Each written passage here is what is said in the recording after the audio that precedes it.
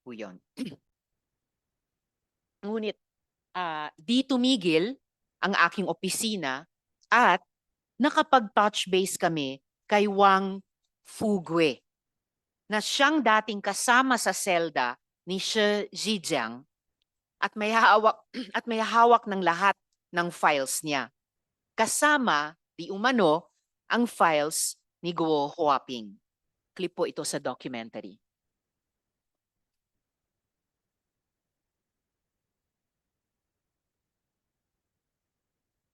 Wang Fugu met Shi in prison and says he witnessed an attempted attack on him. 60-70个泰国人对我们10多个中国人进行那个无差别的袭击。为什么知道是针对佘志江先生呢？是因为这些泰国人相互说话当中就是有在找佘志江，那个时间是他律师会见的时间，然后所以说躲避了这一次袭击。 Wang spent 5 years in jail battling charges related to credit card fraud before being found not guilty. He says he became good friends with Shi when they were placed in the same cell. He's now the custodian of many of the tycoon's alleged secrets. 他有在亚太上留下很多那个待解密的那些档案，目前受到他的那个授权所解密的那些内容只是部分的内容而已，但是这些内容涉及到了那些国安人员的名单。 He allows us to take a look. One file in particular catches our attention. It's a dossier about Guo Huaping or Alice Guo. Mr. Wang has moved to an undisclosed location because of fear for his life. We have managed to record a Zoom interview with him, which we will show in a few minutes. Kamakailan lang ay sumabog ang balita na may nahuli na namang Chinese spy sa Germany. Iba pa ito sa nahuli sa Australia. Getting to the bottom of this issue is of utmost importance to our country. Is she a foreign agent? Are there other foreign agents here? The evidence is shaping up, though far from conclusive. But ignoring these questions that strike at the heart of our national security would be the height of folly. Ito po ang malinaw pa sa sikat ng araw. Ang Pogos ay gumamit ng LGU officials at law enforcement. May indications na ginamit rin sila ng foreign interests at pugad ng mga sindikato. May I now ask my colleagues, acknowledging the presence here of the Senate President Pro Tempore, Senator Jinggoy. Thank you for attending, sir. And the Senate Majority Leader, Senator Francis. Thank you for attending, sir. May I ask my colleagues if they have opening statements, and then the committee secretary can recognize the resource persons and administer the oath to those here for the first time.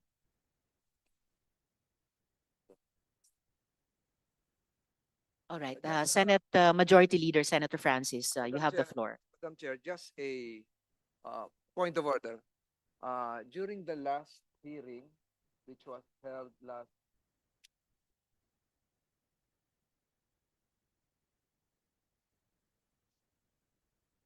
September 24, Madam Chair, before we suspended the hearing and the records would show, we had an executive session.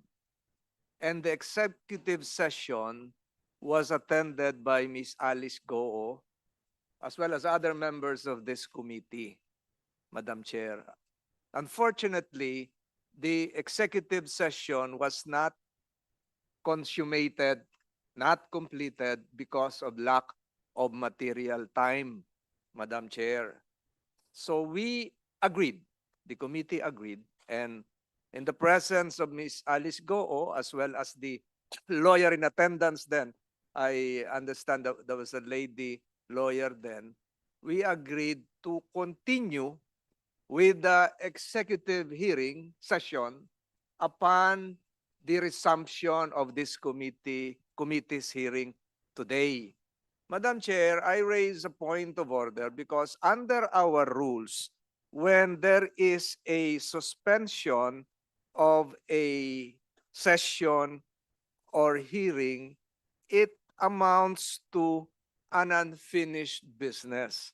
And under our rule, section 123 of our rules, under our rules, Mr. President, if a matter is not completed during an executive session of a committee, it is typically treated as an unfinished business and will resume in the next hearing as a matter of priority and precedence, Madam Chair. So, ang ibig ko pong sabihin, bago tayo magsimula ngayon, ang tanong ko lang, dapat po ituloy yung naudlot na executive session.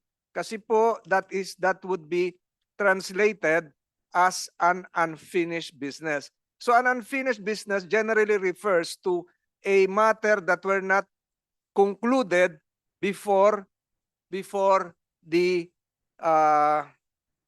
suspension of the last hearing, September 24 to be exact. So it takes precedence on the calendar of this committee, and therefore my query, Madam Chair, is whether we will now proceed with other matters calendared for the day, or should we proceed with the unfinished business, which is the interrupted executive session? Because under our rules, the unfinished business should take precedence or should be treated as a matter of committee hearing priority, Madam Chair. So yun po yung katanungan ko.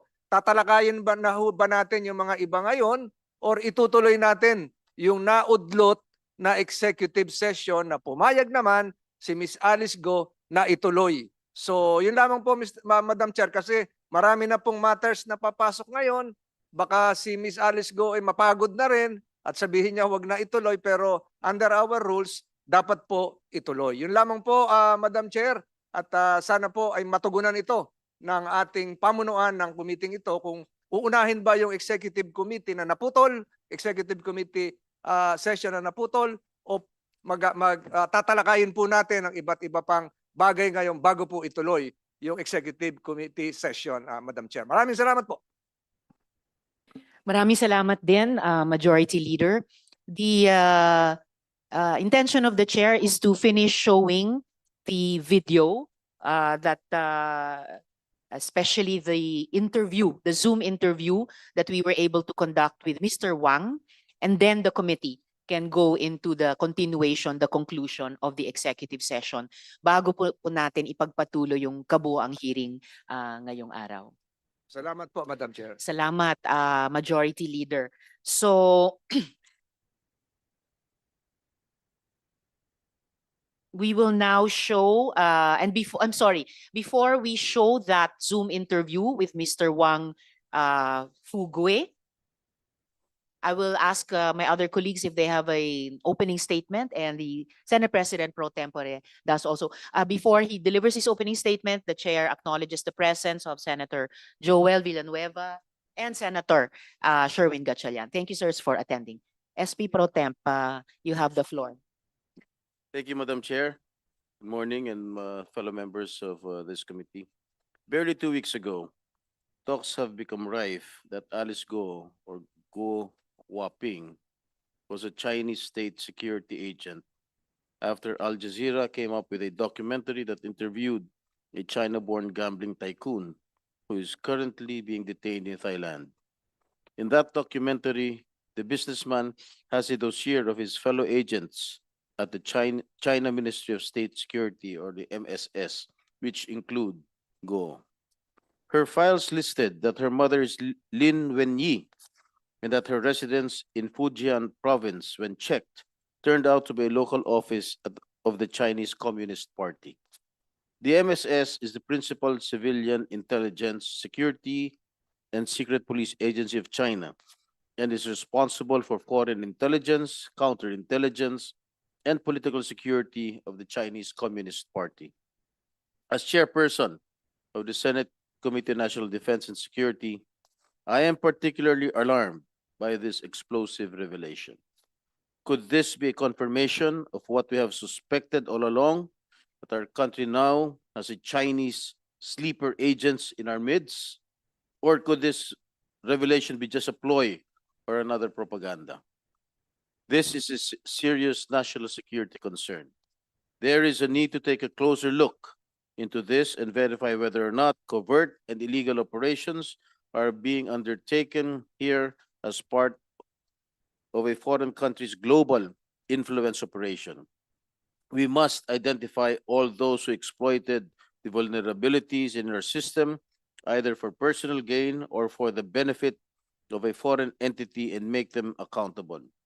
Sa kaso ni Alice Guo, kaliwat kanan na ang mga dokumentong lumabas patungkol sa kanyang tunay na pagkatao.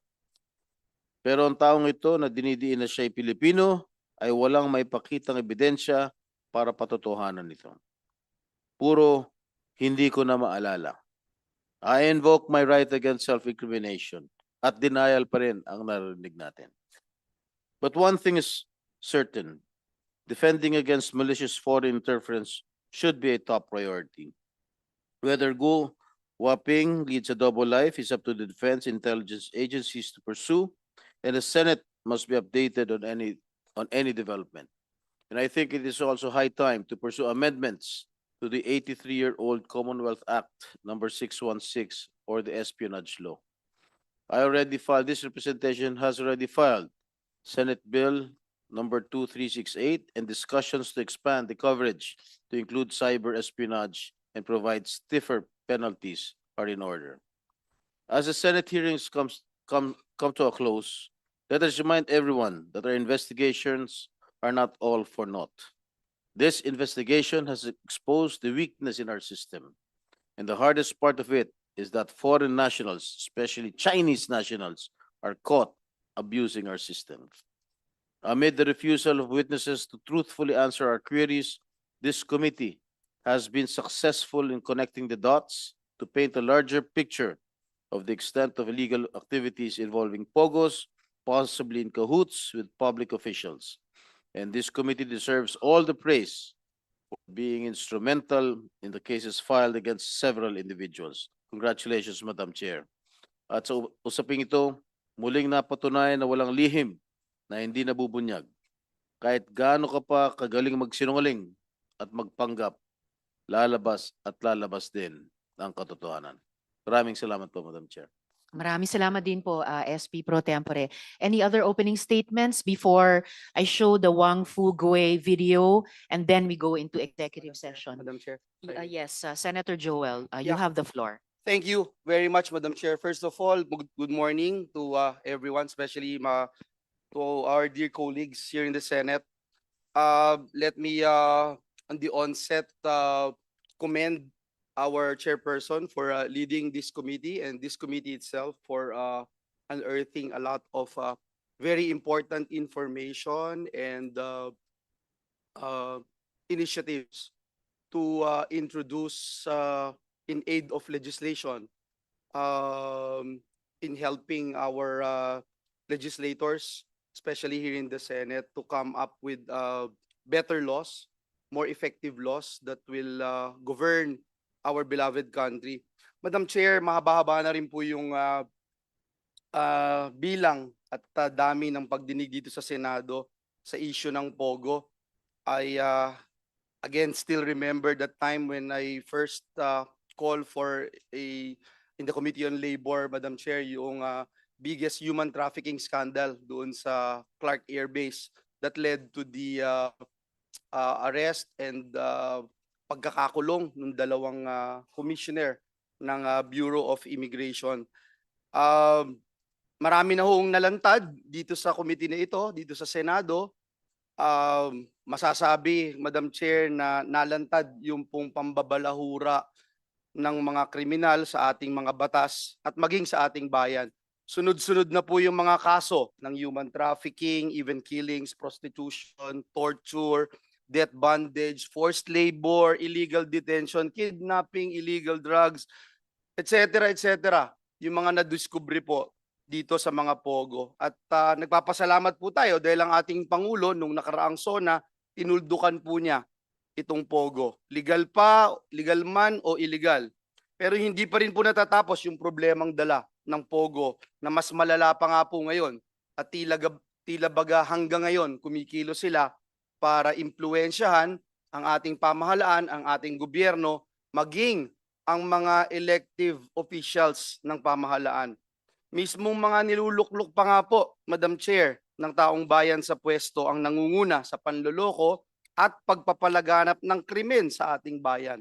Nakakalungkot po na dumarami ang mga Pogo-infested LGUs.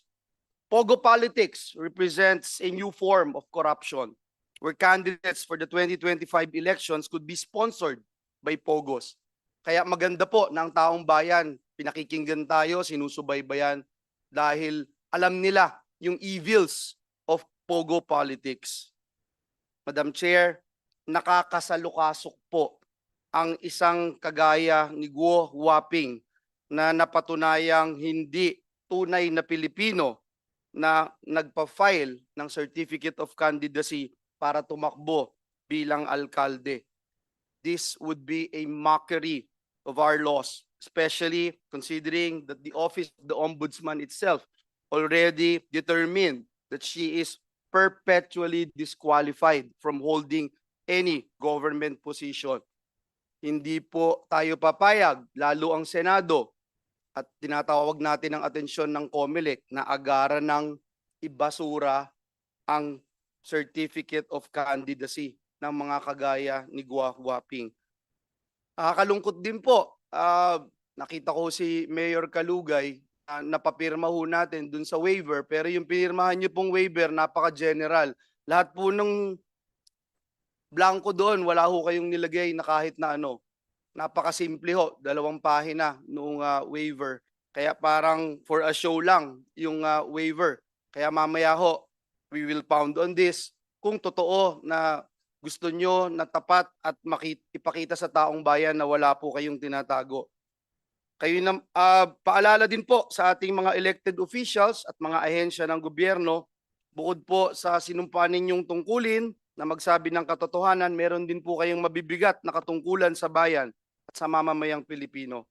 Muli po, Madam Chair, sa nalalapit na pagtatapos ng mga pagdinig ng komite na ito, umaasa po tayo na hindi lang mapaparusahan ang mga kriminal, ang mga sangkot sa napakasalimuot na aktibidad ng mga illegal na pogo, ay kung hindi man magkaroon na rin po ito ng maging dahilan din po ito ng paglilinis sa ating sistema para masigurong hindi na po tayo muling maloloko at mababastos sa sarili nating bayan. At higit sa lahat, maiwasan po at mapigilan natin na magkaroon ng mga Pogo-sponsored elected officials. Maraming salamat, Madam Chair and distinguished colleagues.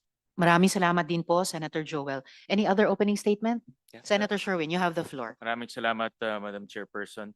Madam Chairperson, after many times of speculation, yung Al Jazeera documentary, yung kauna-unahang documentary na nakita ko na merong detalye tungkol sa spying activities sa ating bansa.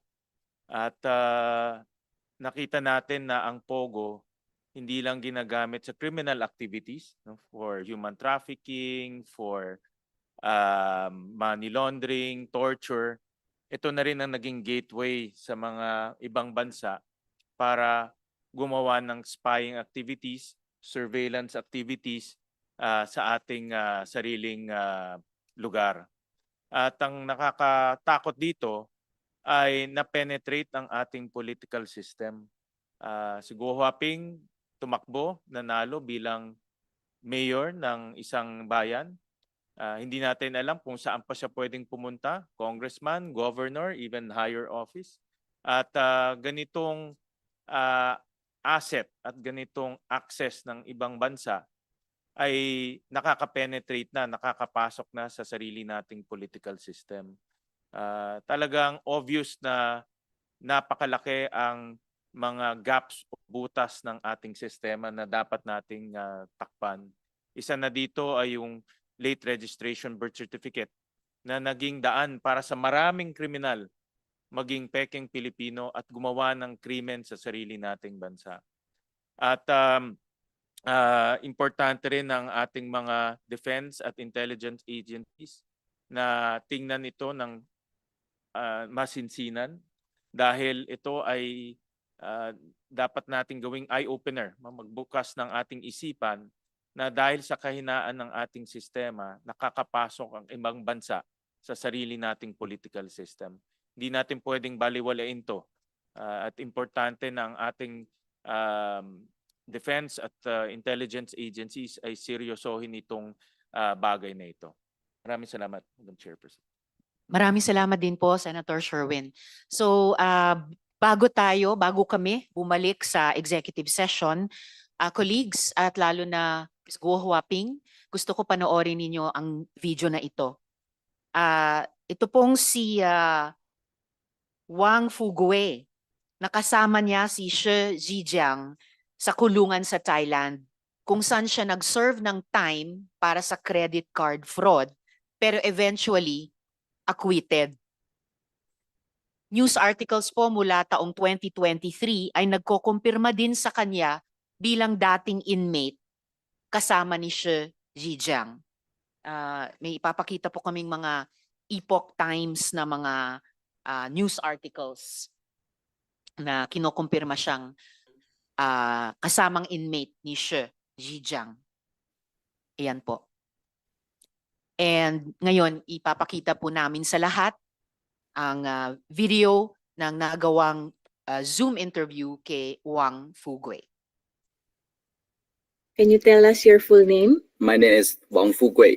Do you consent that this video will be shown in the Senate hearing? For better feedback, you can answer in Chinese. Yes, we will fully support the hearings in the Philippines. Mr. Wang, what is your association with Shi Zhejiang and how long have you known him? 我是他的狱友，我们是相互信任的朋友，因为我们在监狱里面生活1年半的时间，在我出狱后，受他的委托处理一些他解密档案的一些事务。 How did you come to access his files? 应该准确的说，是他给了我部分解密档案的权限，我也只是这些文件中的一个保管者。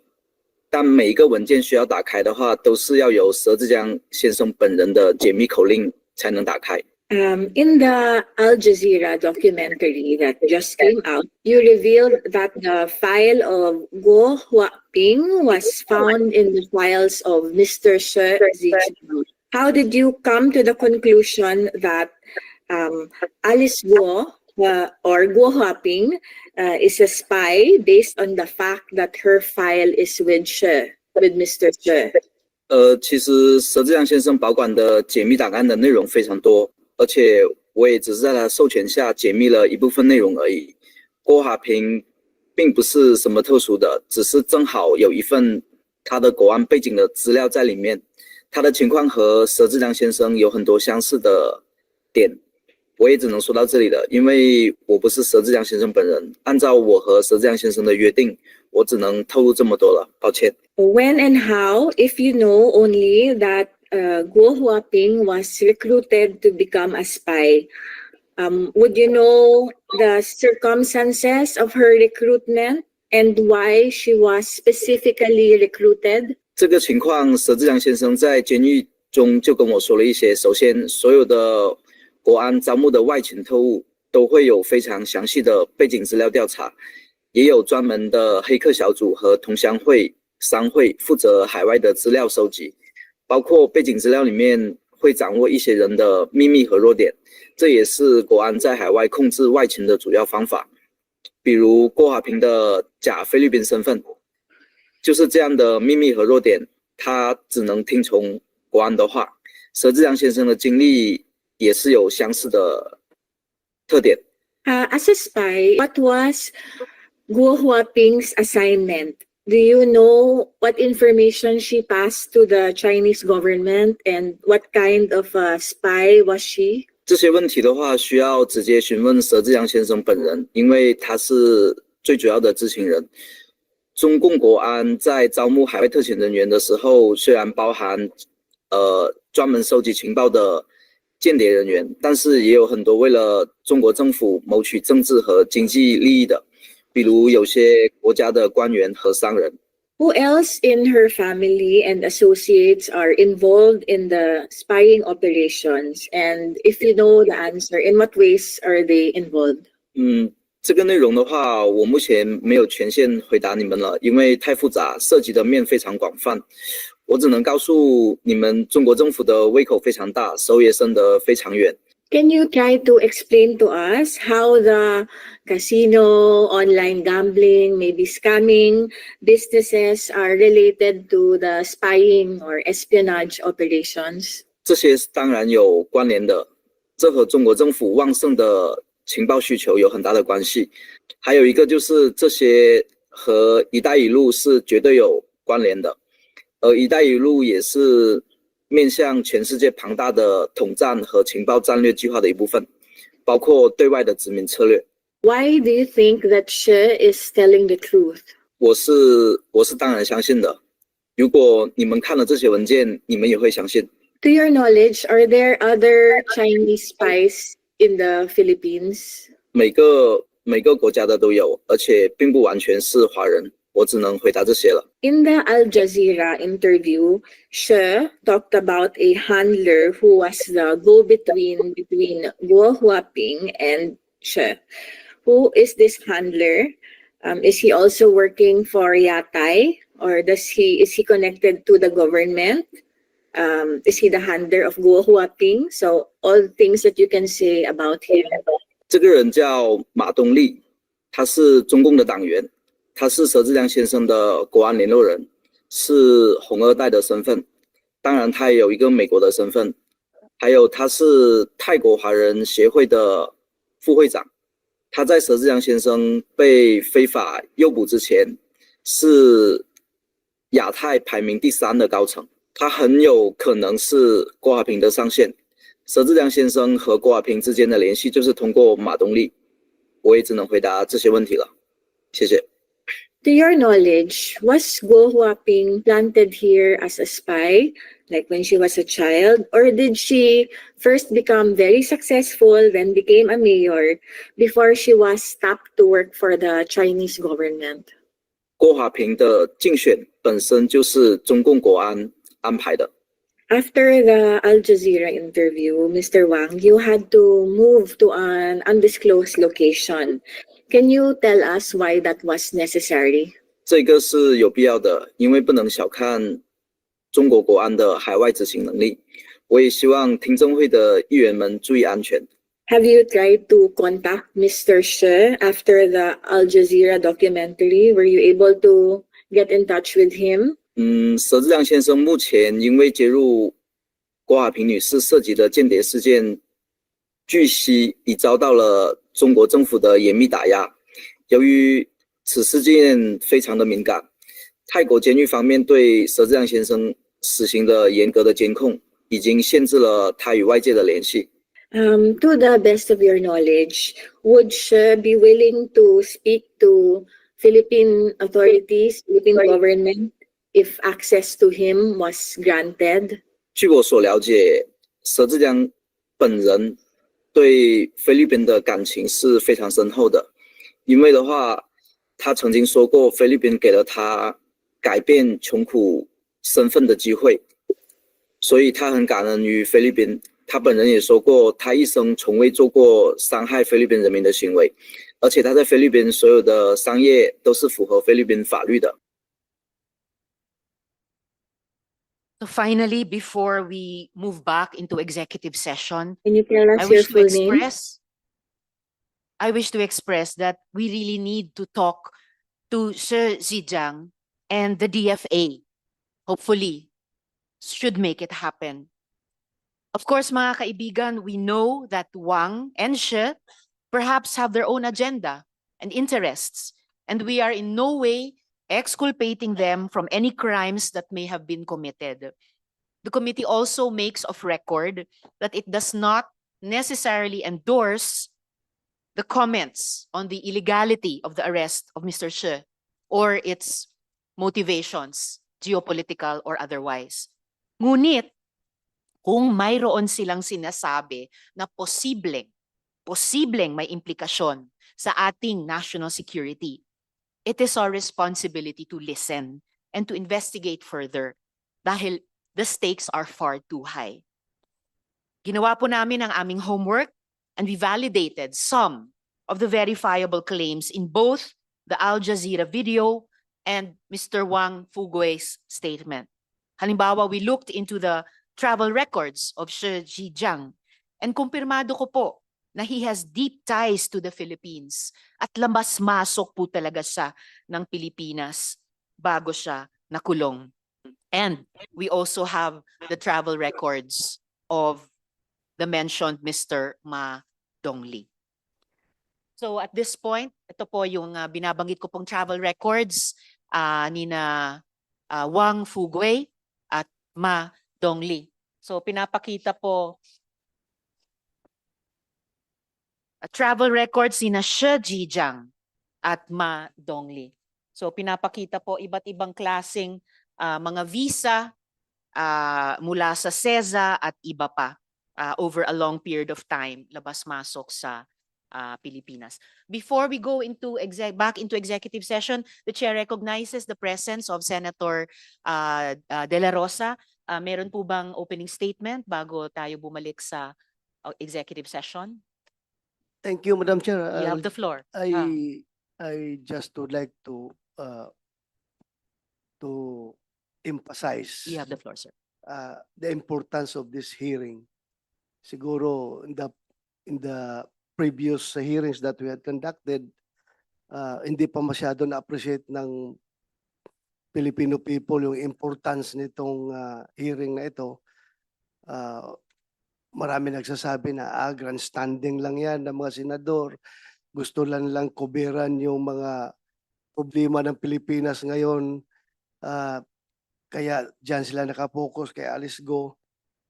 Pero lately, Madam Chair, with that yung Al Jazeera report ay na-recognize natin na talagang hindi ito basta-basta na hearing na ibaliwalain lang natin. Kaya nga kahit tayo'y naka-break ngayon ay still minabuti natin na pumunta dito because this has national security implications itong ginagawa nating hearing. Kaya Madam Chair, before we go to executive session, I hope that Alice Guo will bear it out sa ating because kung sabihin niya lahat sa atin somehow it will help him, it will help her a lot kung sabihin niya lahat sa atin at huwag na tayo lukuhin dahil mas matanda tayo sa kanya, batang-bata pa siya. Kahit na sabihin mong seasoned na season or well-trained siya or yung pagka-train niya sa spy ay talagang magandang foundation, still you cannot break our experience as matandang Pilipino kumpara sa iyo, Miss Alice Guo. Kaya I hope that you will declare everything during our executive session. That's all, Madam Chair. Thank you. Salamat kaayo, Senator De La Rosa. So at this point, the committee will move into executive session with Ms. Guo Huaping. And I request all the other resource persons to stay on hand para sa resumption ng hearing natin mamaya. Hearing is suspended. I ask the committee secretary to recognize the resource persons tapos i-administer yung oath sa mga nandirito sa unang pagkakataon.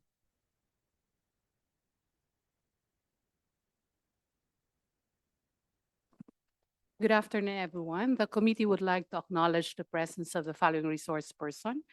From the Department of Justice, we have Attorney Iser Joseph Gatdula.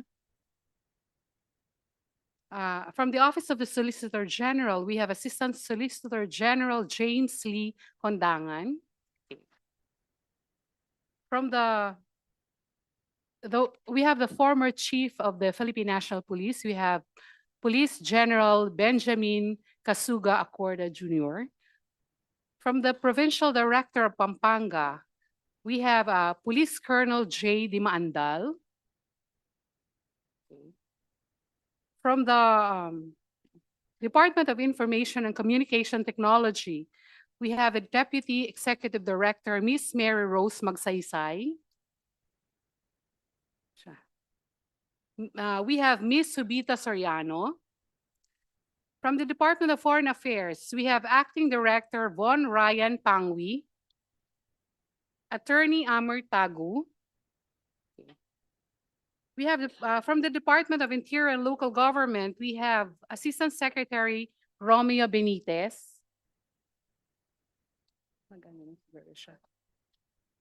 Then from the Department of Transportation, from the Presidential Anti-Organized Crime Commission, we have Undersecretary Gilberto Cruz, together with Director Winston John Casio.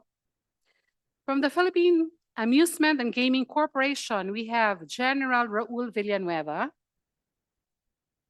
From the Anti-Money Laundering Council, we have Attorney Arnold Cabanglit, together with Attorney Adrian Arpon, Mr. Jason Padilla, Mr. Kevin O'Malley. From the Bureau of Internal Revenue, we have Attorney Edgar Alan Reyes.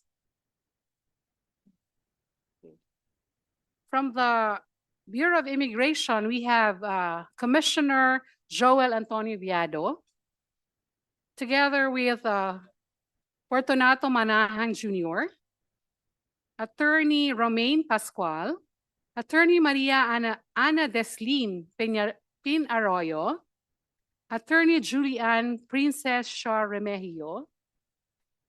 Then from the head of the Border Control and Intelligence Unit of the Bureau of Immigration, we have Chief Vincent Brian Alias.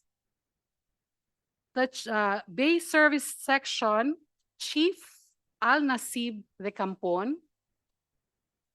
Then from the National Bureau of Investigation, we have Attorney Angelito Magno, together with Attorney Dennis Victor Asistro, Attorney John Mark Santiago. From the Securities and Exchange Commission, we have Attorney Hale Oliver Labayo, Attorney Pamela Lorraine Ramos. From the National Intelligence Coordinating Agency, we have Deputy Director General Francisco Asidilio.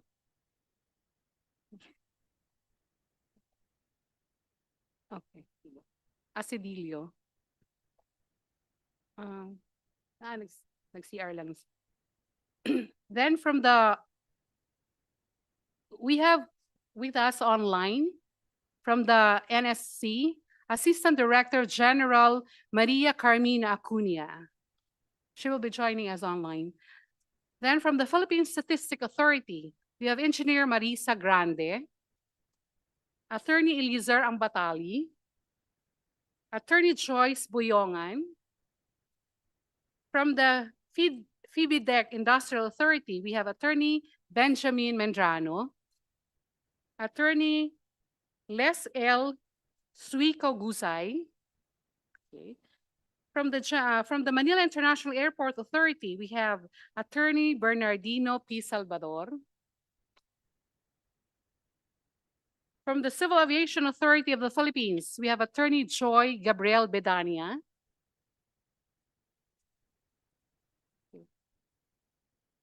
From the Maritime Industry Authority, we have Engineer Ronald Bandalaria.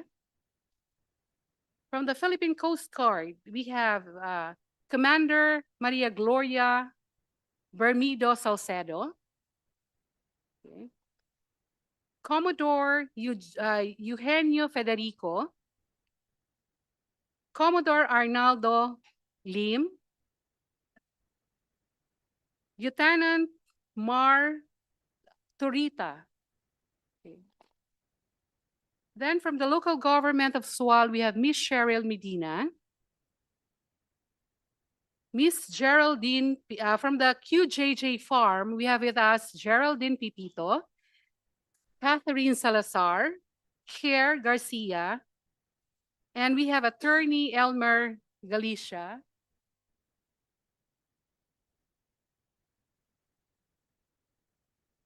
Yeah. Mayor Lisildo Calugay, Councilor Rainier Rivera of Bamban Tarlac, then Merly Joy Castro,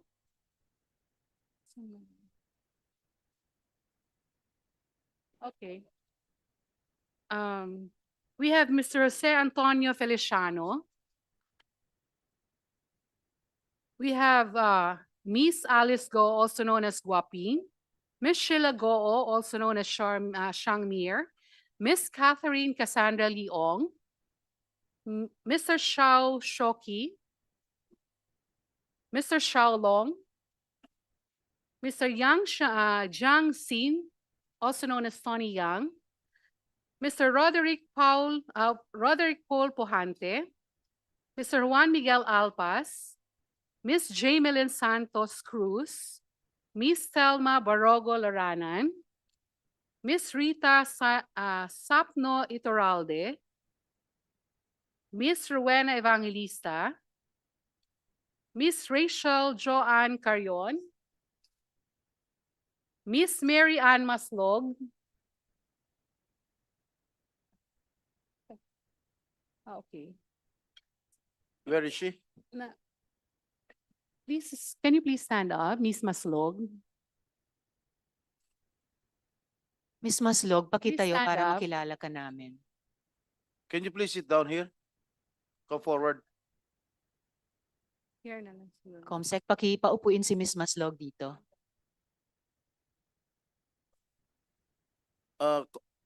Madam Chair, Comsec, Yes, may I SP know Pro who is Tempore. these two gentlemen wearing face mask and wearing sunglasses?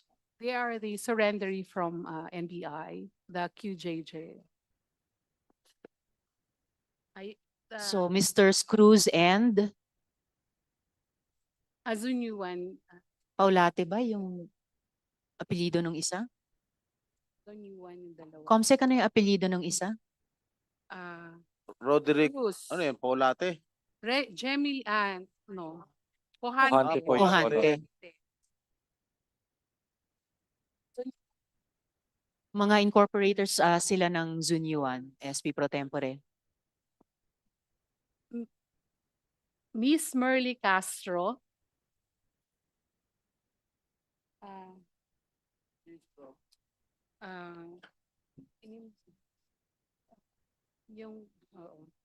Yung nag-ano na patay na.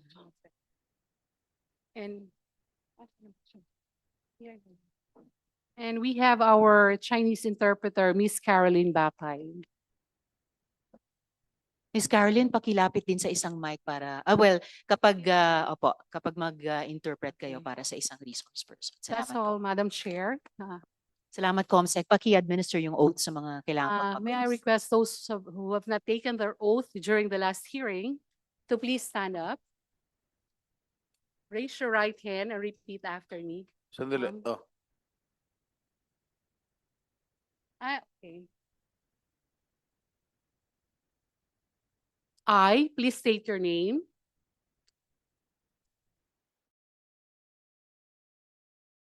That I will tell the truth, the whole truth, and nothing but the truth to this committee.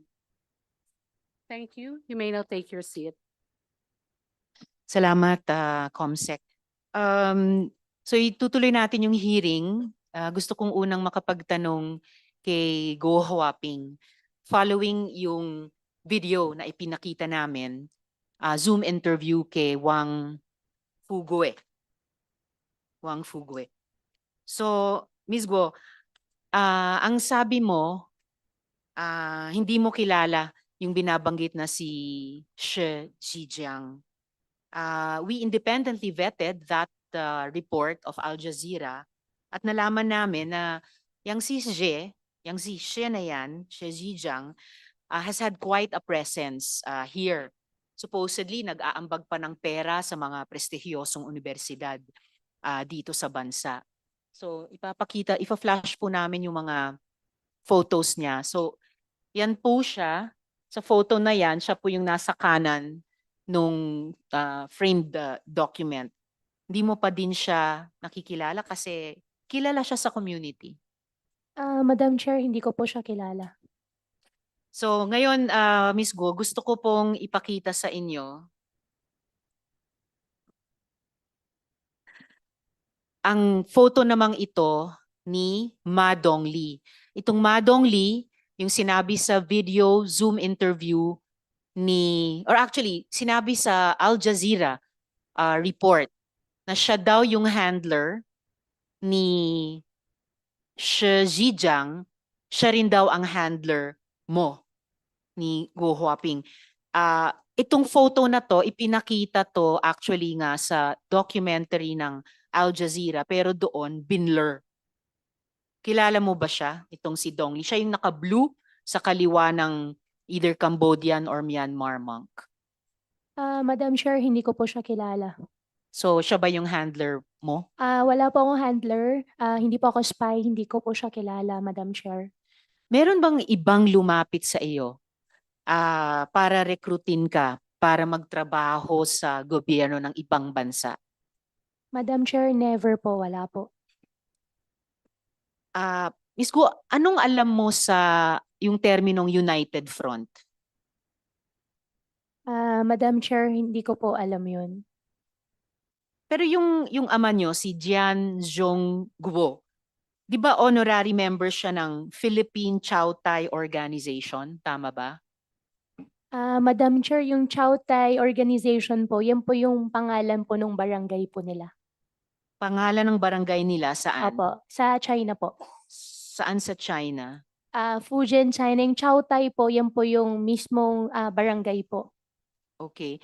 Pero meron ding organisasyon na Philippine Chow Tai Organization, di ba?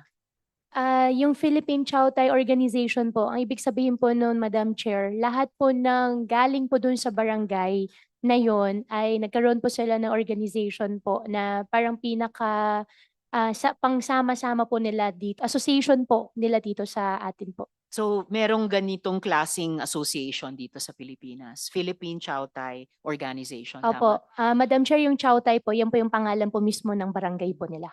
At di ba honorary member si ama mo, si Jian Zhonggo, honorary member nitong Philippine Chow Tai Organization? Madam Chair, doon sa position po hindi po ako sure, pero doon sa Chow Tai Association po, meron po talaga dito sa Pilipinas. At Yung, miyembro yung ama nyo dahil Ah, taga Chow Tai siya. Opo, basta pagkataga doon po sa barangay po na yun. So members siya, si ama mo. Tingin ko po member po siya. Member siya. Opo. Sa pagkaalam namin, honorary member. At tama ba na itong Philippine Chow Tai Organization ay kinikilala bilang isang United Front Organization? Madam Chair, hindi ko po alam. Alright. Tanong naman po para sa DFA. Sino pong nandirito para sa DFA? Yes, sir. Could you please come down to the floor, sir, sa mic?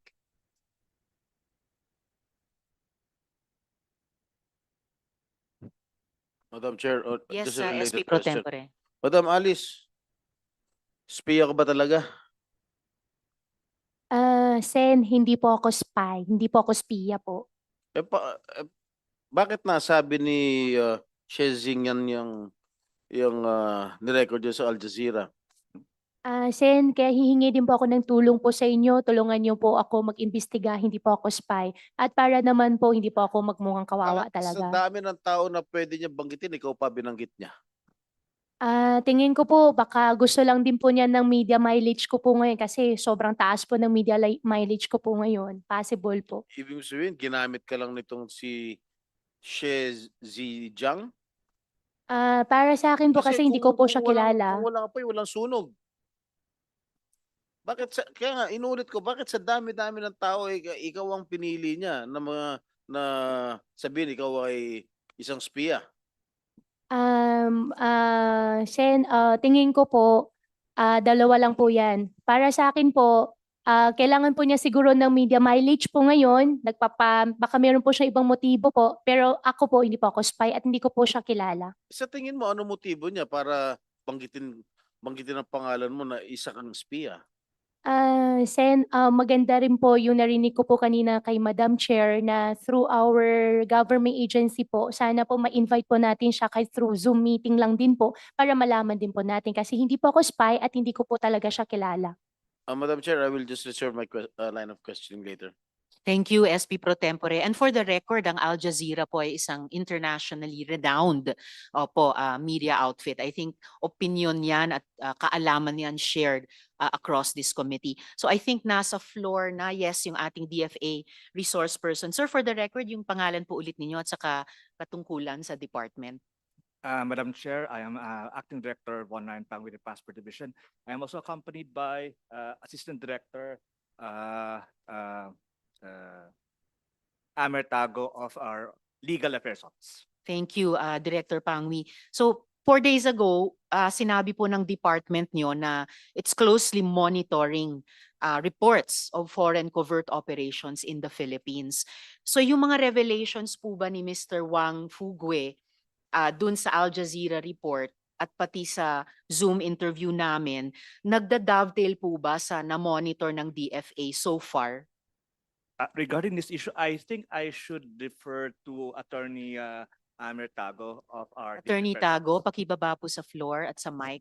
Nakapag-sumpa rin po kayo kanina, no? Kasama ni Director Pangwi. Hindi. Comsec, paki-administer yung oath kay Attorney Tago.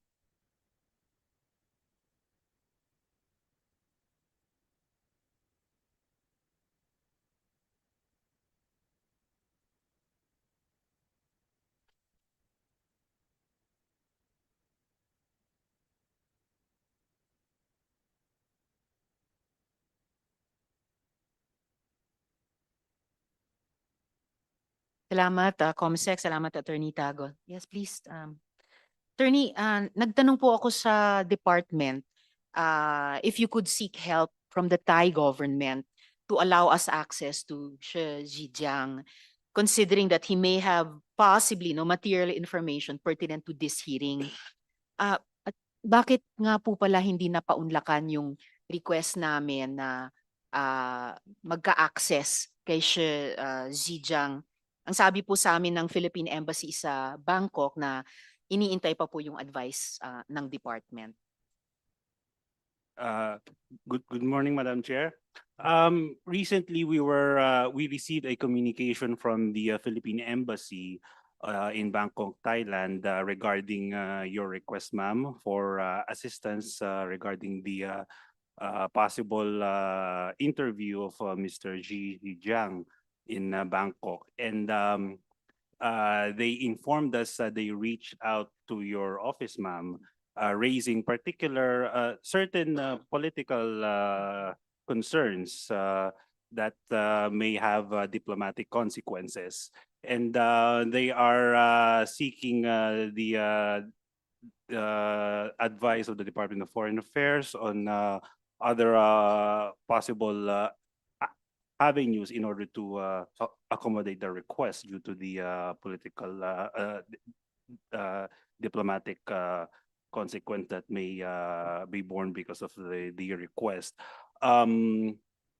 One possible avenue, Madam, is we noticed that the request may have criminal implications. Because of this, the request may be coursed through a mutual legal assistance request. We note that the Philippines and Thailand are contracting parties to the ASEAN Treaty on Mutual Legal Assistance in Criminal Matters.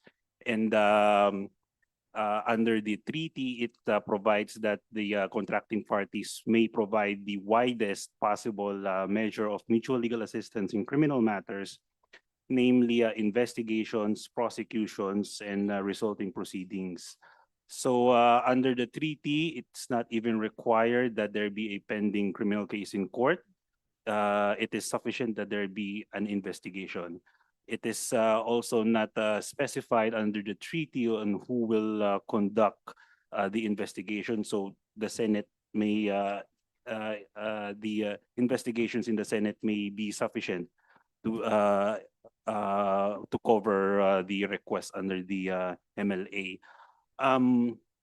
We note that the treaty provides that it pertains only to criminal matters, but there is actually nothing preventing the Senate in order to endorse or recommend the proper filing of appropriate charges with the DOJ. We also note that in MLA request, it is only the central authority who has the authority to make that request. And in the Philippines, the central authority is the DOJ, ma'am. Salamat, Attorney Tago.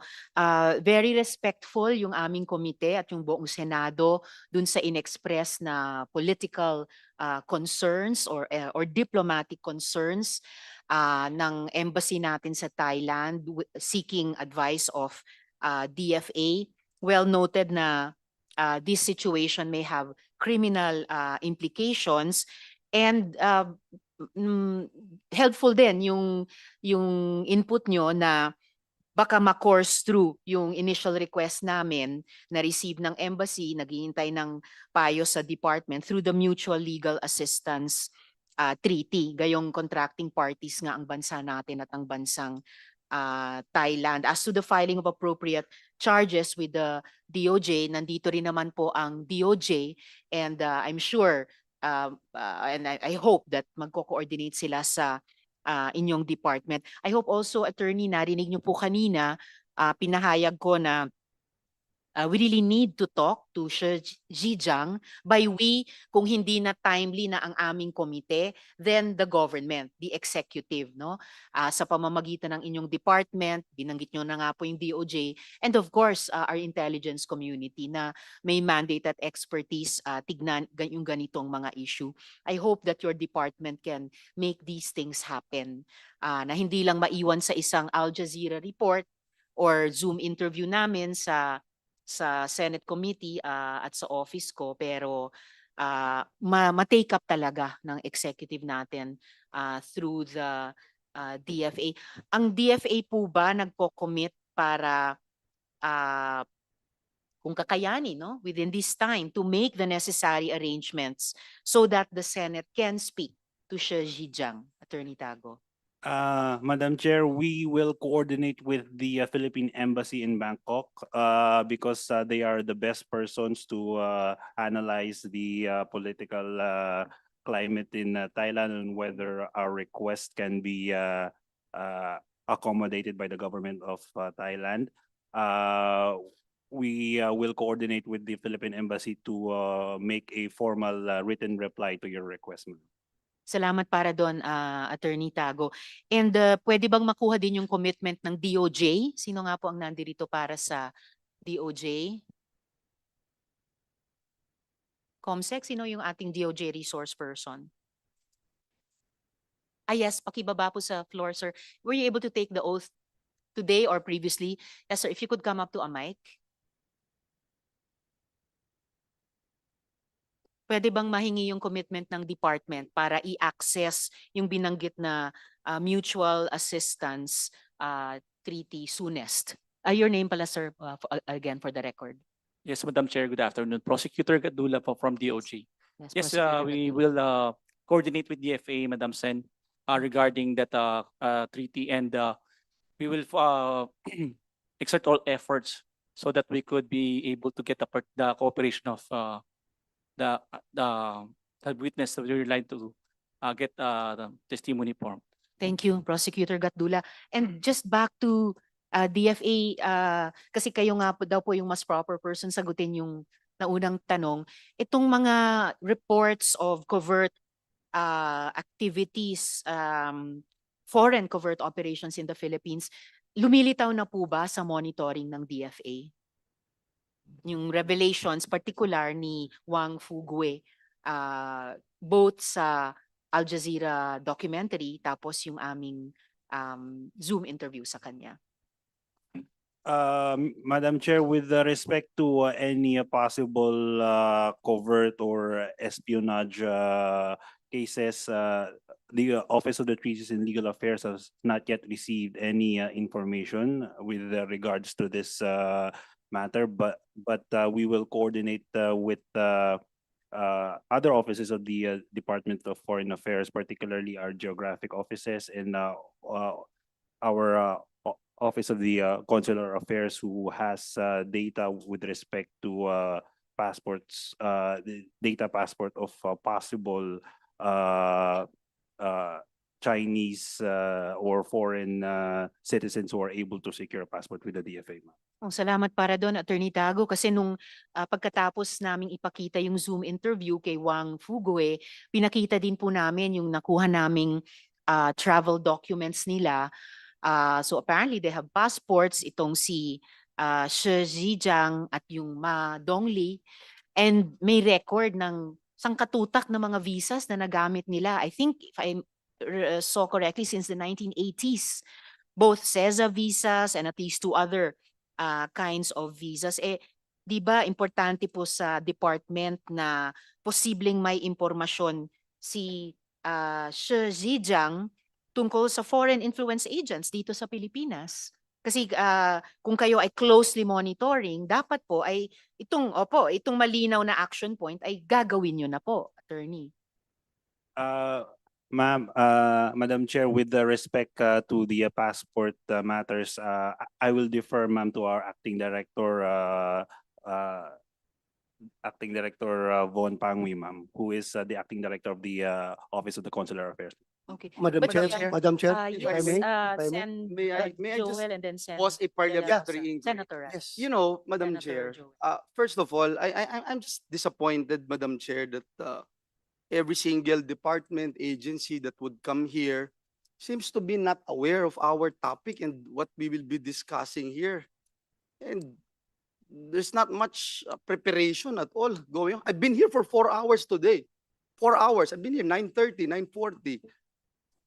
And I would like to ask, and again, ask the committee, the request of this representation. We have been asking for so long, since the first hearing of this committee, about the thought process, the protocols that come with all these departments, whether it's Bureau of Immigration, National Bureau of Investigation, Department of Justice, etc. Hanggang ngayon po, Madam Chair, wala akong nare-receive. I just don't know kung nag-submit na po sila dito sa committee. And if they don't submit it, Madam Chair, I'm making a commitment that come budget deliberation of these agencies, I will defer their budget immediately, Madam Chair. Dahil parang walang nag-aaral dito sa atin kundi mga senador. Comsec, could we know kung may nakapag-submit na ng mga protocols? So, and this will be made available to Senator Joel and the other members of the committee. Yung mga nagsumite na po ng kanilang mga protocol sa pag-imbestiga ng ganitong mga Pogo-related issues na ating dinidinig ay yung NBI, salamat po, at yung CAAP, salamat po. So the others have yet to submit. Senator Joel. Thank you, NBI and CAAP. Yes. So wala pa hong sinubmit ang Bureau of Immigration. Wala rin pa. sinubmit yung ilang ahensya ng pamahalaan. Yung PNP, wala pa rin Wala pa. sinubmit. Kaya ho tayo nakakalungkot, para tayo mga tatanga-tanga, pag yung Al Jazeera nakita na natin, tapos sasabihin natin, o sige, maniwalaan na natin yan. Kasi wala pa rin tayo hanggang ngayon nagagawa. Wala pa rin initial report. Wala pa rin report na binibigay dito. Hingi kami ng hingi sa inyo. Para saan pa yung budget na binibigay sa inyo? Gusto ko lang sabihin yon, Madam Chair. And I'm just so pissed that every time we invite somebody from the government, whether it's a bureau or a department or agency, mag-aaral naman kayo pag pupunta kayo dito and anticipate already what we will be asking. Please, Madam Chair, I'm just not happy the way we're being treated by these agencies. Akala nyo, alam nyo, totoo, mapagpasensya kami, mababait itong mga senador, pero hindi kami tanga para lokohin nyo at paligoy-liguhin ninyo. Thank you, Madam Chair. Thank you, Senator Joel. Madam So Chair. serving notice to the other agencies who have yet to submit, pakisubmit within this hearing. Wag nyo na pong intayin yung motion ni Senator Joel. Senator De La Rosa. Yes, Madam Chair, at to follow up to the comments made by Senator Villanueva. How I wish, Madam Chair, na in a hearing as important as this, dapat siguro yung Secretary of Foreign Affairs ang andito dahil kung sino-sino pinapadala dito, parang nagpapasahan, turo, I will defer to, turo, I will defer to, Madam Chair. So, dapat siguro yung pinaka head of that agency ang andito dahil, tayo, you can just imagine the effort that we are exerting here. This is a matter of national security, Madam Chair. Baka hindi lang niyo na-realize kayo sa DFA, baka iniisip niyo puro diplomatic lang trabaho ninyo. Please naman, you should bigyan ninyo ng konting pagtingin yung national security aspect ng inyong trabaho. Yung request ng committee na ito, sana bilisan ninyo. Pati na rin sa DOJ. Huwag tayong maghintay na one day paggising natin, lahat ng mayor dito, lahat ng gobernador, mga Chinese na. At puro mga Pogo, Pogo people na ang may hawak ng ating gobyerno. Siguro, mahirap, Madam Chair, yung nakita tayo, consistent tayo dito sa ating effort. Tapos yung taga-executive department is kung sino-sino pinapadala, pabago-bago yung tao. At wala. Dapat siguro, we have to require the head of agency. For this matter, the Secretary of Foreign Affairs should be here to answer all our queries. Madam Chair, I so move. Salamat, Senator De La Rosa. That's a very important, not just sentiment, but thought kasi siguro pangatlong hearing na ito na sinasabi nating pasara na tayo, patapos na sana. And we're really looking at answering to a significant degree several important issues. Kaya I agree with what Senator De La Rosa has expressed na sana suklian din ng executive agencies natin yung pag-estima na ibinibigay ng mga senador sa pag-imbestiga dito na sana naging present sila dito sa posibleng huling pagdinig na natin bago i-adjourn itong investigasyon. And so I don't know if there is still time for them to remedy that within today. Pero maraming salamat, dagang salamat para dyan, Senator De La Rosa. Was that a motion that I heard from the good senator? Yes, I am putting that as a motion. If we are going to have another hearing, which I suppose meron pa, then I am going to make that motion na sana yung secretary na para wala na pasahan ng no more passing of the buck. In that case po, Senator De La Rosa, kung pwede niyong i-hold in abeyance yung pag-act ng ating komite Okay, sa Madam. inyong motion as we approach the end of this hearing dahil actually iniisip ko talaga pa-adjourn na tayo ng ating pagdinig. Lalo na tumuntong na tayo dun sa sinabi niyo ang napaka-importanting usapin ng national security. Binanggit ko naman earlier no nung palang pagkatapos ng raid no sa Bamban Pogo Hub, yung ganyang mga aligasyon na ngayon mukhang mas napapatunayan ng mga ebidensyeng nakakalap natin. So Madam Chair, if if I you may, agree, and salamat tayo. I Senator admire Joe, the motion filed by our dear colleague, and I know for a fact that even if we close the hearing, Madam Chair, of this particular committee, the committees of the Senate will continue to function and will call for hearings because this is, there's a lot of issues that we have unearthed here in this particular hearing. So perhaps, Madam Chair, in the next caucus of the all members caucus of this institution, let us make sure that we ask the secretary or at least the USEC level because and with all due respect to yung mga nauutusan ng secretary at departments dito, si Attorney Tago is acting director. So acting director pa, tapos assistant prosecutor. So hilingin naman po natin, Madam Chair at dear colleagues, and I'm appealing to all of you na kung hindi man secretary, at least yung undersecretary na may alam dun sa usapin natin. Madam Chair. Thank you, Madam Chair. Thank you, Senator Joel. And I appreciate the presence of, if not the heads of agencies, but salamat sa BI. Then the second in command, like of NBI, the head of PAOK, USEC din, yung mga higher level na mga resource persons na nandirito ngayon. Nagpapakita ng pag-estima sa ating investigasyon. So just to go back at this point, and salamat kaayo to Senator De La Rosa for holding in abeyance the action of the committee on his motion till towards the end of today's hearing. So Attorney Tago, sinabi nyo na no na DFA can request access to SHE from the Thai government. Sabi nyo nga sa ilalim ng mutual legal assistance treaty. Hindi naman natin extradite dito eh.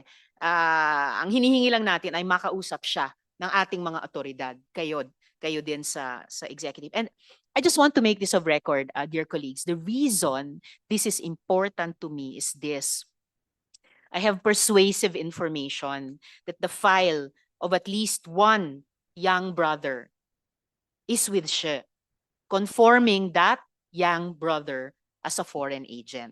Kaya napaka-importante po makapag-establish ng communication kay SHE sa pamamagitan ng Thai government sa ilalim niyang Mutual Assistance Treaty dahil mukhang yung buong gobyerno natin, hindi lang kami sa legislature, kayo po sa executive, may makukuhang importanteng impormasyon para sa proteksyon ng ating gobyerno laban sa ganitong mga foreign covert operations.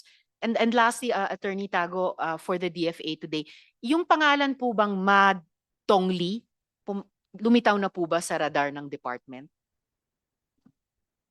Madam Chair, I will defer, Madam Chair, to our Acting Director Van Pongwi with respect to, I believe it has, but All right, let's hear it straight I from will, the acting director in charge. Yes, Acting Director Pangwi, please, if you could take the mic again.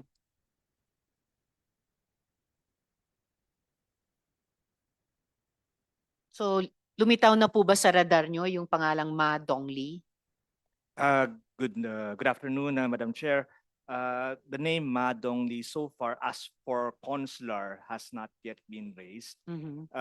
Normally for consular we deal, if not for passports, for visa applications, but as for info, it hasn't been raised yet. Okay. Pero nakita nyo naman sa photos namin, sangkatutak na visas na ang natanggap nitong Ma Dongli. Tulad ng sangkatutak na visas ni Shi Zhejiang from at least 3 sources, including CESA and 2 other sources. Yes, ma'am. We take note of this. For the information of the body, Madam Chair, the DFA only issues tourist entry visas into the country.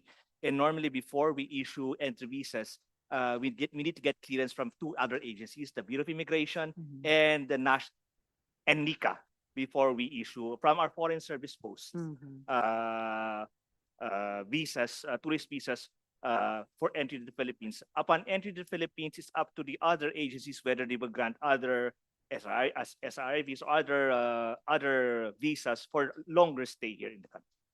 Salamat, Director Pangwi, which brings home the point again and again na ang gulo-gulo kasi ang dami-dami nating ahensyang nag-i-issue ng visas tapos walang consolidation sa database, walang checking, cross-referencing, kaya nalulusutan ang isa o ilan until it comes to an investigation like this in the Senate. Kaya matagal na ring nasisilip ng aming komite na yun yung isang remedial legislation para i-tighten at isara yung mga gaps sa ating mga institusyon at sa ating mga proseso tulad ng visa issuance. Yes, Senator Sherwin. Madam Chair, si Ma Dongli is not, hindi siya bago sa bansa natin. In fact, checking the flights from 1995 to 2018, he traveled to the Philippines 37 times. No? And then si Shi Zhejiang, hindi na rin bago sa atin, from 2011 to 2020, he traveled to the Philippines 21 times. No? So, labas-pasok sila sa ating bansa. And we all know that si Mr. She nakulong sa Thailand for the same crimes, no, human trafficking, scamming, and other criminal activities. Madong Lee is a partner of Mr. She in the Yatay Myanmar company, which operates yung Pogo Hub sa Myanmar. No? So, in other words, magkasama itong dalawang to. Thank you. Thank you, Senator Sherwin. At hindi rin bago sa ating komite yung pangalang Yatay kasi yun yung pinagtrabahuan nung 11 mga Pilipinong na human traffic. Akala nila papunta silang trabaho sa Bangkok, tinraffic sila dun sa Shwekoko region sa Myanmar, sa Yatay din. At dun sila kinailangang i-rescue noon ng mga international NGOs, mga anti-trafficking advocates sa Myanmar, Thailand border at ng ating Philippine Embassy, hindi sa Yangon pero sa Bangkok, kasama nung ilang mga kasamahan natin dito sa Senado. So, Madam Chair? Yes, Senator De La Rosa. Meron ba tayong BI dito? Meron po. Actually, sila yung susunod na tatanungin ko. All right, Yes. you may take first crack at it, Yeah, Senator De La Rosa. Yeah, Madam Chair. Attorney Biado, Yes, boss. nakita na naman niyo yung mukha ni Madong Lee. Yes, boss. Yeah. I hope hindi tayo pagtatawanan nitong mga tao na ito because kung meron tayong sasabing sino bang above kay James Bond? Manood ka na sine. Si M po, sir. Yung above kay James Bond, yung Si- handler ni James Bond, Si M. M. si M. Yes, po. Kung meron man tayong may M ni James Bond, ito na yun, yung M ng China. Chinese intelligence. Sana huwag tayong pagtatawanan nito mga tao na ito, pabalik-balik sa Pilipinas. Ngayon, hearing tayo. Nanonood yan ngayon, tawa yan ng tawa sa atin. Tapos mamaya, kinabukasan, it's a challenge tayo. Babiyahin na naman yan, papasok sa Pilipinas. At our expense. At our national security expense. At our national interest expense. At our national pride expense na ginaganon tayo ng mga tao na ito. Sana kayo sa Bureau of Immigration, gawa na kagad nyo ng alert. I don't know how you do it. Basta pag makita nyo itong tao na ito na papasok sa Pilipinas, kunin nyo kaagad. I don't know how you do it. You know, kayo naman ang immigration, di ba? Yes po, Your Honor. Oh, kunin nyo kaagad itong tao na ito. They'll dispose a great danger to our country. Will do po, Your Honor. Yung tao na ito, kung meron pang mas above kay James Bond, mas mataas ito kay James Bond, siguruhin natin ito. Will do po. Para hindi tayo pagtatawanan. Yes po, Your Honor. Thank you, Madam Chair. Thank you. Salamat kaayo, Senator De La Rosa. Since on board na kayo, Yes po. Commissioner Chair YC Viado, Good afternoon po, Your Honor. good afternoon. We requested po from the Bureau a copy of the flight records of Matong Lee. Yes po. So do you have this with you and can you confirm that Mr. Ma has entered the Philippines? Sasabihin ko sana more than 20 times, pero ayon kay Senator Sherwin, more than 30 times since the 1990s. Can you do you have the flight records po and can you confirm these facts? Yeah, I have the flight records and previously, Your Honor, we submitted a copy to your office po, Your Honor. Ang summary po namin dito, the first arrival of Mr. Ma Dongli was in 28 May 1995. Okay. Ang first departure po niya was 06 November 1995. Mhm. Ang latest departure po niya, 27 June 2018. And latest arrival is 22 June 2018.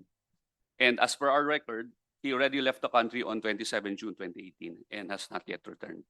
Alright. As to the exact number po ng times of travel po, I can give you a copy so that we can be very definitive about the number po, Your Honor. Thank you, Madam Chair. Commissioner. Yes, Senator De La I Rosa. just would like to advise BI Yes po. that itong tao na ito, kung ito'y talagang member ng Ministry of Security Services Opo. ng China, he can assume other identities. In fact, mayroon pa nga tayong information na may American identity pa ito siya eh. So, siguro, as far as your official record is concerned, as Madong Lee. Lee, Madong Lee. yun lang hanggang 2018. Baka hindi natin alam na pabalik-balik pa rin yan dito, assuming other identity. So we should double time our effort here, Commissioner. Yes po, sir. We Thank will you. attend to it right away Thank and you. exhaust all possibilities. And thank you for that. Salamat po, Senator De La Rosa.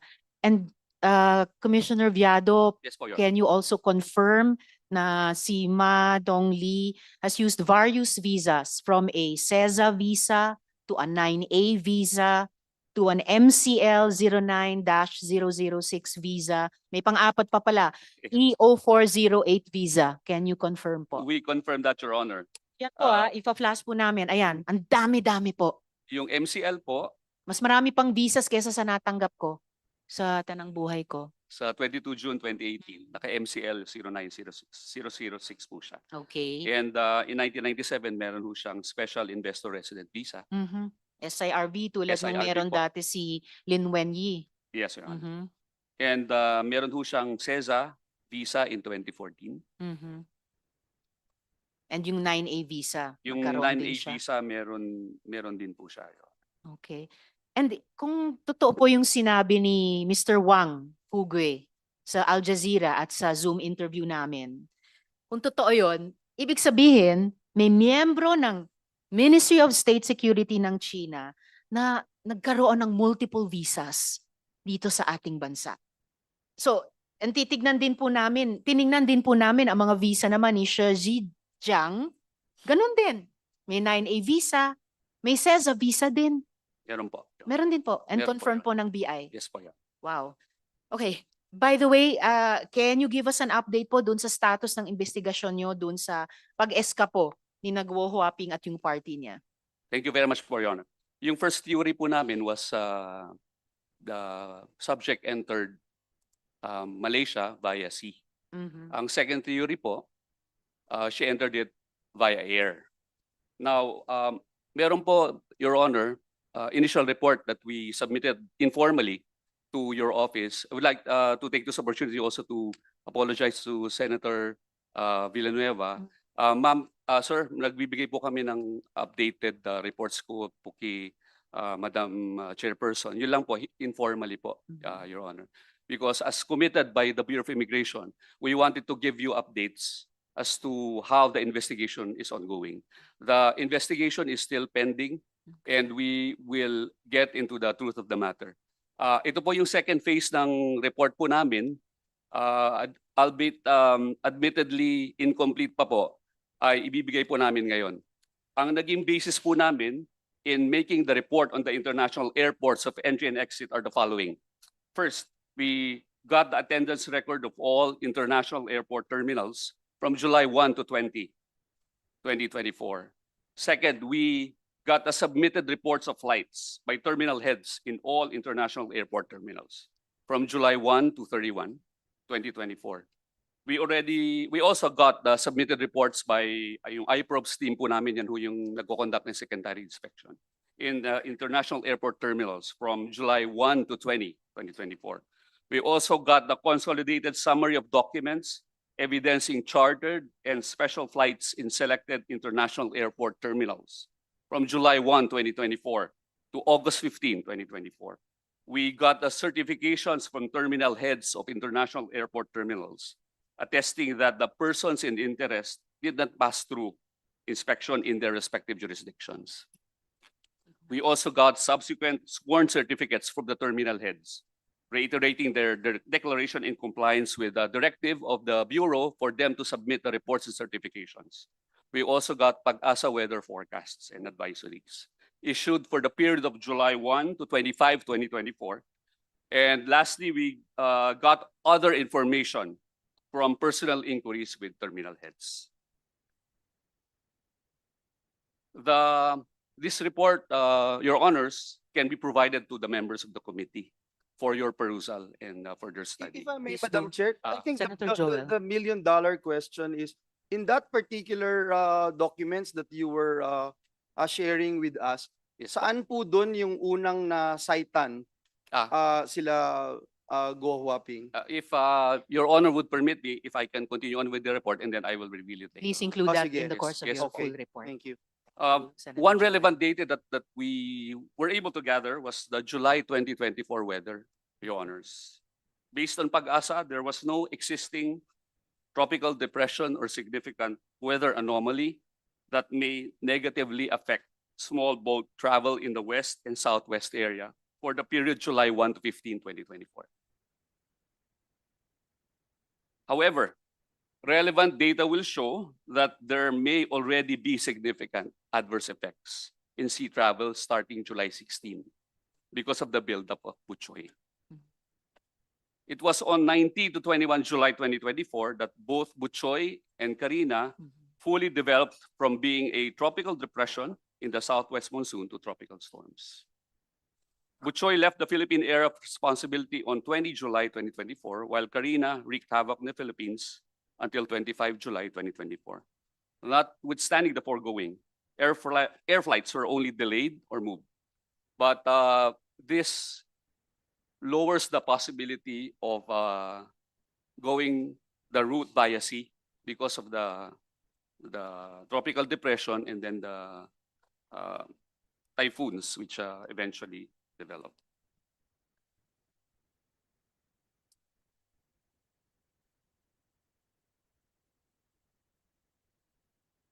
In the analysis, we also focused on special flights, as taking a commercial flight would be highly risky, considering that the persons in interest are, high profile. So strict screening and surveillance, airports have strict security protocols, including identity verification through passports and government-issued IDs, making it highly likely that the persons in interest would be flagged during security checks. Flight databases and watch lists. The persons in interest have been included in an immigration lookout bulletin, and such issuance could trigger immediate effects and alerts to law enforcement. Madam Board- Chair, if I may. Yes, Yes, Senate sir. President If Pro I just Tempore. may interrupt Attorney Yes, sir. Diado. Yes, po. You mentioned earlier that airports were very strict. Yes, po. All right. If, for example, I've mentioned this earlier in one of my privilege speeches, the persons in interest, especially Alice Guo, took a private chartered plane, a private Yes. plane, in a small airport na walang kaap, walang representative of kaap, walang representative ng BI, wala talagang government official. Yes, po. That's possible, Your Honor. It's very much For possible. example, sa isang maliit na airport, halimbawa sa Naga, Mhm. yung mga hindi masyadong ginagamit na airport, halimbawa sa Samar, may mga airports na maliliit doon. Opo. Marami pong mga private airstrips, Your Honor, all over the Philippines. The exact figure is not with us, but we can confirm with But you cannot say that it's they are possible. very strict because Yes. they are walang representatives from Kaap. That's How correct. can they monitor the flights over there? That's correct, Your Honor. Monitoring is going to be a problem in that case. And So it's possible. it's possible, very much That is possible. one theory, that it's possible for them, the persons in interest, to escape. It's very much possible, Your Honor. The use of a private airstrip was included in the possibility of the use of a private airstrip was included in our report, which we Sa will be Pangasinan, providing. meron din private airstrip doon. At balita po namin, pati po mga flying schools may mga private Yes. airstrips po yan. Mhm. Si Na pwede hong Kinising gamitin. maraming pera ito, bayaran na lang yung kung sino man involved. Mhm. Di ba? Yes, Your Honor. Yeah. That's very much possible. And Thank the you, third SP Pro Tempore. Please Yeah. continue. The third Commissioner. option, pwede pong hybrid. Meron pong flight and then merong via sea. But very telling, we have to consider, Your Honors, the passport stamps saying that July 18, 2024, the subject entered Kuala Lumpur International Airport. And then the other stamp po, which states that July 19 sa Sabah. I have to reiterate, Your Honors, that this is a pending investigation, ongoing investigation. And we had to do verification and validation on our own. And based on our validation, it was confirmed what Senator Contiveros said, that the subject, Alice Guo, entered Kuala Lumpur International Airport on July 18 at 12:17. We thank Your Because, Honors for pointing Because us in the right after direction. Senator Risa delivered her privilege speech that and revealed that Alice Guo was already in Malaysia, and then you denied it the next day. You were not aware of it. Buti pa si Senator Risa alam, kayo hindi alam. We would like to thank Senator Kaya Ontiveros nga, regarding that. ibig mo sabihin, mas magaling intelligence niya sa office niya kaysa sa inyo. Your Honors, Labo naman nun. we would like to thank Senator Ontiveros for pointing us in the right direction. But we had to confirm also on our own, Your Honor. And it But you corroborated, denied it the next day. Your Honor. That Alice Guo was still in the country after the privilege speech delivered by Senator Risa. If I may, Your Honor, I wasn't the one who denied it. I wasn't the YC yet, Your Honor. Yes, it was the Bureau at It the was the Bureau, time. yeah. It was And the now Bureau we of are Evaluation hearing who the denied report it. of the same Yes. Bureau, Yes, their Your Honor. latest ongoing findings. Yes. My And God. After she delivered her privilege speech that Alice Guo left the country, the Yes, next sir. day you denied that she was in another country, that she was still here in the Philippines.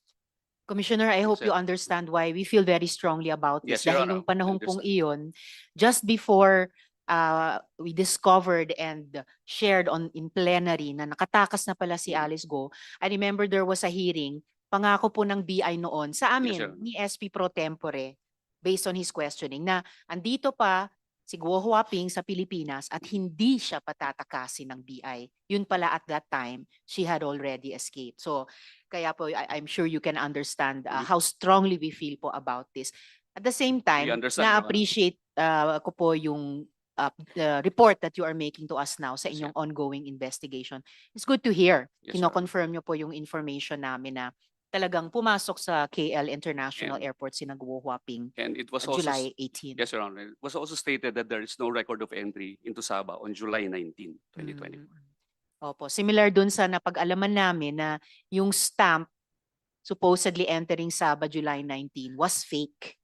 Yes. Unlike po yung kino-confirm nyo na rin ngayon na genuine stamp of arrival at KL International Airport on July 18. Tama July po. 18 yung end report. Opo. There was a confirmation of the entry of the subject into Kuala Lumpur International Airport on July 18, Opo. 2024 at 12:17, Your Honor. And in Please the proceed event po that with your report. in the event that there are any mistakes made in the past, we would like to rectify that, Your Honors. And hopefully, wala nang repeat po niyan. Ang bubuin po namin hindi lang findings but recommendations, Yes, including Your Honor. through remedial legislation, ay Yes, para Your Honor. hindi na mangyari ulit yan So po. in the hands of BI. Madam Chair, just to Senator clarify, Joel. that's the arrival you're talking about, Arrival July po. 18, Yeah. arrival in Yes po. Malaysia. So that was the first time you got this information that she's already out of the country. The sighting, the The sighting. official sighting, official document that says she's no longer in the country. That's July 18 in Malaysia. We confirmed, we were able to confirm it. Yeah, that's the Yes. only. That's the first one. The first one, you realize that she's no longer in the country. Officially. Personally, Your Honor, when I was appointed as the OIC, I immediately sought the authorization from our mother agency to conduct the investigation. So what I did was I sent out notices and sent out memoranda to require our terminal heads to submit their respective reports. And the confirmation that we got from impartial third-party sources was only given to us more than a week ago, Your Honor. Yes, To SP Pro confirm, Your Honor. Tempore. Yes. When did you get to know that Alice Guo already escaped the country? Is it because of the privilege speech delivered by Personally, Senator Your Honor. Ontiveros? Personally, Your Honor, or the Bureau? The Bureau po. The Bureau. I cannot speak for the whole Bureau, but I only learned about it on August 19 during the day. After the privilege speech of Senator Risa? Yeah, Your Honor, yes. That's the truth, Your Honor. Thank you for About the the- truth, Commissioner, and also for, During- as the chair said earlier, updating the committee now about the results of the ongoing investigation. Can you complete your report to the committee for Yes, Your our Honor. full knowledge? We will complete the report, Your Honor. So pero for today, yun na po For ba yung today, maiuulat sa Yes amin? po, Your Honor. We can give a copy to the members of the committee. So for your study and perusal. Yes, Senator Sherwin. Madam Chair, just to pursue a topic. Confirmed, Commissioner, na July 18, 2024, si Miss Guo Huaping arrived in KL 12:17 p.m. 12:17 hours po. So that would be noon. Noon time. So, and that stamp is authentic. What the third party source said was, we can confirm that she entered She Kuala entered Lumpur because of International that Airport. and the evidence is that stamp. We started off with the query with providing them with the stamp. Okay, and they confirmed that the stamp is authentic. They confirmed the entry, Your Honor. What's the difference? Uh, What's the difference? uh, Isn't the stamp the evidence of the entry? yes, Your Honor. O Yes, so Your pareho Honor. lang siya. Yes. Your Tama? Honor. Yes. Your Honor. So paano siya anong sinakyan niya? It's an airport, so obviously it's an airplane. Yes, Your Honor. So what are the I'm sure you've seen siguro chinek niyo yung airlines arriving at that time. We are in the process of asking for the manifests to Okay. determine where she came from, where the flight to Kuala Lumpur International Airport came from. Pwede siya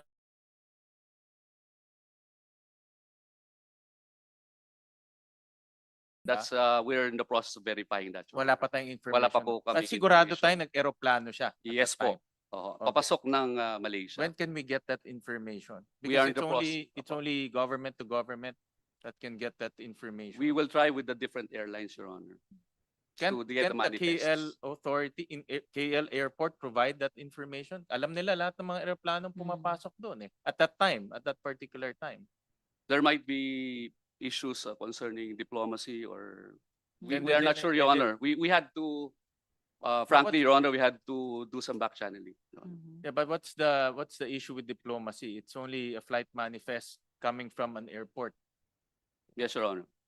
So I don't see the What we complication. at this point, Your Honor, what we can do is, or what we've been doing is requesting from airlines as to the copy of their manifest. Baka pag And we're airline, also- ang dami eh. Diba? Dapat yung airport kasi alam nila lahat ng pumapasok Opo. doon. If I may, Senator Yeah, Sherwin, go ahead. maybe Commissioner, you could request the assistance of DFA if there are really any diplomatic considerations. Kasi kung wala naman, it seems pretty straightforward nga po. Yes po. Just to get the manifests from the airlines landing in KL at that Well, time. what we can do, Your Honor, what we've been doing is checking our own internal records as to ano po yung mga flights na maaring umalis ng Manila, diretso papunta po ng Kuala Lumpur.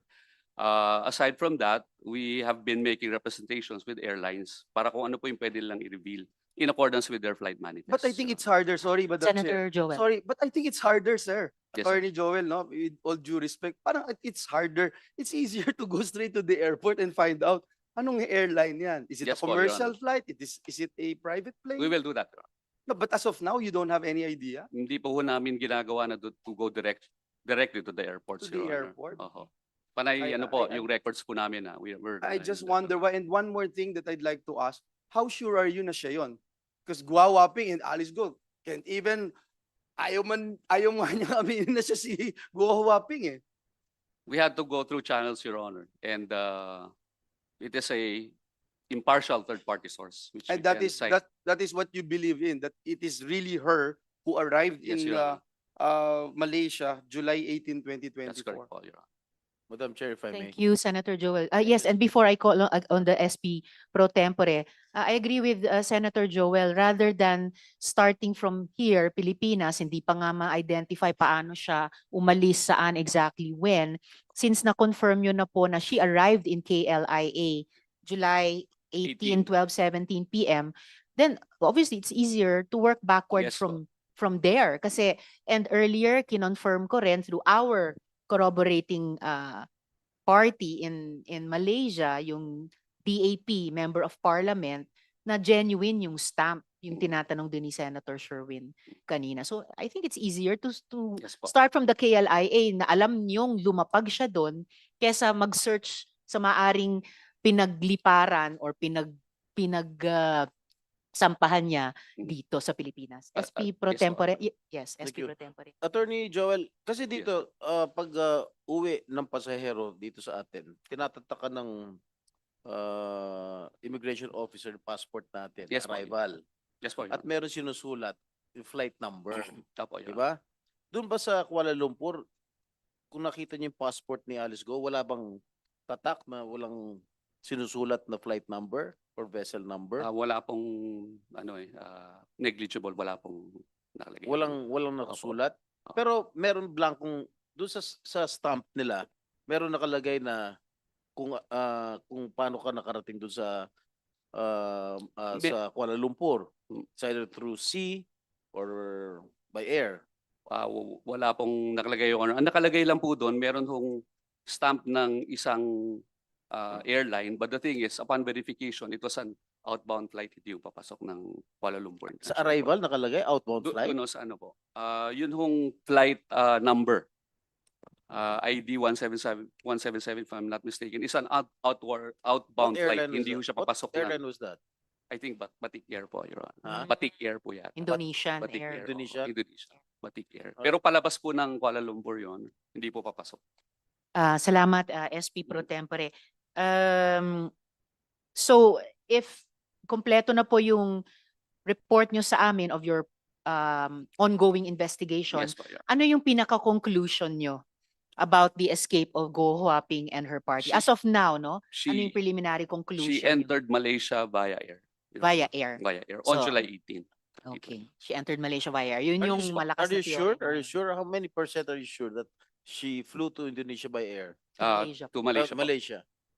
We're basing it on the confirmation as to her actual entry into Kuala Lumpur. So Based on that. the revelation of Alice Guo during the previous hearings that she went to Malaysia was via sea. Mm. It's totally false. If she went to Malaysia via sea, it might have been through Sabah. And there is no record of entry of Alice Guo into Sabah on July 19, 2024. There was a stamp in their passports, but Yes. it was proven to be fake. Yes. Hindi siya There's no nagmamatch. record of entry. Opo. So walang, as far as the BI is concerned, tama po ba, Commissioner? Walang record of entry ni Guo Huaping and her party sa Sabah Sa Sabah po. on On 19 July 19, July.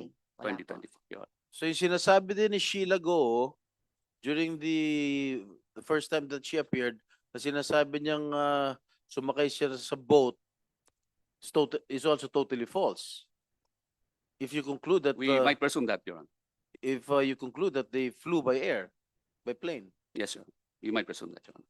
Thank you, SP Pro Tempore. Yes, Senator Sherwin. Madam Chair, on the same topic, Commissioner, I suggest kasi meron na tayong time, Yes, po. meron na tayong date, meron tayong stamp. We can also get the CCTV. No? I would assume that in KL Airport may CCTV yan. And then second, KL Airport, malaking airport to . Yes po, Your Honor. So pagtatanungin natin yung isa-isang airlines, it's like looking for a needle in a haystack.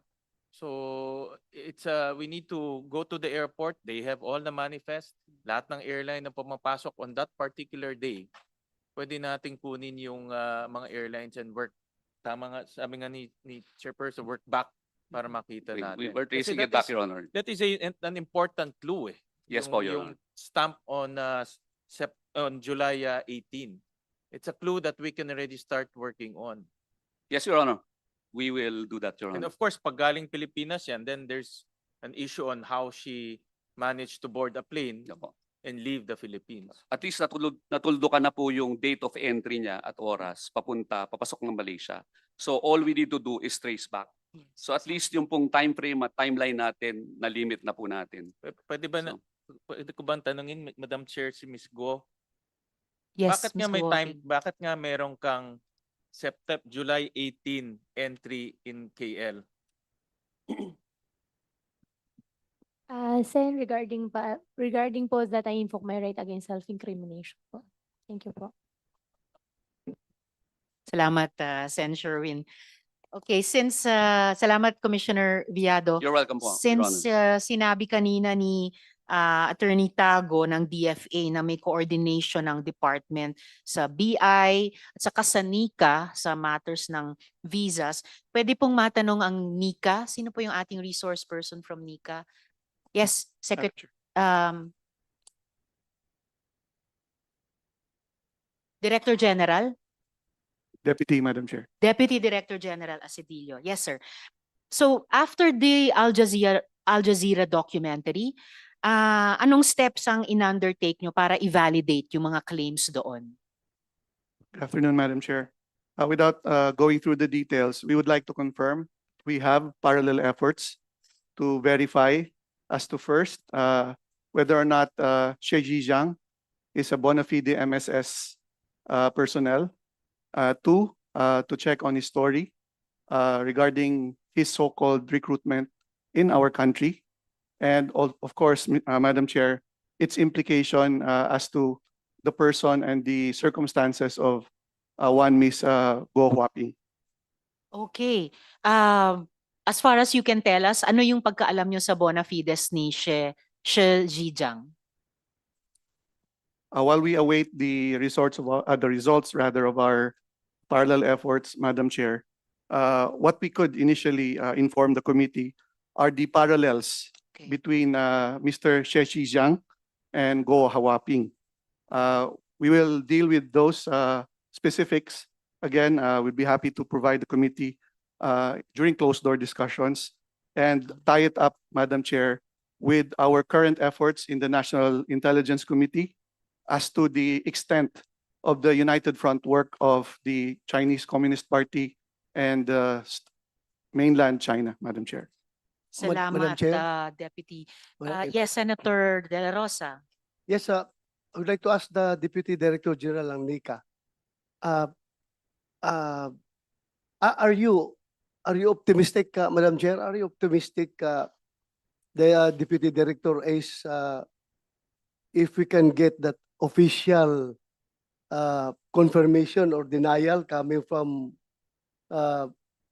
Chinese government sources as to the connection of this Ma Dongli to the MSS and also yung si Xie Zhijiang. Are you confident? Are you optimistic na makakuha tayo ng confirmation? Madam Chair, Yes, Your Honor, Deputy.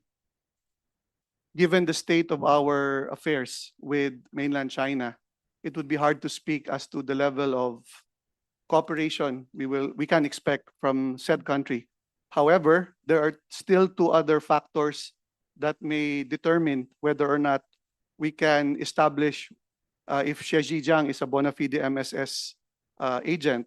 One is the cooperation of our Thai partners who have jurisdiction, who have custody of Xie Zhijiang. And second, the strength of the efforts of our, again, the parallel efforts that we have without divulging the specifics, Madam Chair, as to the results yet of that parallel effort. So if I may, Senator De La Rosa, NICA will be coordinating with DFA and DOJ, possibly, para ma-access ng gobyerno natin si Xie Zhijiang at makuha yung mga impormasyon na kailangan para maproteksyonan nyo ang gobyerno? Madam Chair, it goes without saying that we are very much willing to cooperate. However, by the nature of our work also, you're aware that there are also other channels that we may be able to avail of. All the better for the sake of our nation's safety. Yes, Correct, Madam Senator Chair. De La Rosa. I'm sure NICA has a very extensive source of information, and they can get it from other sources. If they cannot get it officially from China, then they have their other sources. So I hope they will you pounce on that, Deputy Director General, para mapapalagay ang taong bayan na tayo'y alam natin kung sinong kalaban natin, sinong hindi natin kalaban, at sinong babantayan natin. Yun lang ang importante dyan para mapalagay yung taong bayan. Because iba na talaga pag national security ang pag-usapan. Everyone can be restless pagdating sa issue na yan. Yun lang, Madam Chair. Thank you. Thank you po, Senator De La Rosa. So Deputy Asedillo, for those three subjects of your parallel efforts right now, yung bona fides ni Xie Zhijiang, then pangalawa, sorry, what was the second point? And then the third was any relation to Guo Huaping? What was the second subject of your parallel efforts? Madam Chair, there was mention in the documentary Yes. that allegedly Xie Zhejiang was recruited here in the Philippines. Ah, right. We would like to look into that as well. Okay. So for these three subjects ng parallel efforts ninyo, kahit in broad strokes, ano pa ba yung ma-share nyo sa komite sa findings nyo so far? Madam Chair, these are ancillary to the proceedings today. If you would allow, they are a bit lengthy po. How long, how lengthy? How many minutes? This would probably be a few minutes lang po, but I think this would highlight what has so far been uncovered in this committee and how this ties up with the current efforts of the legislature to plug the gaps and the loopholes in our system. Please And- proceed. Thank you, Madam Chair. 2 minutes.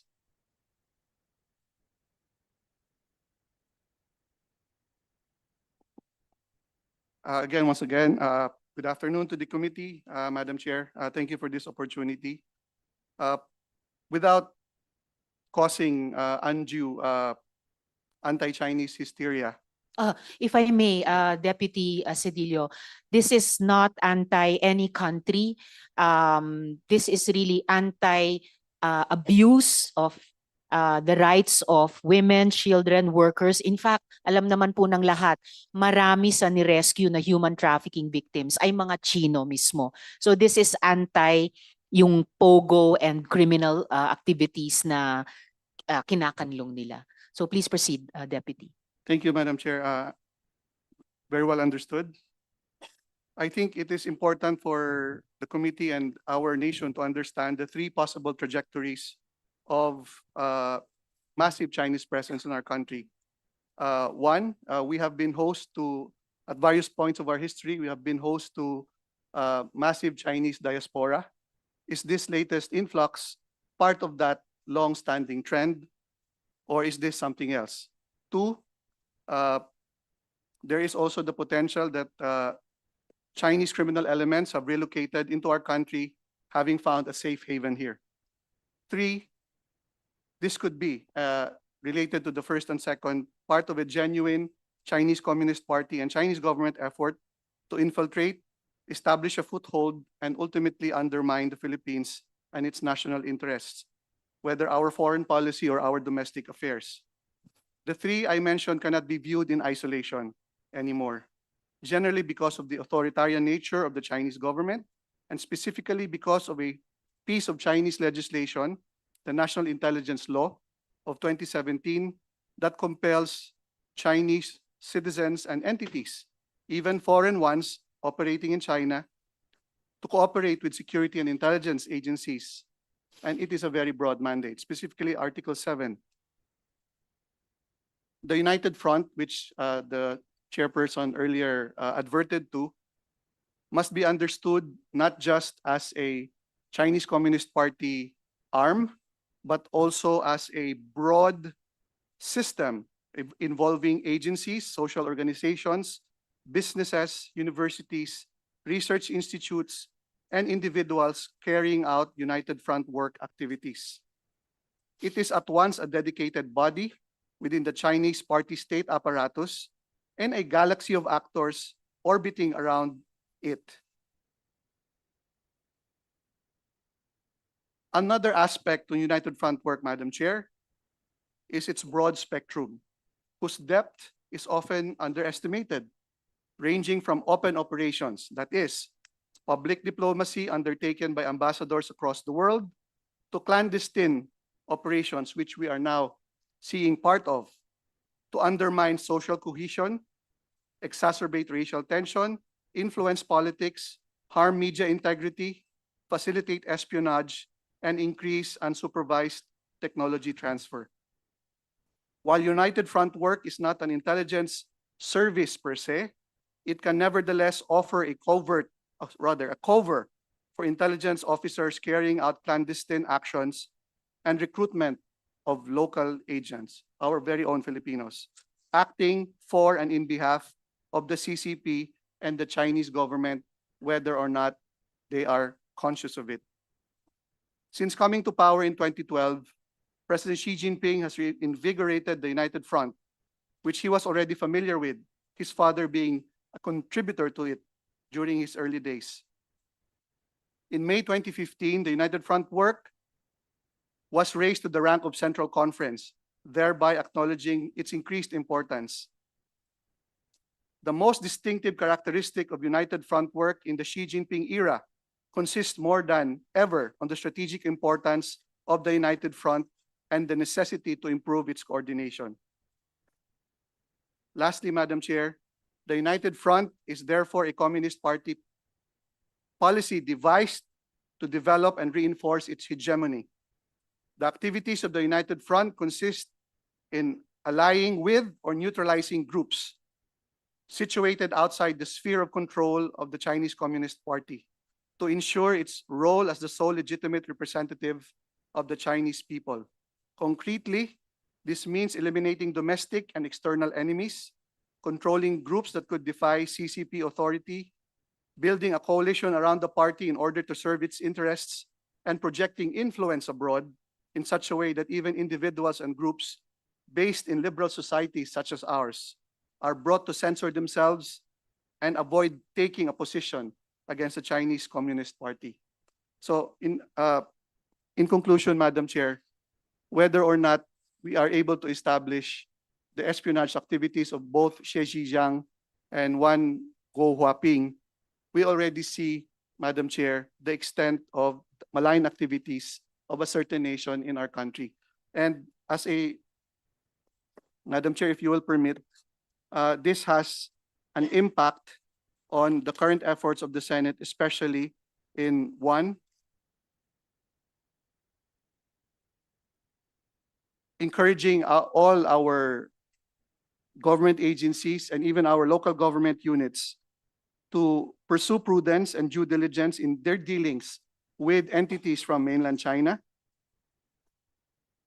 Even noting the efforts previously of our Senate Economic Affairs under Senator Win and our Senate Committee on Public Order and Safety, we already saw the corrosive effects of the Pogos earlier. I think this was last year. Therefore, we encourage the efforts of Senator Jinggoy Estrada in amending our Commonwealth-era espionage law and combining it with efforts to draft an anti-foreign interference law. Also, the strengthening of focal agency measures pertaining to, for example, our birth certificate, which has become the entry point for all other fake documents like passports, LTO driver's licenses, and the like. Third, related to the previous measure, to strengthen the counterintelligence efforts, not just across defense, military, and intelligence agencies, but even those government agencies that may have indirect security implications. Thank you, Madam Chair. Thank you very much, Deputy Asedillo. Pati sa pagtukoy ng at pag-affirm ng mga areas for remedial legislation na pinapahalagan talaga ng komite namin as we have gone through these successive hearings. Yung brief but very substantive report nyo prefigures some of my follow-up questions and I think gives a very important, not just cautionary note, pero sabi nyo nga paalala o mungkahi sa lahat nating nagtatrabaho sa gobyerno. So it's an understatement almost to say na plausible yung Al Jazeera documentary. Not 100% certain, but at least plausible. Tama po ba, Deputy? Yes, Madam Chair. If I was referring earlier to certain common elements between Ms. Guo Huaping and Xi Zhejiang, if you can notice between them, Madam Chair, they were practically plucked out of obscurity and they suddenly become awash with cash, which allowed them to foray into business and eventually, in the case of Ms. Guo Huaping, even a foray into politics. Again, without discounting the possibility that this is in aid of espionage activities, on the basis alone that they are able to penetrate various agencies of government, undermine various systems existing within our country, this becomes a very, very, shall we say, insightful case for every one of us to take note, Madam Chair, not just us in the national security sector. Opo. So, kaya siguro that accounts for the great interest ng ating mga kababayan sa particular case study na to. And dahil napaka-interesante in that way also si Shi Zhejiang, uh, sinikap na ba ng Nika makipag-ugnayan kay Shi? Yes, Madam Chair. Again, Okay. without divulging further detail, there is indeed such an effort. Okay. Now, one thing that, and nabanggit nyo na rin kanina,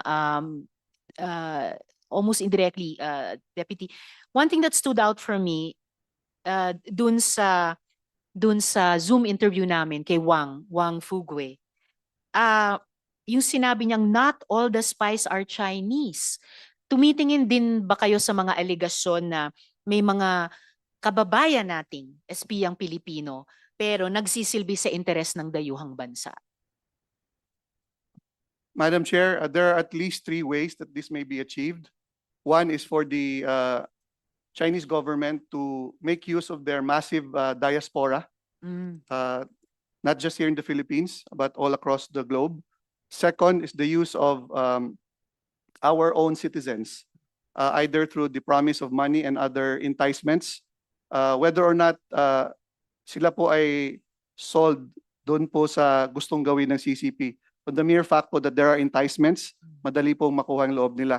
A third, Madam Chair, although wala pa po kaming documented instance of this in our country, there is one instance in the United States that the Chinese government used a Taiwanese citizen to access sensitive information within the US government, Madam Chair, because precisely that Taiwanese citizen would be a throw-off. Hindi po siya paghinalaan given the strong alliance of these two countries, of Taiwan with the US, pero siya po yung tinarget at siya po yung nakuha ng Chinese government. At yung animosity din supposedly between Beijing and Taipei. Gusto ko lang, before I go on to my next question, gusto ko lang i-make of record dahil 2 beses nang nabanggit ito and kahit papano nababahala ako eh. I know it's necessary dun sa pag-aaral nyo sa 3 possible trajectories, 3 paraan, pero nababanggit talaga yung massive diaspora.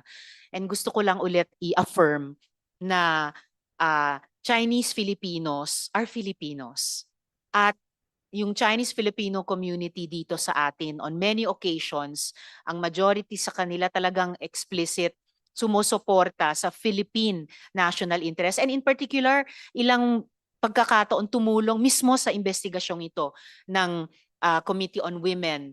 I wouldn't be surprised kung sa Committee on Economic Affairs, on Public Safety and Dangerous Drugs, even Committee on Labor na isa pa sa mga Senate committees na nag-imbestiga laban sa Pogo. So kaugnay nung pinag-usapan natin kanina that this is not about anti-China or anti-Chinese dahil tumutulong din po tayo sa mga Chinong victim survivors ng human trafficking. In the same way, gusto ko lang i-make of sarili kong maternal great-grandmother, pure Chinese. Halos lahat siguro tayo around the table, we have the heritage as well. So I just wanted to make that of record while appreciating yung difficult task na kailangan ginagawa ng intelligence community natin in this very globalized world, no? Na nagiging, sabi nyo nga kanina, Deputy, it's very complex. Deputy, an earlier school of thought was that hindi pwedeng magkaroon ng spies sa Pogo kasi galit ang China sa Pogo. Galit ang China sa casino bosses. And in fact, this was the rebuttal of our critics when we first surfaced the idea of espionage activities in Bamba na hindi na naman namin inimbento kasi nung nung nag-ocular inspection kami doon pagkatapos ng raid, mismong yung mga law enforcement and I suppose intel persons natin doon ay nagsabing meron din kaming iniimbestiga na possible hacking, possible interception ng government communications at government websites. So, pagkatapos ng unang rebuttal na ganun, lumalabas unti-unti ang ebidensya hanggang ngayon. First, dun sa defected agent na si Elias Eric, who penetrated Cambodia's scam compounds. Tapos yung Washington Post report about criminal networks in Myanmar enjoying protection from the Chinese government. And now itong Shi Zhejiang allegedly both billionaire boss at saka MSS agent na iniimbestigan nyo pa. So, sang-ayon ba kayo, Deputy, sa akin na itong walang spy sa Pogo kasi galit ang China sa Pogo theory, dapat abandonahin na ito? Madam Chair, for us to fully understand to what ends the CCP and the Chinese government will go, or to what lengths they will go, we first have to understand that their ideology is rooted in Marxist-Leninist doctrine. Ang ibig po sabihin nun, they don't have any qualms about what we would call tactical alliances.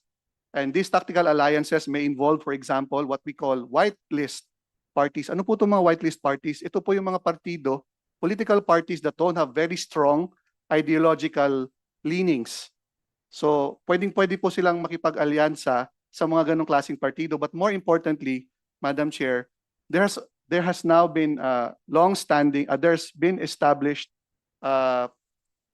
evidence that even po yung mga Chinese triad groups have been used by several levels of subterfuge, either to the MSS or through other means. Sila po ay ginagamit din. If the only way to gain a foothold, we have seen this in other countries and probably even in our own country, if one of the ways to establish foothold is to establish, for example, a gambling den or other means of illicit activity, then they will resort to that, Madam Chair. Again, because it is deeply rooted in their doctrine. Wala po silang pinipili na pamamaraan as long as it will ultimately serve the party's ends. Well, for the record lang, may mga nagfi-feedback din na ano ko rin sa kalooban ko. Actually, hindi na po Marxist-Leninist ang China eh. Maoist na lang siya. Opo. And may mga Marxist-Leninist dito sa Pilipinas na kumikilos sa legal at kontra din sa ganitong o at anumang klasing pang-aabuso ng China, bansang China o gobyernong China dito po sa atin. Just for the record, Deputy. And lastly po for Nika for today, yung isa pang remarkable thing that emerged dun sa statement ni Wang Fugu yung video statement niya dun sa video interview ay yung allegation na sabi niya the Chinese government uses the weaknesses of the individuals they want to tap to control them. At ang si Guo Huaping daw, ang weakness daw niya ay yung defective nationality niya. Ang dami pong lumabas dito sa Senate hearings, sa hearings ng House, ng Quadcom na House shall birth certificate. So then it seems to me that this network of field agents could be very vast. Baka hindi iisa lang. So may mga comments po ba ang Nika dito? Madam Chair, I earlier mentioned the National Intelligence Committee, which meets regularly. Mataas po yan sa agenda ng NIC. And the NIC is also replicated at the regional level. When we say replicated po, lahat po ng government agencies as represented in the National Intelligence Committee chaired by the DG of NICA are also represented in the regional po. Ito po kinakascade na po natin pababa kasi po napansin ho natin whether we're talking about legitimate or cover businesses, higher education institutions, sister city agreements, cultural exchanges like the Confucius Institutes, even in our critical infra, the influx of illegal drugs, the acquisition of real estate, lahat po ito pinapasukan na po ng particular na bansa na pinag-uusapan natin. Kaya po ang pagtingin na po natin dito, not just at the national level, tinitingnan na rin po natin at the local government level po, Madam Chair. Salamat. Maraming salamat, Deputy Director General Asidilio. Dalawang tanong lang para kay Mr. Tony Yang. So could I ask Miss Carolyn, tama po ba, to come to the mic para? Although sir, di pa rin ako naniniwala na hindi kayo marunong mag-Tagalog o Bisaya ng maayos. Tingin ko naiintindihan niyo yung mga sinasabi namin lahat. But anyway, sige, Miss Carolyn. Salamat. So, unang tanong ko po, Mr. Yang, kilala niyo ba si Shi Zhejiang? I want to show you this paper from the Organized Crime and Corruption Reporting Project. Ang sabi po dito sa OCCRP paper, another brother, meaning a young brother, shares the title of Honorary President of the Philippine Chinese Youth Chamber of Commerce with Shi Lungkai, another Belt and Road entrepreneur handling huge sums of plant investments in Southeast Asia. Ayon sa OCCRP paper na ito, kapatid daw ito ni Michael Yang. So it's either kayo po o si Hong Jiang Yang. At ito daw si Shi Lukay ay isang alias ni Shi Zhejiang. So yan na muna siguro, Miss Caroline. Kung kilala ni Mr. Yang itong si Shi Zhejiang. 请问杨先生，您是否认识这位佘子江先生 不认识， ？I don't know him. You don't know Shi Zhejiang. Do you know Shi Lukay? 您认识佘陆改吗 不认识， ？Not, I don't know him. You don't know him. Kayo ba o si Hong Jiang Yang ang Honorary President of the Philippine Chinese Youth Chamber of Commerce? 你还是那个洪江林，就是这个年轻商会的名誉理事长吗？您是这个年轻商会的理事长吗？是。No, it's not. I'm not the honorary president of the Youth Chamber of Commerce. So it's Hong Jiang Yang who is the Honorary President 那 of the 这个 Philippine Chinese Youth Chamber of Commerce. 那你知道这个洪江阳先生他是否这个年轻商会的名誉理事长吗？我不知道他是不是那个名誉会长，我不知道。 I do not know if he is the honorary president of this Youth Chamber of Commerce. You do not know. So if you don't know, it's possible that he is the Honorary President joint with Shi Zhejiang or Shi Lukay. Sabi din po sa report na ito na in 2017, your brothers Hong Ming and Hong Jiang Yang attended a Chinese Communist Party sponsored conference in Beijing for overseas nationals as Philippine representatives of the All China Federation of Returned Overseas Chinese. Pakilang, Miss Caroline. 这里也据说，在2017年，你有参与，就是中国共产党他们举办的一个会议，你能证明这是对还是不对呢？对。 Your mic, sir. 我 See, sir, you understand me even in English. 我 Sige po. 没有去参加过这种会议啊。 I never attended any of those kinds of conferences. Not you, sir. Your brothers, Hong Jiang and Hong Ming Yang, attended according 您 to 的 this 哥哥， report. 您的兄弟洪明和洪坚阳，他们是否参加这个会议？这个我就不知道了。我们兄弟，我跟他们没有什么来往。 Okay. I'm not aware of this with my brothers because I don't have any interaction with them. Well, you are the eldest brother. Even in Filipino and Chinese Filipino families, let alone pure Chinese families, I am sure the eldest brother or eldest sister knows. But anyway, I'll leave it at that. Mr. Yang, I want to show you this other document. This is from the next document.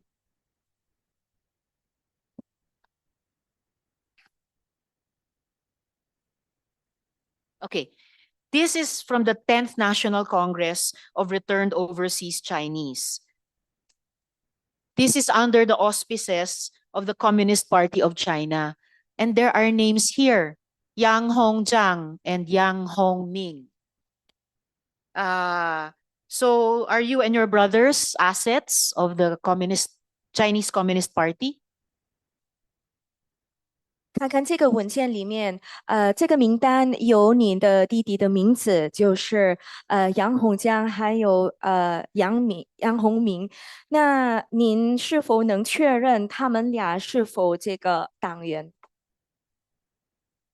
这个我就不知道了，他们是不是党员，我真的不知道。I do not know if they are members of this group. Well, this was the 10th National Congress of Returned Overseas Chinese. This 10th National Congress was organized by the Communist Party of China, and Yang Hongjiang and Yang Hongming, your two brothers, were delegates to this Congress. 那这里有说明你的两位弟弟杨洪强和杨洪明他们就是当做这个会议的代表，那您怎么说？I'm not aware of this. You're not aware. All right, I am informing you of this. This is a document of the Congress itself, organized by the Chinese Communist Party itself. And lastly for today, Mr. Yang, kilala nyo ba si Ma Dongli? 最后一个问题，您是否认识这个马东离先生？不认识。I don't know him. You don't know Ma Dongli. So I will leave this for now. But I know that a revelation about the Yang brothers is forthcoming when government reaches Zhejiang. Lastly, Mr. Sorry, Miss Caroline, please tell him first. 只是通知您，那如果我们对这个调查有进展的话，我们也会邀请他们两个。好。Okay. And just a follow-up question, Mr. Yang. Member ba kayo sa kahit anong Chinese organization dito or overseas? 请问你在菲律宾或是在国内有没有做一个任何集团的或是任何一个商会的会员呢？我在卡加园那个中国商会，卡加园烟系中国商会，我是里面的会员。So I am a member of the Chinese Business Chamber of Commerce in Cagayan de Oro City. All right. Yun lamang. 只有这个吗？ Madam Chair. 只有这个，有没有其他的？其他的没有了，就这个。 It's only this one. Only this one. Senator De La Rosa. Thank you, Madam Chair. Since yung topic ay nadung kang Mr. Yang, pwede ko na rin idiretso sa PBDIC, Madam Chair. May I know from PBDIC if what is the nature of your dealings with the company of Mr. Tony Yang inside your premises? PBDEC resource person. Nasaan po kayo? PBDIC. Thank you. Yes, Mr. Medrano. Yes, Attorney good Medrano. afternoon, Madam Chair. My name is Attorney Benjamin Medrano. I'm the acting Deputy Administrator for Operations in PBDEC. So with me today is Attorney Lizelle Gusay, the acting Chief of the Legal Services Division.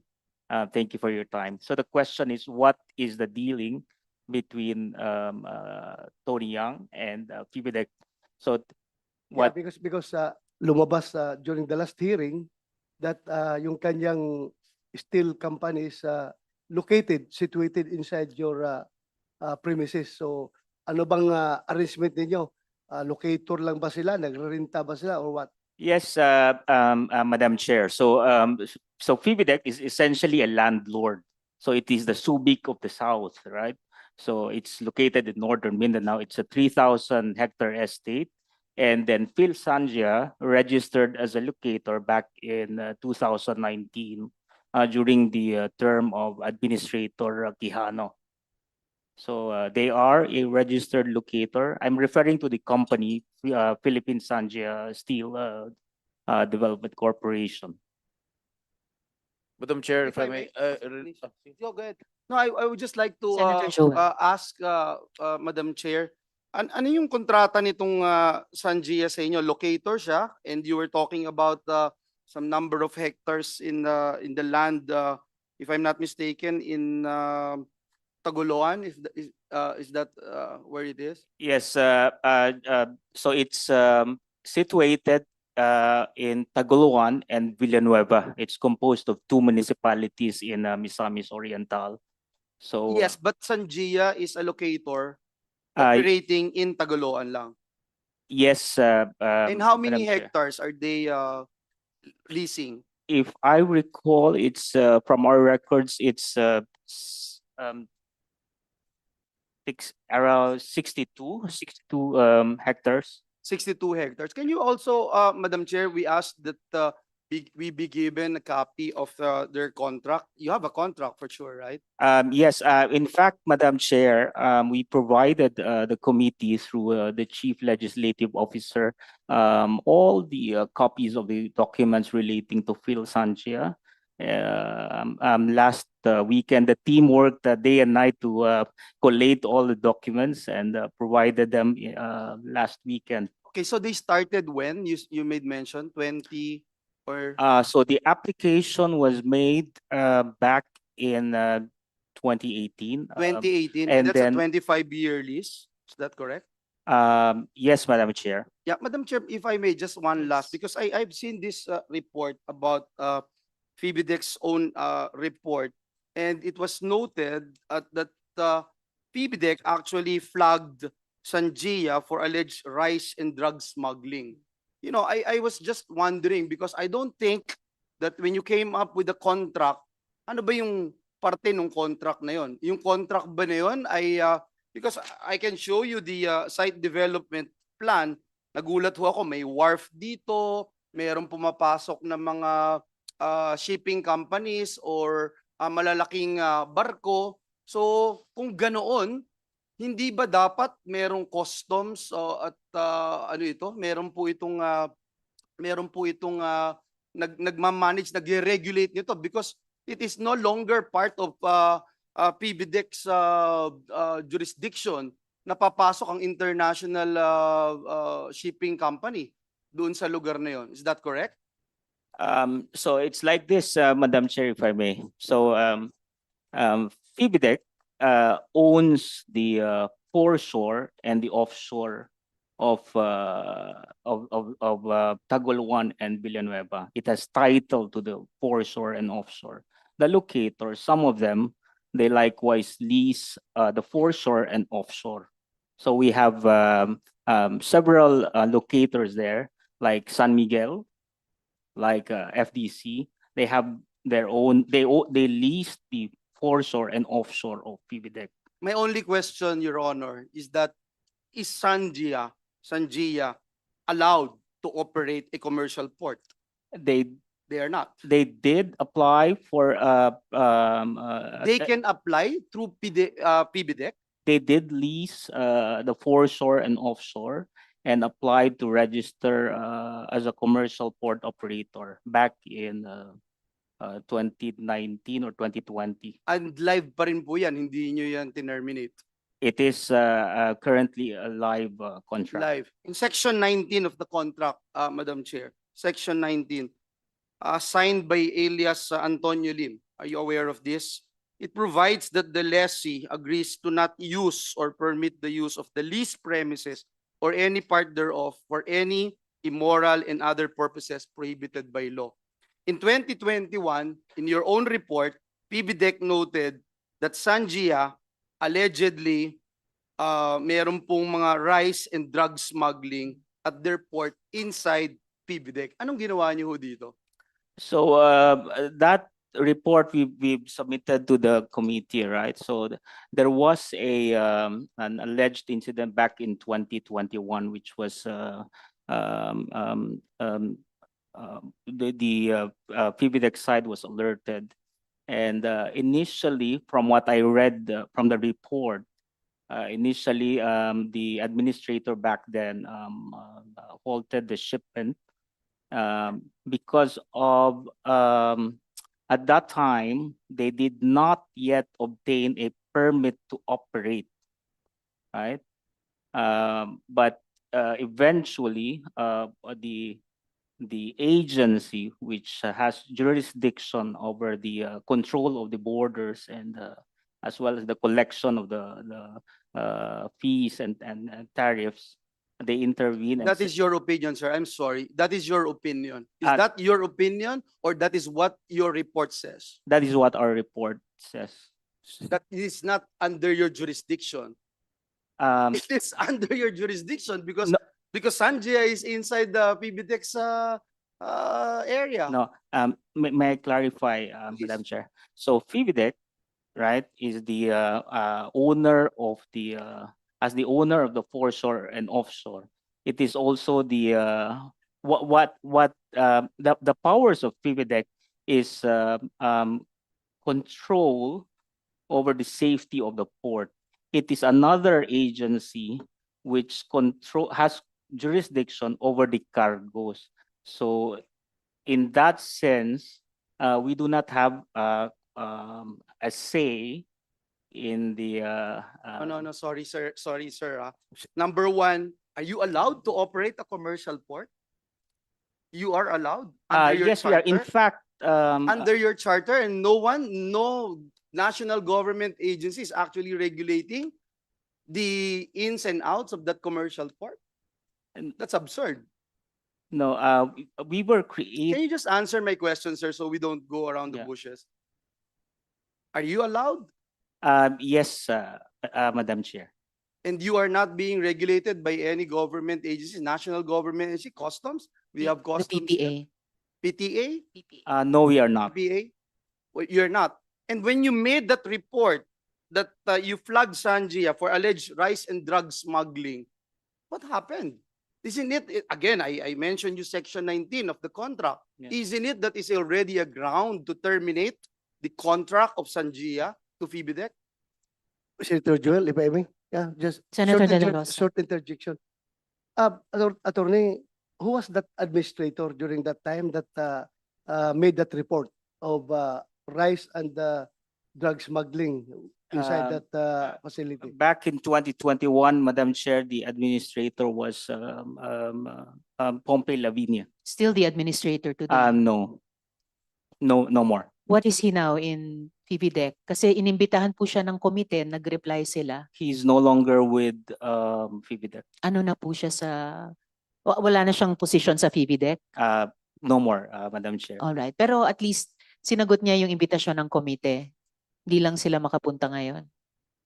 I am not. No, I'm just informing Okay. So everyone present. again, Madam Chair, because this is in aid of legislation. One, it feels so weird, Madam Chair, that a locator can actually put up a wharf and operate a commercial port, Madam Chair. And under your nose, you were saying that you yourselves came up with a report saying that you flagged down Sanjia for alleged rice and drug smuggling, and yet you cannot do anything to terminate the contract. Can I answer, Madam Chair? Please do. The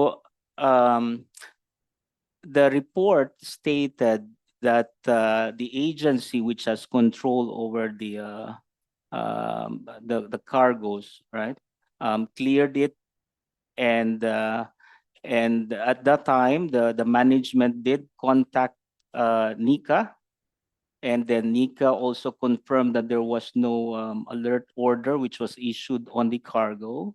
So we had no jurisdiction over the Madam Chair, and that is why, sorry, Yeah. I cannot allow, as a Senator of the Republic of the Philippines, I cannot allow PBDEC to operate like that. All of a sudden, hugas kamay na kayo, nakahuli kayong smuggler, nakahuli kayo ng rice smuggling, drug smuggling, tapos wala na, hugas kamay na kayo, wala kayong jurisdiction. And yet, you can actually operate a commercial port. What did you do?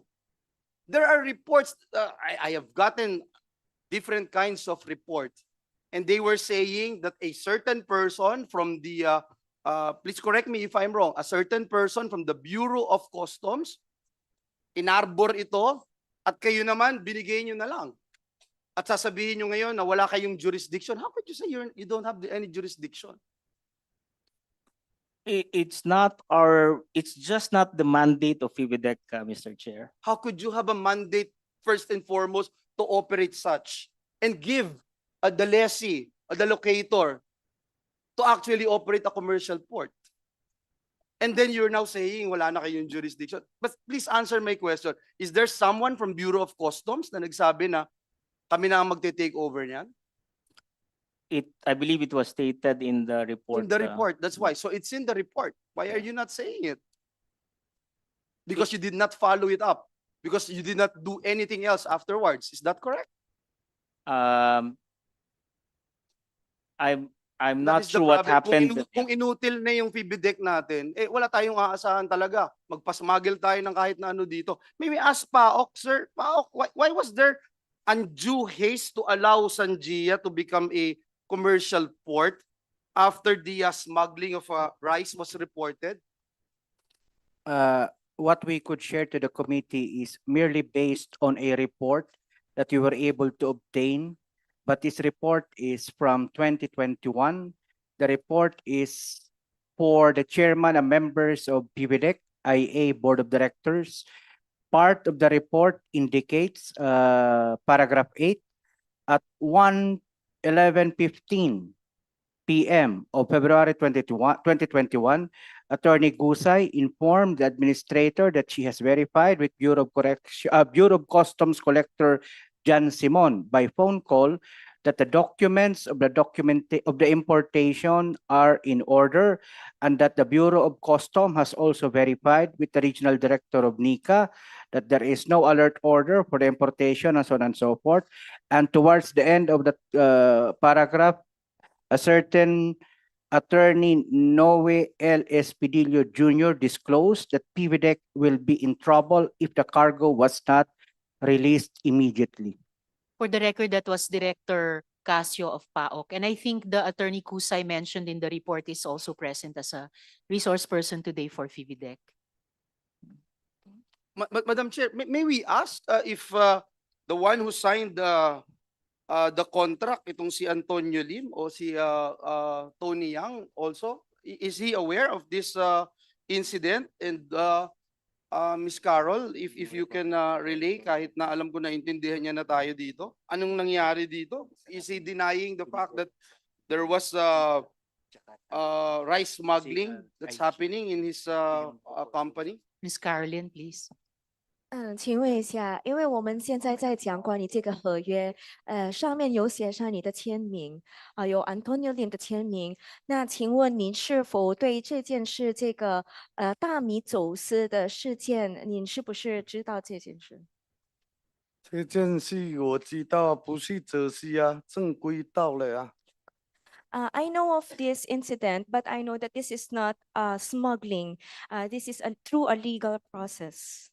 Of drugs? And the rice. The rice. How could it be a process? That's part of your contract? A part of your contract, a steel company, nagpapadala na, bumabagsak dun yung mga bigas dun sa kanyang port? How can it be legal? Is PBDEC also saying it is legal? Granting without admitting it's not drugs. Is it legal? Madam Chair. Attorney Medrano. May I refer you to Attorney Liza? She is present and she can expound on it further. Yes, Please, thank you. Attorney. Attorney, were you able to take the oath earlier? You were po. Please take your seat.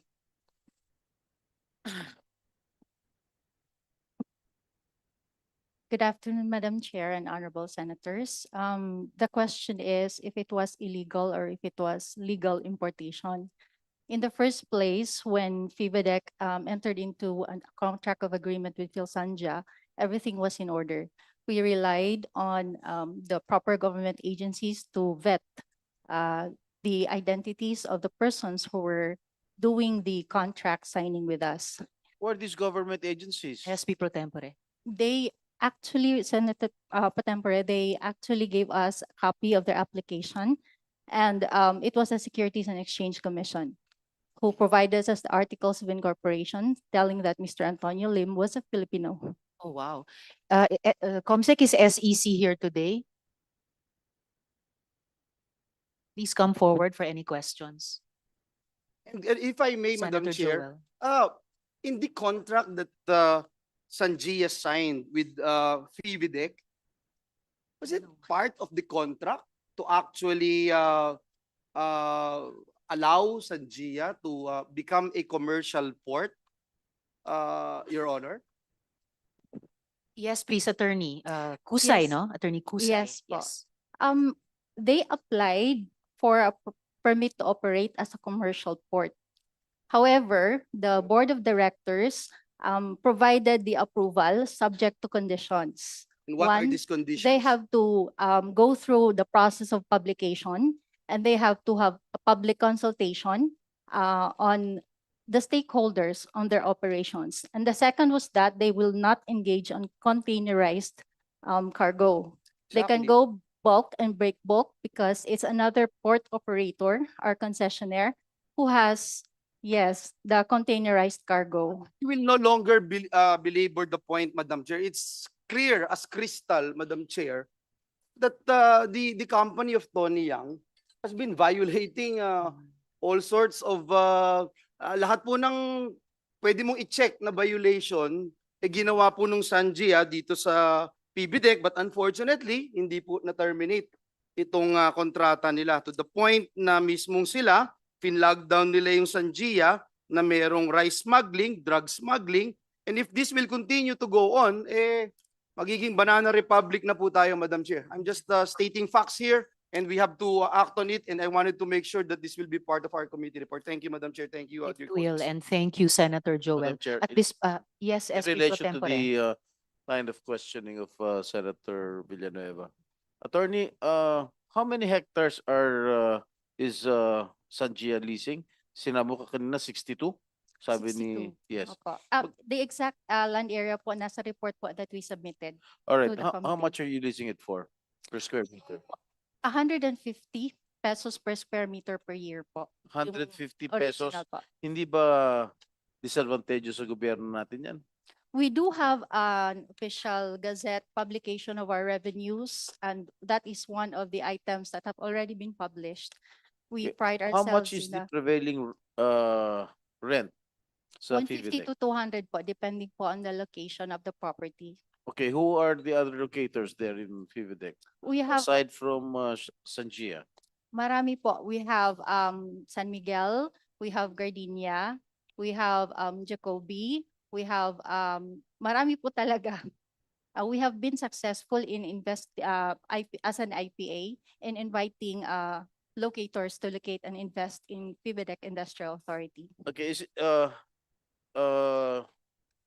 in the course of the questioning of Senator Villanueva, yung mga rice na ini-smuggle doon sa PBDEC, di posible rin na pwedeng mag-smuggle ng drugs doon?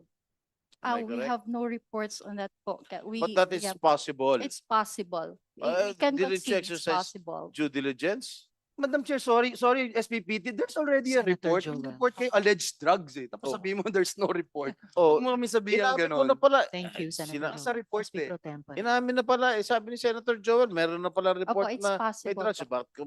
Why are you denying it? Sensya na po. Huh? Possible po. Are you covering up somebody? No or po. someone? Oh. We're just asking if it's possible that they can smuggle drugs It's possible po. through PVDEC. It's possible po. So meron na talaga. We did not receive that kind of investigation po. Maybe another agency could probably provide the answers to that po. All right, Madam Chair, can I ask Alice Guo? Yes, Oh, SP Pro Tempore. Alice, yeah. According to news reports that we read a few days ago, according to your lawyer, tatakbo ka ng mayor ulit? Your Honor, sa ngayon, hindi po. Hindi na. What changed your mind? Kasi sabi ng lawyer mo, tatakbo ka ulit mayor. Your Honor, haharapin ko po muna yung mga accusations po sa akin. Linisin ko po muna yung sarili ko po. At para maging fair din po para sa mga constituents ko po na Alright. minamahal ko po. Very good. Okay, if I may proceed. SP Pro General Tempore. Corda. Ah. Sige. All right. Yes, thank you, SP Pro Tempore. I understand that former Chief PNP Acorda wishes to give an opening statement, and we will allow him to do so. You have the floor, sir. Thank you, Madam. First of all, I want to thank this committee under the leadership of Senator Rizal Ontiveros for inviting me and giving me a chance to clarify things that may have left questions and doubts on me. Before I answer your questions, Your Honors, I would like to emphasize what had really happened before the Bamban Pogo raid last March 13, 2024. Few months before the supposed raid, persistent reports have come to my attention that illegal activities are transpiring in a Pogo hub in Bamban, Tarlac. As the Chief PNP and trained intelligence officer, we conducted case build-up and validated these reports until we were able to come up with a better picture of what is really going on inside the Bamban Pogo hub. Your Honors, barely 17 days before my supposed retirement on March 31, 2024, after having been extended by the President, pinilit ko po na trabahuin sa tulong ng mga taong nagbigay ng mahalagang impormasyon through prompt interagency coordination with task agencies and other intelligence units, lalong-lalo na po ang ating kasama si Yusek Gilbert Cruz po sa PAOK, we were able to carry out said law enforcement operations successfully.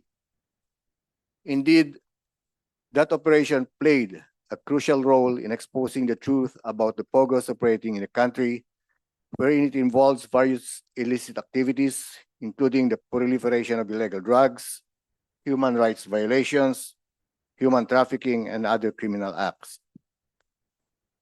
Personally, I am happy with what I see in the Senate and even in the Quad Committee hearing in the Congress. The public is becoming increasingly aware of the significant role that illegal Pogo operations play in various criminal activities across the country.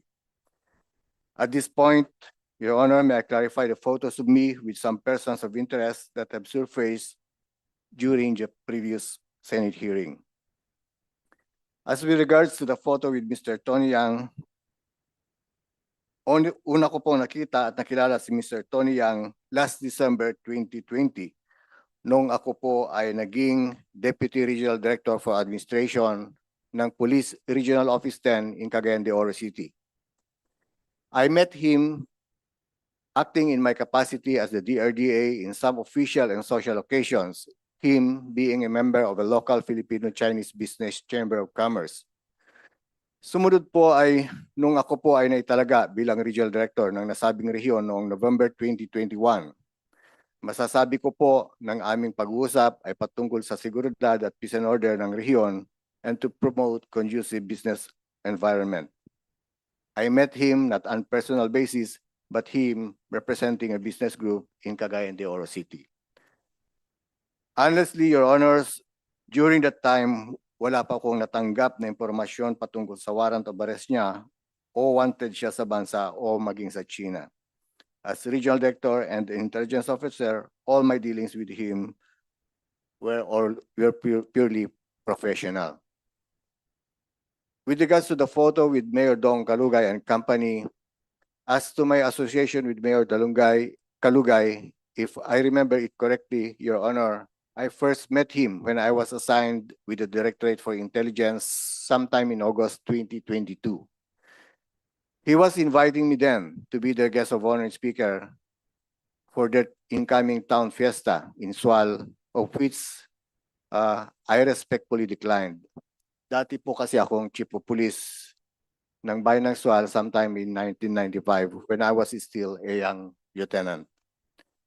Until my appointment as the 29th Chief of the Philippine National Police last April 24, 2023, Your Honors, for the first few months after having been appointed as the new Chief PNP, several personalities such as businessmen, local politicians whom I have formerly met, former colleagues and friends have visited me to extend their felicitations.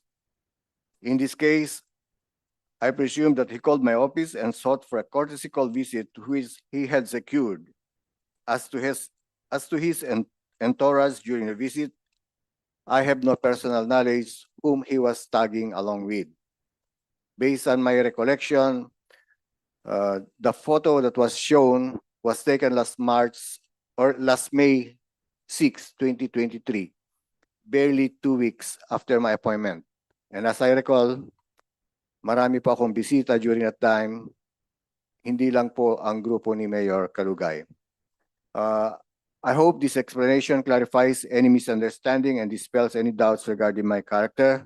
And Your Honors, once again, thank you very much for this opportunity. If there are other questions that needs to be clarified, I am ready to answer them, Your Honor. Madam Chair, if I Sa- may. Yes, SP Pro Tempore.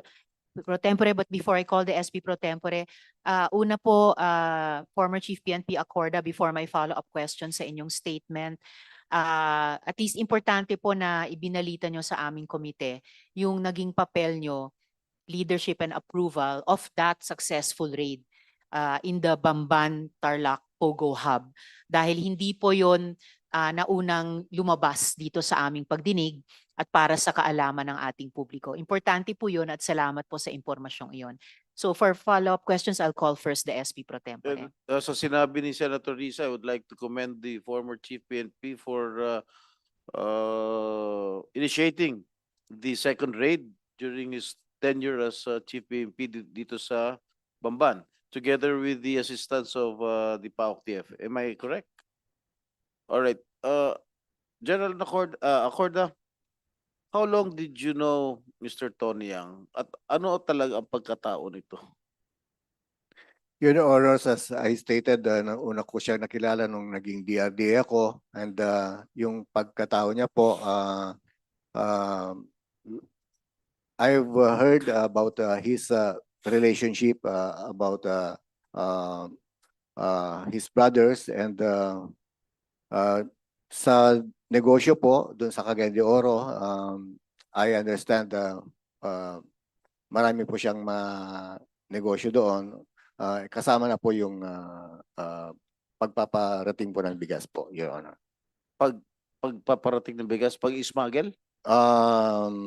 Well, whether it's smuggled or not, Your Honor, I cannot qualify that.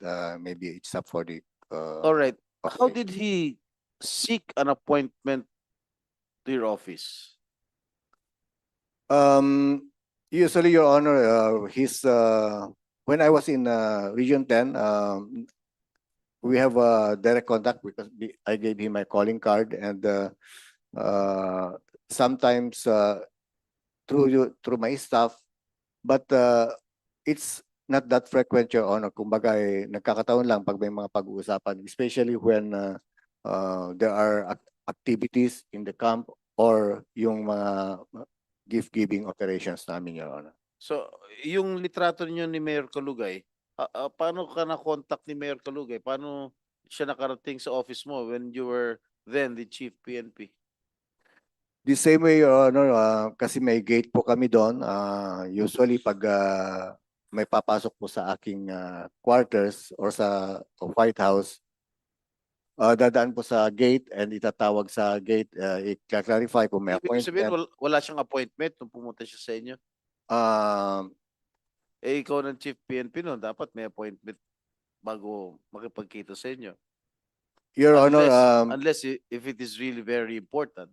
Your Honor, I cannot exactly recall kung talagang naka-appoint yun or hindi, but usually when he visits me, ganun po ang proseso. Idadaan sa gwardiya, itatawag kung pwedeng makapag-seek ng appointment. Because as I recall, Your Honor, during the time when I was the Chief PNP, talagang maraming bisita, and nagiging extension na rin po yung official residence ko as part of my office. So matagal mo nang kilala si Mayor Kalugay?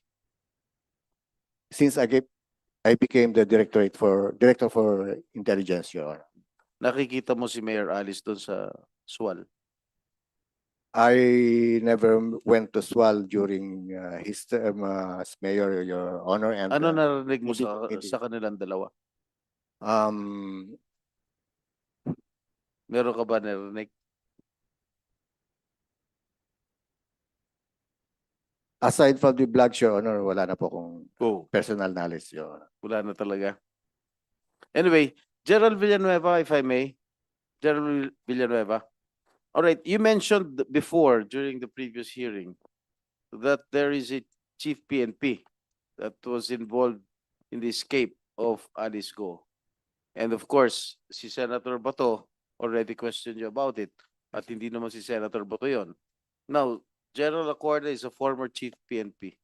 Is he the one involved?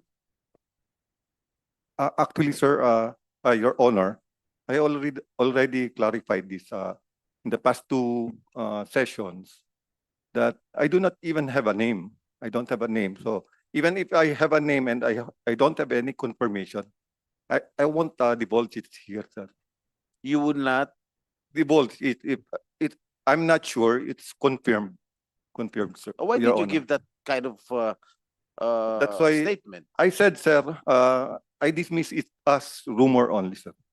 Yeah, are you spreading rumors here in this committee? Why did you have to No, sir. say that statement? That's that, why there I- is a, that's why- let me finish. yes, sir. Let me finish. That there is a former chief PNP that helped the escape of Alice Guo. Then the next day you retracted it. Even on the first, the previous hearings, even from the very start, I did not say that the former chief PNP helped Alice Guo escape. It's not in the. I never even said that it's a confirmed or something. Even from the very start, I dismiss it as rumor, sir.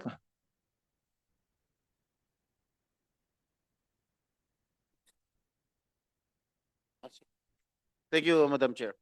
Thank you, SP Pro Tempore. Miss Mary Ann Maslog. Madam Chair, before we go there, may I just Yes, Senator Joel. Could I just see if Miss Maslog is here? Miss Mary Ann? Jessica Francisco is Miss her Maslog name also. here.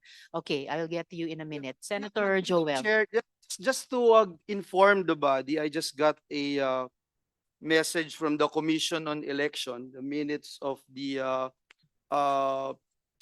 referendum consultation of the COMELEC about or already been signed by the chairperson and the commissioners, Madam Chair. Let me just read the excerpts of this 12 pages, Madam Chair, na report po sa atin. Nakalagay lang po dito, with that, it is clear from the evidence presented by complainant that there is a sufficient ground to believe that respondent committed material misrepresentation in violation of Section 74 of the OEC in relation with Section 262 of the same code when she declared in her COC that is a Filipino citizen and a resident of Banban Tarlac, when in truth and in fact she is not. Wherefore, premises considered, this department respectfully recommends the filing of information against respondent Alice Guo, Guo Huaping, Lin Gu, for violation of Section 74 of the Omnibus Election Code in relation to Section 262 of the same code, respectfully submitted. The Commission resolved, as it hereby resolves, to adopt the recommendation of the Law Department to the filing of information against respondent Alice Guo Huaping before the proper regional trial court for violation of Section 74 in relation to Sections 262 of the Omnibus Election Code. Let the Law Department implement this resolution signed by Chairperson and Commissioner of COMELEC. So kahit na gustuhin pa rin ni Ms. Guo Huaping na tumakbo sa susunod na halalan, talagang hindi po siya pwedeng payagan at hindi na po siya pinapayagan tumakbo. Just to put that information, Madam Chair. Thank you. Thank you, Senator Joel. So additional reinforcement dun sa sagot ni Guo Huaping kanina kay SP Pro Tempore na hindi na niya balak mag-file ng Certificate of Candidacy. The Chair apologizes to Senator Grace kung hindi ko kayo na-acknowledge as soon as you had arrived. SP Pro Tempore, I believe the Senator Grace would like to Just as an interject. additional information also for the information of the public in general. In fact, we have been told that the function of COMELEC is really ministerial to accept the submission of the candidate's application to run. However, COMELEC also has the authority to disqualify, because in fact I went through that. I went through that, the COMELEC unbanked that actually decided on their own In fact, yung sa akin nga, overwhelmingly Filipino citizen dahil mula ng pagkabata, meron ng mga dokumento na mga litrato ko, ito nga, kinakapatid Sigurado ko, ka? ganyan. Sigurado ako yung mga nasa litrato na yun eh. So in short, even at that time with a lot of opposition, it was very difficult to just file and be accepted as a candidate. So right now, I'm glad that Senator Joel has brought this up. There is really material evidence to disqualify. Of course, they can go to other courts, but ang importante kasi hindi na makaabot sa printing eh. Kasi pag umabot pa doon, malilito pa ang ating mga kababayan, ano ba to, pasok ba to or hindi. Pero malaking kahihiyan din kasi sa atin na pagkatapos ilabas ang lahat ng ito at talagang ah, meron namang talagang masasabing malaking duda, mapapayagan pa. So yun lang, meron talagang otoridad ang COMELEC na i-disqualify. Pero hindi pa, Thank you. I don't think, wala pa man, SP Pro it's Tempore. not yet, thank you, Madam Chair. It's not yet final and executory. Pwede pa mag-appeal yan, with all due respect. Unang-una, pwede Di ba? pang mag-appeal sa mga korte. Pero ang alam naman natin, when time is of the essence, the Supreme Court usually decides. But what I'm saying is, hopefully before the printing of the ballots, another thing that we need to look at is the angle of who is going to file Complaint. with the COMELEC en banc. Yes. Is it the OSG? Is it the DOJ? Is it a third party? So it's something that needs to be done within COMELEC. I don't know if they have the authority to unilaterally decide without an actual case being filed. In fact, and thank you for that, Senator Grace. In fact, nakapagsalita rin, please correct me if I'm wrong kung may taga-OSG dito, nakapagsalita rin yata today or yesterday sa media ang Office of the Solicitor General na pwedeng gawin yon ng COMELEC liban kung pipigilan sila ng isang korte. Pero salamat, Senator Grace, for speaking on that. Based on experience, based din ng pag-champion no, ng mga karapatan ng ating vulnerable sectors, halimbawa mga foundlings na isinabatas pa natin at bilang isang tulad ng buong Senado, nagsusulong ng credible election. Madam Chair, first I'd like to thank you kasi actually ikaw yung tumulong dito sa late registration of birth, yung parang mga adoption actually and the rights of foundlings. Ang nakakalungkot dito, yung mga merong karapatan talaga na legal na mga Pilipino dumadaan sa napakahabang proseso para makapagrehistro. Samantalang may isang probinsya na ilan ang nakapagrehistro na overage na, well, okay lang naman kasi late registration, pero halatang hindi talaga Pilipino, pero sa isang iglap nakakapagrehistrong ganon. So marami talagang gumagamit ng batas sa maling paraan. So kailangan din natin mabantayan. Madam At Chair, isasama po natin sa committee report. Yeah. Salamat, Senator Grace. Sure, Senator Joel, before I go back to SP Pro Tem. information that I'd like to contribute, Madam Chair, is that we should not forget that the Office of the Ombudsman dismissed former Mayor Alice Guo. May perpetual disqualification po eh. So that's very ano ho yun, no? Yeah, it's still appealable, but unless the court issues a temporary restraining order, that's the only time that the COMELEC can be restrained from doing anything. Number two, and which is why I made mention about the NBank's report, is that proven na hindi po siya Pilipino. So this is again for someone to run in public office is a mockery of our law. So yun po yung napakatibay na ebidensya at kailangang maintindihan ng bawat isa na nakikinig po sa atin. Salamat, Madam Chair. Salamat, Senator Chair. Joel. And at higit sa lahat ay sana mangibabaw yung desisyon. Tingin ko po mabuting desisyon na sinabi kanina ni Ms. Guo Huaping na hindi na magpa-file ng certificate of candidacy. Before I question Ms. Maslog, Ms. Francisco, Yes. SP Pro Tempore would like to pose some final questions to Thank you, Madam former Chief Chair, PNP for Accord. this opportunity again. General Acorda, I got hold of a picture, no? You were together with the then Mayor Alice Guo. In this picture, you were side by side together with that. May I know what What event was this? General Corda.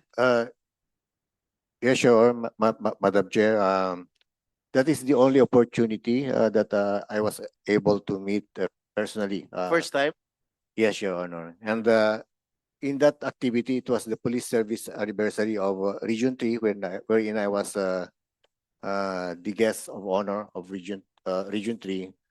And Mayor Alice Guo was one of the awardee. But may I emphasize, Your Honor, that the deliberation for the selection of the awardees is not at the national headquarters level, but at the level You of were not uh, part or instrumental in deliberating the award given to then Mayor Alice Guo.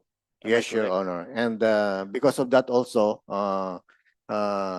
in our planning with Yusek Gilbert Cruz, we decided that we will not use Region 3, but instead we use Region 1 and Cordillera during the operation, Your Honor. All right. All right. One last question, General Corda. When you raided the Bamban Pogo Hub, bakit hindi mo ginamit yung yung CIDG Region 3? Why did you utilize yung CIDG NCR? Why not Region 3? Kasi Region 3 covers Pampanga. Am I correct? Yeah, yes, sure. It's just a precaution on my part, not because I don't trust yung Region 3, but because of the massive requirement of police officers to be deployed. Nag-precaution lang po kami na konti ang magiging commotion during the So operation, Your was Honor. the raid successful? What have you retrieved during the raid? We extracted some data and also may mga na-rescue po tayo, Your Honor. And I think to my appreciation, we can consider it as a successful Very operation. successful. Yes, sir. So Yes, that Your Honor. is additional feather in your cap. May I be allowed, sir, to correct something because I think I mentioned earlier that we were assisted by PAOK. It will be an understatement, Your Honor. In fact, Yusek Gilbert Cruz talagang siyang nagsumikap din. Talagang grabe yung coordination namin, So Your meron Honor. kayong talaga coordination si Yusek Gilbert. Yes, Your Honor. Alam mo, matagal ko nakilala si Yusek Gilbert. Naging chief of police ko pa sa San Juan yan. No? Mayor ko. Matinong tao yan. Yun lang, Madam Chair. Thank you. Thank you, SP Pro Tempore. So ngayon gusto kong tanungin dito Jessica Francisco, pero kilala din natin bilang Mary Ann Maslog. Opo. So, i-address ko kayo bilang Miss Maslog kahit gusto nyong i-refer sarili nyo bilang Miss Francisco. So, Miss Maslog, Madam Chair, before you continue, Senator De La Rosa. can we make a formal declaration from the resource person kung sino ba talaga siya? Ano ba talaga identity niya? Before we start questioning her. Yes, Is- Senator De La is she Rosa. Ang Jessica Francisco Opo. or what's the other name? Mary Ann Maslog. Mary Ann Maslog. Opo. Ang hirap, no? Hindi lang isang tao yung dinidetermine natin yung identity. Mahirap. Dalawa pala. Okay. Can we So, ma'am, ano po ba ang pangalan nyo? Sino ba kayo? Good afternoon, Madam Chair. Good afternoon, good senators. I'm Jessica Francisco. Okay. Yun And po yung sagot niya. I'm Jessica Francisco, sir. Okay. Yun yung sagot po niya, Senator De La Rosa. Where did we get that name, Maslog? Mayroon pong mga artikulo, including investigative articles na lumalabas na sa media based on linking to previous cases na kinilala itong tao di umano bilang sa isang dating or totoo niyang pangalan bilang Mary Ann Maslog. And she was Sir. arrested, Madam Chair? Yes, With the Senator. indulgence of Senator, but she Yes, was okay. arrested or she was detained. I don't even know Senator her Joel. status right now Yes. because she is Mary Ann Maslog. Yes, Is that Mr. correct? Yes, Senator Joel. And for the record, dun sa tanong din ni Senator De La Rosa, Mary Ann Maslog, yung di umanong namatay na textbook scammer, pero Jessica Francisco, yung bagong pangalan nila. So, Yun po, Senators De La Rosa and Joey. Mahirap mag-start mag-imbestiga ng tao, Madam Chair, na hindi natin ma-establish talaga yung real identity niya to start to begin with. So, ikaw ba talaga yung Marian Maslog na accordingly involved sa textbook scam at may istorya na namatay? Your Honor, I invoke my right to keep silent because we have a case right now. No. You Sounds cannot familiar, invoke that Senator De La right. Rosa. You cannot invoke that right because kung sabihin mo yung merong Supreme Court ruling dyan, walang sub-judice rule cannot apply in legislative inquiry in aid of legislation. You cannot invoke that right. Kaya nga, klaruhin natin ito kasi para tayong gago dito, nagtatanong kami sa iyo as Jessica Francisco, tapos ikaw pala Marian Maslog din. Then, klaruhin natin ito dahil para mong niluloko yung committee nito kung hindi ka magsabi sa totoo mong pangalan. Senator De La Rosa, baka pwede nating tanungin ng NBI. NBI. Si Attorney Magno, i-establish yung identity ng resource person. Attorney Magno, please. Good afternoon, Madam Chair, honorable senators. On September 25, our Fraud and Financial Crime Division conducted an operation for against certain Dr. Jessica Francisco and allegedly one who is Marian Maslog. In this particular case, they were able to confirm through forensic that this Jessica Francisco and Marian Maslog is one and the same person. Madam Chair, Yes, what please, particular forensic Senator De La Rosa. evidence can you provide this committee stating that he is one and the same person? It is a fingerprint analysis, Mr. Chair, Madam Chair. So if that is so, you confirm na siya talaga si Marian Maslog.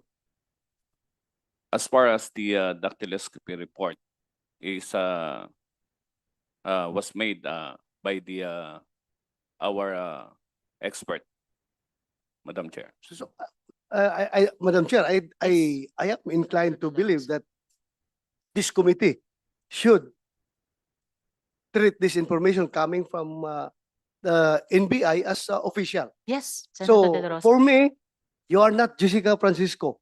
You are, as far as this committee is concerned, you are Marian Maslog. Yes, Am I Senator clear? De La Rosa. Am I correct, Marian? Please remove your. Am I correct to assume that you are Marian? Sir, right now we have an identity hearing on the 28th and on 29th of October in Sandigan Bayan. That's why I invoke my right to keep silent, sir. I don't think your invocation of that privilege is applicable to this committee. I am telling you, if you keep on invoking that, I will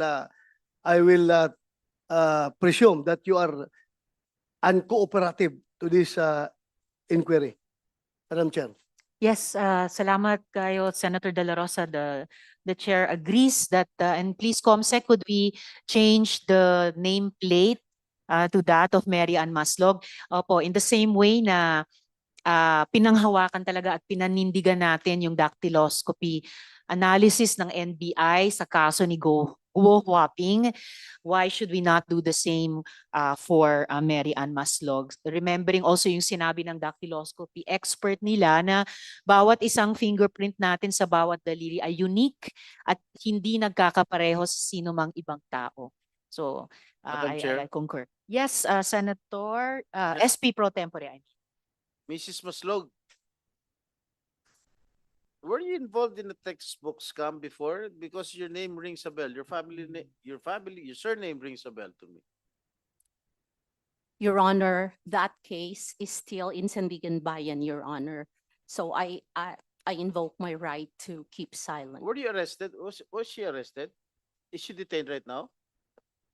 Is she detained right now, Attorney Magno? Madam Chair, yes. Where is She is detained at the NBI. NBI? Yes, sir. Okay. How did you get the name of Jessica Francisco? Answer. Ms. Maslog.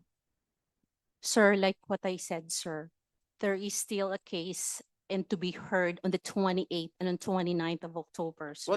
What case did you file against Marian Maslog? Initially, several cases of falsification of public documents were filed against her. But upon this incident, the Sandigan Bayan also issued a warrant of arrest with no bail recommendation. Oh, bakit no bail? Ano yung plunder ba yan? It appears that it is in connection with the textbook scam. Textbook scam noong 1998 pa, 1999. I think that was during the presidency of my father. Huh? Tama ba? 1999 eh. Okay. Marian Yes, Maslog, 1990s. kilala mo ba si Alice Guo? Yan.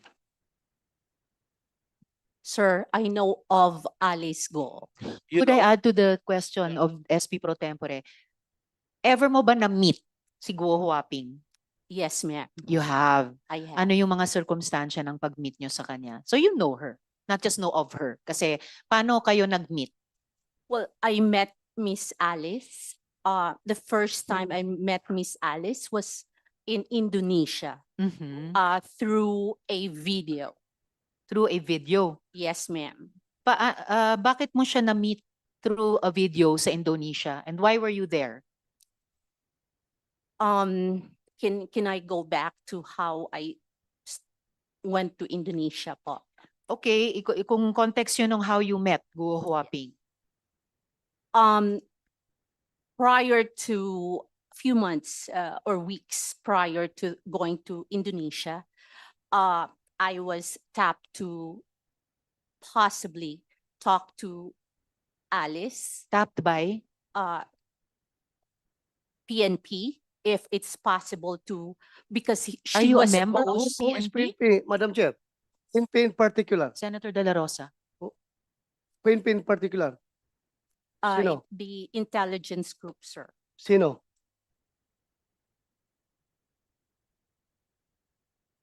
Name, Sir, it's the IG group, sir. IG group. Yes. Sir. Huh? But I have an information. So, Member ba kayo ng member us ba the kayo name. ng PNP-IG? no, ma'am. But So, anong we've pangalan? been waiting. Who is it? General Macapas po. Makapas. General Macapas. So So, why? paano nyo na-meet si si Guo Huaping through General Macapas in No, Indonesia? I did not meet Alice through General Macapas. So, I was informed. how did you meet her? I was tapped po kasi they know that I am a friend of Mayor Kalugay. Okay, friend kayo ni Mayor Kalugay. Yes. How and are you a friend of Mayor Kalugay? I've met Mayor Kalugay 2022 through How? Dante Katabay. Dante Katabay. Yes, Your Honor. Oh. Okay, how did Madam you... Chair, Madam Chair. Yes, Rawat, Senator De La Rosa. can you confirm that? Mayor Yes. Kalugay? Mayor Kalugay? Can you confirm that? Kilala kayo? Opo, Your Honor. Thank you, thank you. Thank you, Madam Chair. Thank you, Senator De La Rosa. Salamat kayo. So, okay, so you met Mayor Kalugay through Dante Katabay. Yes, ma'am. Okay, baka gusto pa namin i-pursue yan. But continue muna, paano mo na-meet si Guo Huaping? At anong papel ni General Macapas? No, they were just requesting if it is possible po kaya na kasi there was a talk na mag-surrender po si Miss Alice. Who's So, so ang nangyari Who's po, talk that she would then, surrender? meron pong mga sa newspaper na magsusurrender po si Miss Alice. So meron na po kasing lumabas that time na warrant from your office, From the Senate. From the Senate po. Mhm. So, I talked to Mayor Kalugay if Ah. there is a way for him to contact Miss Alice. Bakit mo naisip na through Mayor Kalugay makokontak mo si Guo Huaping? Anong pagkaalam mo sa ugnayan nila? Sa pool. Are they business partners, for example? I don't think so. Your Honor, I was told po that they had a relationship. Told Oh. by? Kasi po, What kind of a relationship? ang pagkakaalam ko po, sir, but I've never seen them together. But I will tell you, ang pagkakaalam ko po, that naging mag-on po sila. That's Okay, it. so that's why you asked Mayor Kalugay paano kontakin si Guo Huaping. Yes, O, sir. kinikilig to si Alice Guo, kita mo. Natatawa pa Guo ako, Your Huaping. She's squirming on Okay. her. Okay, sandali lang. You're not yet recognized to speak at this moment. So, Miss Maslog, after nagtanong kayo kay Mayor Kalugay, paano nyo kinontak si Guo Huaping? Actually po, in fairness to Mayor Kalugay, he said po, he does not want to involve himself. Okay, And so he paano has nyo finally no way- na-contact si He said Guo po, Huaping? he has no way of contacting Alice. So, paano nyo siya na-contact? So what happened po was so we backtrack and Madam Chair, Senator De La Rosa. Gusto ko lang maklaro, Madam Chair. Paano ka nakapasok sa eksena? Were you the one who volunteered to General Macapas or Macapas approached you? Which is which? aware po kasi sila na magkaibigan po kami ni Mayor Kalugay. That is the only reason po. So, you mean to say, si General Macapas ang kumontak sa'yo na tulungan mo kami na mapasurrender si Alice Guo? Yes, sir. Siya ang... We are actually, sir, I don't know how to explain it. Kasi meron na nga pong warrant during the time po, sir. Hindi. Ang tanong ko is, yung paano nag-start ito? Ikaw bang pumunta kay Macapas, nag-volunteer ka, or si Macapas pumunta sa'yo para humingi ng tulong sa'yo? I wouldn't say they were asking for help. They were just saying po na if it is possible to contact the good mayor. If he knows Kalaruin natin, po- ikaw ang nilapitan ni Macapas. Yes, sir. Why? Why in the world? Bakit ikaw pinunta ni Macapas? No, sir, it is like what I said po, sir. They are aware of my friendship with the mayor. So, meaning to say, matagal ka nang kilala ni Macapas. Yes, sir. Matagal ka nang kilala ni Macapas, ha? Yes. So, nilapitan ka niya para tumulong. Yes, sir. Okay. Thank you, Madam Chair. Madam Chair, Salamat if I may, kayo, I just- Senator I De just- La Rosa. Senator sorry, Joel. Madam Chair, because I'm not buying a lot of lies here. We have heard too much lies, Madam Chair. You were saying you were tapped by General Macapas. Why were you tapped by General Macapas? Do you have any extraordinary powers, skills? Bakit ikaw? Like what I said, Your Honor, thank you for that question. It is because only they are very aware of my friendship with the mayor. This is not Miss Universe, Miss Mary Ann Maslog. This is not Miss Universe. They can go straight to Mayor Kalugay. If they feel that he is a trustworthy public official, they can go straight to him. So, following your story, if General Macapas stopped you, you must have something no one actually has or possess that kind of skill. Because you were able to pull that thing that you were supposed to be dead for so long and now you're alive. So tell us, why were you tapped by General Macapas? And for what? That's the only thing, Your Honor, like what I said, Madam because of my relationship with the mayor. Hindi, Senator De La Rosa. hindi kaya ang unique na sitwasyon mo because meron kang kaso na textbook scam, kaya ka ginamit at ikaw no choice ka dahil parang hostage ka ng gobyerno dahil may kaso ka ng textbook scam. Kung hindi ka magpapagamit, tapos ka. O see that? Hindi nag-materialize ngayon. Ano? Huli ka. Huli ka, di ba? Huli ka ngayon. In fairness to General Macapas po, he knows me as Jessica Francisco. Okay.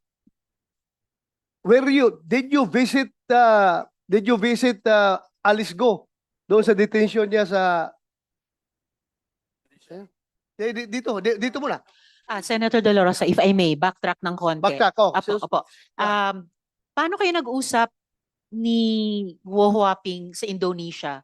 Video call ba yon? O sino nag-arrange nun? Paano kayo nag-usap? Your Honor, I went to Indonesia 2 times. Uh-huh. The first time po kasi was there was a talk that Alice is ready to surrender. Okay. So ano Kaya po- pakialam mo dun? Punta ka Indonesia para kausapin si Alice Guo.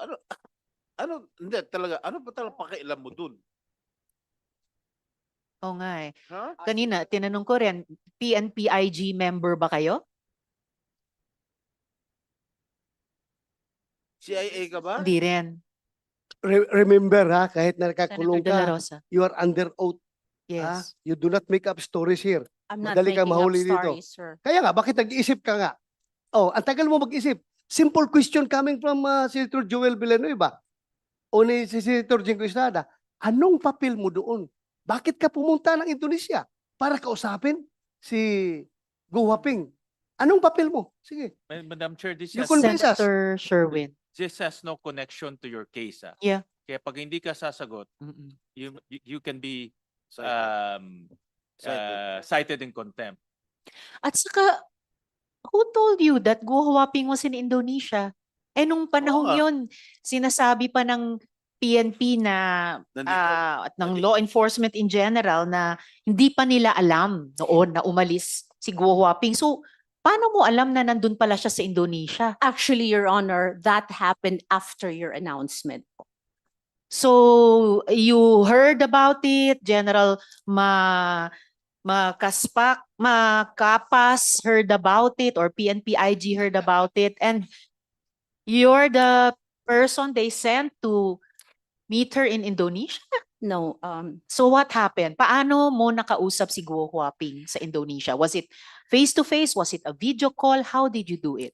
there was a pre-talk po here because By video? No, No. dito pa po sa Pilipinas, Your Honor, before Face we to went to face. Indonesia. No, Your No. Honor.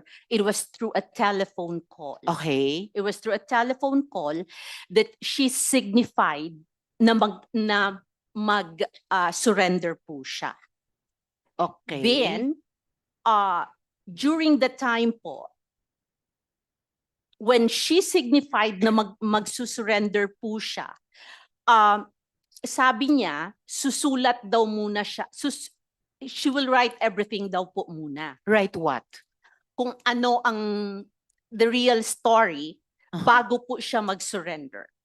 Okay. Para po, if something happens to her, then may makakaalam. What something would happen to her? I don't know, Your Honor. But that was the words during that time po. May makakaalam. Yes po. And So, then, we did not know that she was in Indonesia. She who, was, who we? PNPIG and General Makapas and you? I actually keep in touch with With whom? with the lawyer, Your Honor. Okay. Attorney David. Okay. Yes, And then? Your Honor. And we really tried our best na sana mag-surrender siya kasi gusto naman po talaga daw niyang mag-surrender. Madam Chair, Okay. if I may. Yes, SP Pro Tempore. Who are you to mediate?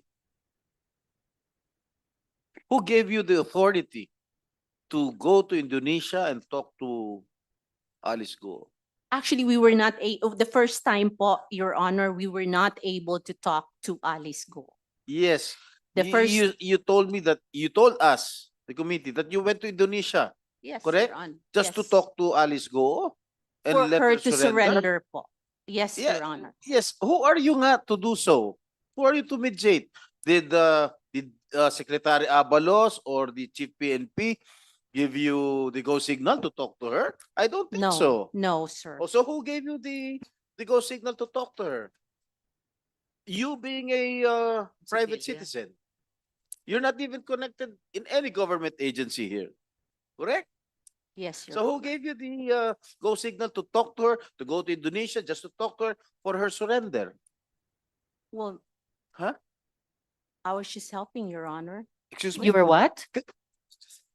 You were just helping. You are just Helping who? My It's a goodness. very Helping who, sensitive Madam Chair? case. Helping Senator who? De La Rosa. This is too much lie, Madam. Helping who? I am not lying, Your Honor. O si you Promise helping who? helping. Sino? Sino tinutulungan mo? You know why you're lying? You keep on telling us baloney information. You said you were top because you're friends with Mayor Kalugay. Now you don't need Mayor Kalugay to talk to her because apparently you've been talking to her before you went to Indonesia. Speaking Only of on the Indonesia, just a minute, could we ask the BI to confirm si Miss Maslog ba, or using the name of Francisco, pumunta ba siyang Indonesia at that time? We will verify your. Please po, and if possible, Commissioner, during this hearing, Senator Sherwin? Madam Chair, just to remind the body, itong taong to, 26 years ago, nagnakaw ng 24 million, nagpanggap ng namatay para hindi siya makulong, tumakas sa Amerika, at ngayon bumalik dito, at bigla nilang himala, gustong tumulong. Dapat maalala natin na kung buhay pa ito, nakakulong na ho ngayon, 26 years ago. Ba't ka nagpanggap na patay ka na? Pro tempore. Ha? Ba't ka nagpanggap na patay ka na para matakasan mo yung kaso, ganun ba? Yun na sigurong solusyon. Nagpanggap na patay ka na. Sagot. Come on. You answer. Miss Maslog. That case still pending, sir, in Sandigan Bayan, sir. While you are considering or reconsidering your answers to us, so Attorney David, based din sa sinabi ni Miss Maslog, alam nyo at that time na Guo Huaping was out of the country already kasi nag-uusap kayo nagsusubok kayo ni Miss Maslog, kumbinsihin siyang surrender. Please come to the mic, Attorney. No, your Madam Chair, hindi po. Nalaman ko lang ho nung nahuli yung dalawa. Nung nahuli sina Cassandra Iyong at Sheila Guo. Yes, yes. So before that was when Miss Maslog was supposedly together with you convincing Guo Huaping to surrender. Yes, Your Honor. Yes, Your Madam Chair. Because she was coordinating with me and I was also coordinating with her for the surrender. Kasi si Alice wanted to surrender even during those days pa. Pero takot nga because of the threat. So, fortunately, they came to me. So, yun, there was a negotiation for the surrender. Until I learned that, yun na nga, sabi niya ni Madam Jessica, na nasa, ibang bansa, hindi ko maalala kung saan. But, na-intercept na yung dalawa. So, I called her. Is it true na-intercept? Yun, kaya sabi ko, kung talagang nalaman ko for the first time, nasa abroad sila. Madam Chair, if I may, Senator Joel. just on that, attorney, Attorney, sorry. please. Why were you trusting her? Why were you talking to her? Well, as mentioned by her, she was with top brass of the PNP. How can I not trust her?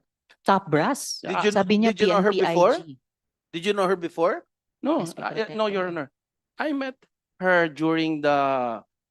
They came to me. Nung nagka-problema na. They came to me and they wanted to negotiate with the surrender of Alice, Mayor Alice. So, according to the question of Senator Villanueva, did you trust her? Naniniwala ka kagad? I trusted her because she was with top PNP brass. Yung sinasabi niya si General Makaspak? Yes. Makapas? Yes, sir. Yes, Your Honor. So she's with him, with General Macapas, when he Yes, talked, yes, they sir. talked to you? Yes, Your Honor. Wow. So, Miss Jessica, can you complete the story? Paano mo nakausap si Guo Huaping dun na sa Indonesia? Actually, it's on the second, ano na po, yung nahuli na po si Miss Alice. And So, paano nangyari?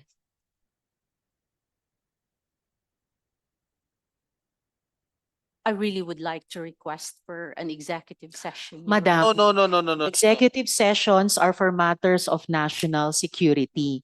You're in this deep already sa pag-narrate nyo sa amin. You might as well not, huwag nyong paiksian yung PC ng mga miyembro ko sa komiteng ito, buuin nyo na yung kwento nyo. Dahil kayo naman po nagsimulang magsabi that on the second trip, you were able to talk to Guo Huaping. Yes, Your Honor. Kompletuhin nyo na kasi pag, Okay, Your Honor. pag napitin, mas nakakagalit. Okay, Your Honor. On the first time po na nandoon kami, no, we were not able to see Miss Alice Guo. So hindi po siya nag-surrender. There was no communication. Of Anong Alice petsa yon? I cannot remember. po, Was Your that August also? Was that July? That was few days, I think few days prior to, ano po, yung, I cannot remember, Your Honor. I can Few check days on- prior to what? Doon, no, after pala po, the first time, if I remember right, was, nung nahuli pala yung magkapatid po. Sina Sheila Guo at Yes. Cassandra Leong. Yes po. And That was then- the first, no. The second was a week after po. A week after. Nung nahuli na po si Alice. But before siya nahuli or after siya nahuli? That was that day na nahuli po siya. Okay, so paano nangyari? I got a call po. I got a text from Indonesia po na Who mahuli texted you from Indonesia? yung ano po, yung sa tawag nito, yung Ano? in charge po, yung nakahuli po kay ano. What? kay- Sino? An Indonesian law enforcement officer texted you? Yes, Your Honor. Really? Are you kidding? Sa bayang bigkasan Alam na mo, tayo, alam mo. SP Pro Tempore. Alam mo, Marian, mas sinungaling ka pa rito kay Alice Guo eh.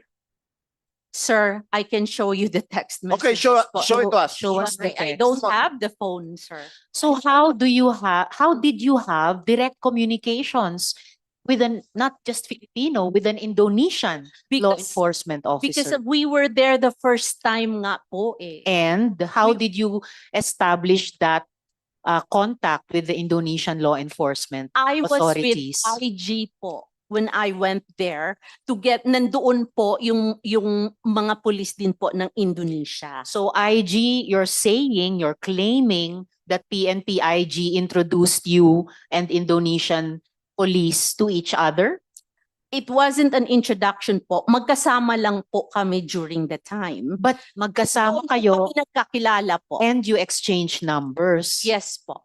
So you had that communication line. Senator De La Rosa. Madam Chair, I was a former chief of staff of IG. I became the deputy director for operations of intelligence group, IG. I became a deputy director for administration of intelligence group. How come in the world na nahuli na si Alice Guo doon?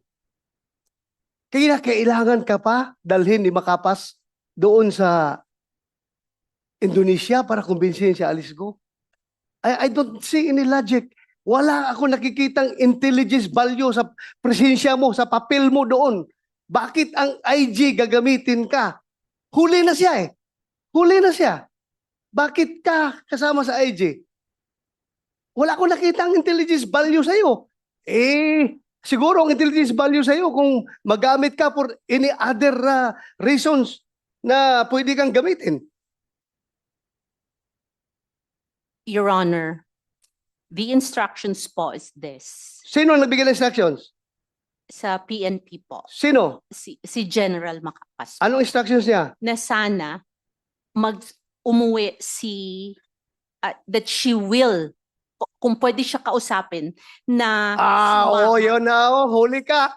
That she will, at kung pwede siyang kausapin. Alam mo, No, that's matagal what I'm na saying. akong pulis, ikaw, sinungaling ka. No. Napakasinungaling mo. Gumagawa ka ng istorya ngayon. Meron kang tinatago.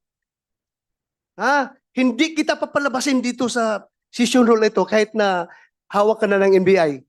Tilio, hindi kita papalabasin dito sa session rule ito. Kung hindi ka Madam magsabi Chair. ng totoo. Sige, Yun sige, na tuloy nga mo- po. SP pro tempore. Tuloy mo yung kwento mo. She will what? That kung pwede po, that she will surrender to PNP. Miss Maslog, baliktad na yung sequence of events. Sinabi na ni Senator De La Rosa, at the time of your second trip para kausapin si Guo Huaping, arestado na siya. Yes, No Your choice na siya na bumalik dito, which is what happened. So wala nang kayong mission na pa-surrenderin siya kasi huli na nga siya. So ano yung agenda nyo sa pagkausap sa kanya? Actually po, Miss Go Wapping and Alice Guo po, you can ask po. She has a lawyer po doon sa Indonesia. Just a minute, before you continue, Ms. Maslog, about the lawyer in Indonesia, General Makapas will be joining us online. So we will be able to fact check with him this amazing story. Please continue. If I Senator may Joe. also just put into the records, no, the Senate already gave time in 2000 and 2000 in year 2000. In year 2000, and the Senate found her liable. The same person, Madam Chair, Mary Ann Maslog. The Senate found her liable for false testimony, corruption of public officials, punishable under the revised penal code, violation of the anti-graft law, violation of Presidential Decree number 46, which makes it punishable for private persons to give gifts to government officials and employees on any occasion, falsification of public document, and tax evasion. So, Madam Chair, hindi ko alam kung we need to give more time to this rascal, Madam Chair. Thank you, Madam Chair. Senator Joel. Yes, Senator De La Rosa. Madam Chair, I don't know how to deal with this kind of resource person, pero alam mo,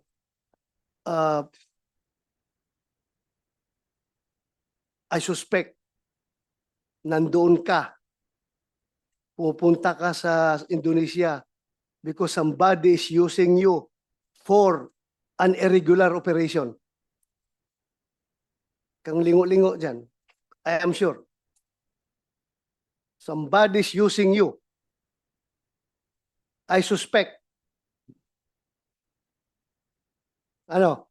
Ano masasabi mo ngayon? Ms. No, Maslog. Ha? No, Your Honor. No? No, Your Honor. Sigurado ka? Yes, Your Honor. Huwag mo ako lukuhin. Huwag mo ako lukuhin. I am not, Your Honor. I have the goods against you. I have the goods against you. But, Madam Chair, next, I will pin you down. I will pin you down. I tell you, I will pin you down. I will pin you down. I am sure about it. I will pin you down.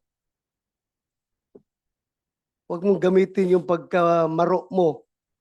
Kung dumaan ka na, namatay ka na noon at ngayon bigla kang nabuhay at ngayon ginagamit ka for irregular operations against us.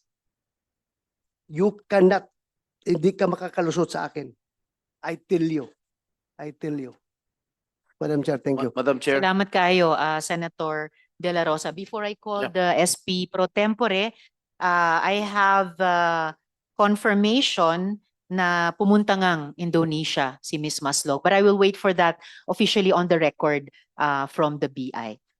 SP pro, sorry, if I may, Senator Sherwin, and Sino then nagbayad ng ticket mo, Ms. Maslog?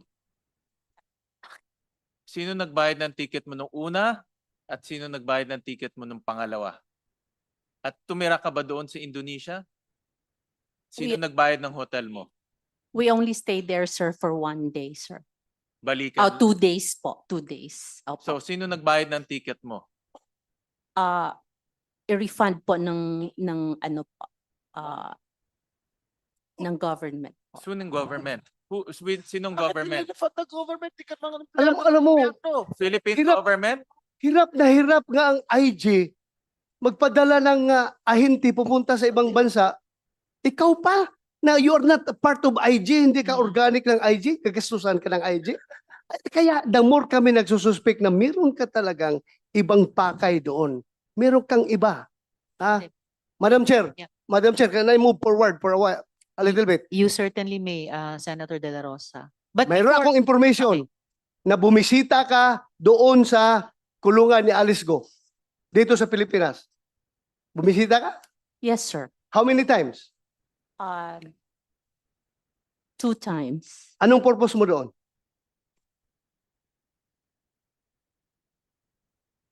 First, sir, tinatanong ko po siya sa mga statement po na ginawa po niya, sir. May ginawa siyang statement? No, not the statement. But I'm saying we were talking about ano po sa kanya yung how do you say it, yung kung ano po ang nangyari sa kanya. Ano ang pakialam mo sa kanya? Speaker pro tempore. Klaruhin ko na lang sa'yo. Ha? Ha? For the record, meron kong informasyon, ha? Na you are being used para papirmahin si Alice Guo ng affidavit. Affidavit na magtuturo na si President Duterte, si Senator Bongo, si Senator Bato, si General si IDG, General Karamat ay nasa likod ng Pogo. Merong tao from Malacanang nag-uutos sa'yo. Meron akong information. I can pin you down, my God. Ha? Huwag kang pailing-iling dyan. Alam kong informasyon na yan. Is that correct? No, Anong sir. purpose mo? Bakit ka pupunta doon kay Alice Guo? 2 beses ka pumunta. Anong purpose mo doon? Be, sige. At sino kasama mo? Like what I said, sir, ang kasama ko po pagpunta doon sa Indonesia ay IG po. Ang We have tinatanong ni General Macapas online Sen. to Bato, cross-check. sino ang kasama mo pumunta sa kulungan ni Alice Guo? Yun ang tanong ko. Ako lang po tsaka ang si attorney po. Hindi ka papapasukin doon na ikaw lang. Alam mo, galing ako dyan eh. Tuktok mo. Galing ako dyan sa custodial eh. Mahirap makapasok dyan. At sino ka para makapasok doon? Ang makakapasok lang doon, abogado, pare, kamag-anak, doktor, O opisyal. ikaw. Ano relasyon mo sa kanya? Doktor ka ba? No, sir. Pari ka ba? O ano ka ba? No, sir. O ano? I don't have a Abogado ka ba? No, sir. O paano ka nakapasok? Who initiated the meeting? And how did you enter the custodial center? The first time po na pumasok po kami doon, I was still with IG po.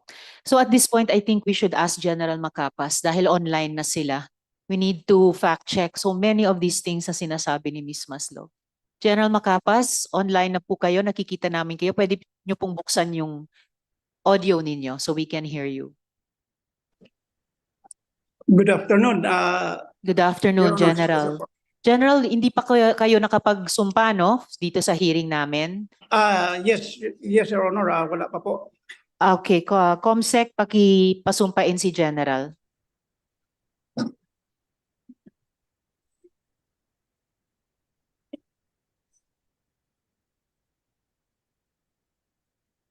Sir, please raise your right hand and repeat after me.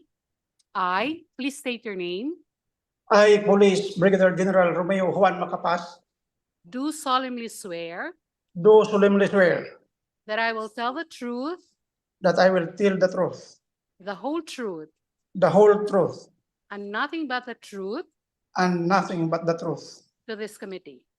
to this committee. Thank you, sir. Salamat, Comsec. Salamat, General. General, ang dami po naming naririnig na parang hindi talaga kapanipaniwala, and I hope that you will be the one to help us set the record straight kasi nababaluktot na yata talaga yung storya. Bakit nyo po ni-recruit, isinama si Miss Maslog para makatawid kay Guo Huaping? Yes, Your Honor. Good afternoon sa lahat po. Marami pong salamat. Yes, sir. So bakit kinailangan nyo pa si Miss Maslog para lang tumawid kay Guo Huaping? Sir, are you still online? IG ka talaga, Makapas nawawala ka. Nag-iisip din yan. General Macapas? Please come back online soonest. Ang dami pong mga tanong para sa inyo. Are there any other questions for Ms. Maslog, or have we used up our patience Madam with Chair, this resource if person? I Senator may, Joel. as much as I wanted to ask this resource person, Madam Chair, I'd rather ask someone else. Yes, Senator Joel. I think Nauubos General yung Macapas pasensya is ko. online. Yeah, if General Macapas is there, we can get General? back to him. Yes, I'll Yes, Okay. ma'am. Sorry, Salamat. naputol po. Yes, sir. So, you're back online po. So, yun yung unang tanong po namin. Bakit kinailangan nyo pang isama si Miss Maslog para makakontakt kay Guo Huaping? Not once, but twice sa Indonesia pa. Ganito po, ma'am, ang nangyayari dyan. Opo. Habang hinahabol namin si Alice Guo, nag-volunteer si Ma'am Jessica. Paano siya nag-volunteer, sir? Dahil, nung nagkakilala kami ni Ma'am Jessica 2002, Paano po? still the saya of our DCO, pumunta siya sa opisina na bumisita sa boss ko. Boss ko po ay busy, so ako ang kinausap niya. Then that time, palagi na siyang may finifeed na mga informasyon sa akin. So over the past 22 years, since 2002? No, ma'am, 2022.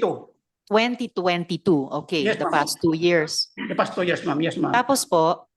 So, nung nangyari itong kay, kay Your Honors, yung itong kay Alice Guo, nag-volunteer siya na may access siya kay Attorney David. Teka, nag-volunteer si Miss Maslog na may connect siya kay Attorney David. May contact siya kay Attorney David.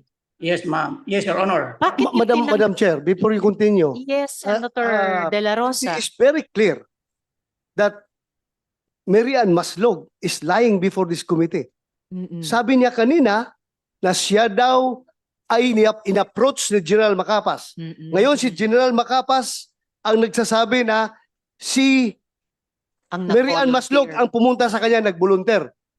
So with that, Madam Chair, I move that this Miss Marian Maslog be cited in contempt. Kanino tayo maniwala? Sa isang textbook scammer o itong general, one-star general? Kanino tayo maniwala? So I move that she be cited in contempt. So motion that Marian Maslog be cited in contempt. Second the motion, Madam Chair. Duly seconded. So thank you, Madam Chair. Thank you, colleagues. Salamat kayo, Senator De La Rosa. So, Ms. Maslog, you are cited in contempt by the Senate Committee. Your Honor. General Macapas, so kayo po yung pinaniniwalaan namin dito na nag-volunteer si Ms. Maslog sa inyo dahil meron daw siyang contact kay Attorney David. Yes. Bakit naman po tinanggap o pinaunlakan yung pag-volunteer niya? That time, hinahabol natin si Alice Guo, Your Honors. So wala kaming naka-blank call kami. Nung sinabi niyang yung abogado ay may contact siya, we were hoping na may direct contact na siya doon. Sinasabi na si Alice ay willing to surrender. Paano alam yan ni Ms. Maslog na willing to surrender si Guo Huaping? From attorney, yung abogado niya, yung sa abogado niya, Your Honors. Tapos, anong sumunod na nangyari? Bakit nakasabay pa si Miss Maslog sa mga further steps ng law enforcement ng PNP? So ganito po ang nangyari, Your Honors. Let me, if you allow me to continue. Yes, please. Yung first meeting namin was somewhere here in Quezon City sa restaurant. Kausap ko si attorney, pati may isa pang kasamang, I think abogado rin yun, na may Kailan po yun? Early April, I think. Early April. Yes, Summer, nakalimutan ko yung okay. specific. Before itong issue ni Alice. So, yun na yung initial na steps, pero hindi nangyayari na nag-surrender nga si Alice. Instead, lumabas po sila papuntang labas ng bansa. Yes. So from there, kasi naalaman namin na nag-book sila ng flight pabalik ng Pilipinas. That's why we coordinated immediately doon sa BI. So, pero yun yung flight nila na hindi natuloy pabalik. Yes po. Nag-book And sila then? ng flight pabalik na walang sumakay. So from there, nag-coordinate kami sa counterparts namin sa Singapore. So from there, na-trace natin kung saan sila nakatira sa Singapore. At lahat ng movement na subaybayan na namin through our counterparts.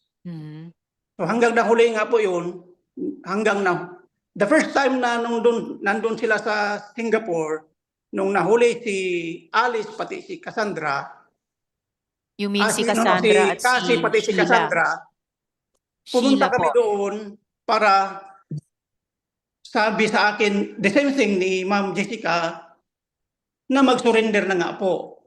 Sa However, Indonesia po yun. yes na po, sa nahuli Indonesia sila. kami pumunta. Anong However, nangyari?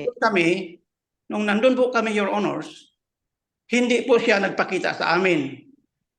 So instead na magtira kami doon ng matagal, nag-iwan po ako ng sulat kay Colonel Udri ng Indonesia na if and when ma-intercept nila, bibigyan nila tayo i-notify nila tayo nang sa ganun makuha natin si Alice. And on that first trip po, sinama nyo pa rin talaga si Miss Maslog? Siya po kasi yung connect, ma'am. Your Siya Honors. yung connect. Siya Quick po yung question connect initially kasi Opo, please stand by, County General. Quick question kay Mayor Kalugay. IG din po kayo dati, di ba, Mayor? Opo, Your Ma'am Chair. Magkakilala po kayo ni General Macapaz? Hindi na po, Hindi. Your Honor. So, kayo ba yung nag-coordinate nitong trip ni na Miss Maslog, General Macapaz para kontakin si Guo Huaping dun sa Indonesia? Hindi po, Your Honor. General Macapaz, kilala niyo po ba si Mayor Kalugay? hindi po. IG din po siya dati. Personally, Your Honors, hindi ko po siya kilala. At Hindi personally. nalaman ko lang po na dati siyang IG noong pumutok na po itong issue with Alice Guo. Okay. So, yes, SP Pro Tempore. Thank you, Madam Chair. General, bakit mo masyado pinagkakatiwalaan tong si Marian Maslog? Yes, sir. Kasi po, from her statement, may direct contact siya kay attorney ng hinahanap natin. So, we believe na positibo yung ibibigay niya na informasyon dahil may abogado siyang kausap. Ang kausap niyang abogado po ay abogado mismo ng hinahanap natin. So, dahil doon, nagtiwala ka na kaagad dito sa kay Marian Maslog? Tama? Yes, sir. Yes, sir. Okay. Yung una naming punta. Ang sabi ni Marian Maslog, ang pagkakilala mo raw sa kanya ay si Jessica Francisco. Hindi mo raw siya kilala as Marian Maslog. Tama ba? Yes, sir. Ang pagkakilala ko po sa kanya ay Dr. Jessica Francisco. Doktor? Yes po. Kaya ka pala nakakapasok sa custodial dahil doktor ang panggap mo? Doktora po. Doktora, hindi po medical doctor, sir. Ano? PhD. PhD, yes, sir. Yes, sir. PhD ka ba, Marian? Miss Maslog. Yes, Your Honor. Oh, PhD saan? Pagkasinungaling? Clinical Ha? Sa? PhD sa clinical psychology po. Clinical? psychology. Psychologist. Oh. Oh, General. So Yes, sir. yung pangalawang, nakasama ka rin sa Indonesia no first trip. Kasama mo si Marian Maslog. Yes, sir. We were together during the first trip. Okay. Were you able to talk to Alice Guo? Hindi po, sir. Hindi po namin nakausap si Miss Guo the first time. Sino nakausap niyo ron sa Indonesia nung pumunta kayo no first trip? Indonesian police po. Indonesian police. Yes, sir. What were you talking about? You whereabouts ni Alice Guo? Yes po. Opo. Who authorized you to go there to Indonesia? We were authorized by our secretary DILG po dahil hinahanap na po namin. Secretary Abalos. Opo. So Meron the po first trip wala nangyari sa inyo? Yes, sir. Hindi po nagpakita sa amin. Okay. Kailan kayo bumalik? If I may interject muna, SP Pro Temp. Nung first trip nyo doon, General, pinakilala nyo ba talaga si Miss Maslog at yung Indonesian police sa isa't isa? Yes, we introduced her to our counterparts, ng mga policeman doon sa Indonesia po. Alam nyo ba na nag-exchange sila ng telephone numbers at nag-direct communication daw sila sa kanya kay Miss Maslog nung naaresto si Guo Huaping? Yun po ay hindi ko na masagot, Your Honors. Hindi nyo alam na nangyari yon? Hindi po. Kasi during the arrest, we were notified by the Indonesian authorities ng madaling araw po. So, opo, kasi sabi ni Miss Maslog, tinawagan daw siya or kinontak ng Indonesian police officer para sabihin na aresto si Guo Huaping. Talagang nagulat kami dito kasi bakit? Bakit may ganong klaseng pag-advise sa kanya samantalang hindi naman siya miyembro ng PNP? Napaka-irregular po. Your Honor, hindi ko po masagot yung tanong na yan dahil hindi ko po alam kung nag-uusap din sila privately. May I ask, Madam Chair, if I Senator may? Joel. May I ask, General Macapas, one, when you talk about this Marian Maslog, alias Jessica, kung tawagin mo siya ma'am, 2 beses kaagad eh. First sentence mo pa lang, ma'am. Bakit ganito yung pagtingin mo sa kanya? Ano bang nakita mo sa kanya as she claimed that you tapped her? In fact, yun ang claim niya dito sa amin. You tapped her para dito sa special operation po ninyo. Ano yung nakita niyo sa kanya? Bakit gano'n na lang yung pagtingin niyo sa kanya? I'm sorry, Your Honors, but sir, ganun po talaga ako, sir. Kahit po mangingisda yan, kahit po ma'am. Okay, basta babae po, nagmamam po ako. kahit balasubas, tatawagin mo ma'am. Okay. Pero ito na lang ang tatanong ko kasi mas sumingit lang ako dito eh. Gusto ko malaman, bakit anong authority yung binigay mo sa kanya that she is acting like your right hand in the PNP IG to the point that she's saying na yung gastos niya nire-reimburse niya sa PNP IG. Is that correct? Ano yung authority na binigay mo sa kanya? Na she could always, parang 24/7, will have an access to Indonesian authorities, talking to Interpol, etc. Did you give her that access, General? Your Honors, please, except doon sa pagiging contact lang kay Alice, wala na po siyang ibang authority, Your Honor. Were you clear about it? Were you clear about it when you told her, ito lang ang role mo? Because, alam mo, tatamaan ka rito, General, kung binigyan mo ng blanket authority, itong hindi natin makilala kung sino talaga. Nabuhay mula sa patay eh. If I may interject, Senator Joel, General, sinabi pa ni Miss Maslog, yung ticket daw niya papuntang Indonesia, ni-reimburse daw ng PNP IG. So ano nga po itong mga parang special authorization na nangyayari? Wala pong katotohanan yan, Your Honors. Wala po kaming ganung kalaking panggastos. So Madam Chair, sinong namamasahe sa kanya? Sinong mamamasahe sa kanya? Yes, sir. If I may, sir. Sino? Gastos lang po niya yung sarili, sir. Sarili niya? Iba yung sinabi niya. Napakagaling naman. Gagastos niya para sa ganung effort. Tapos sabi niya, nire-reimburse niya. Alam mo, General Macapas, in this case, Ha? Pareho tayong galing sa IG. This case, Mary Ann Maslog is your action agent. Ikaw ang agent. Handler, Ano sir. ka? Handler, Ano ka? sir. Agent, handler, or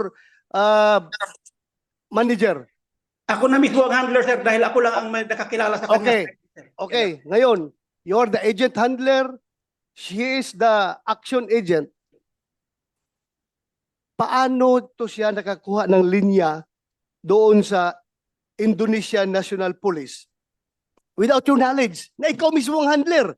Bakit nakadirekta siya doon? Tinitext daw siya ng Indonesian authorities na huli na namin si Alice Guo. Andito na. Ikaw hindi mo alam. You're the IG director, I suppose. But ngayon, saan ka na ba ngayon? Currently, sir, I am still holding the IG, sir. IG ka pa rin. Pero you're incoming RD. RD Barm, sir. Yes, sir. Ng Barm, sir. Yes, sir. Barm. Congratulations.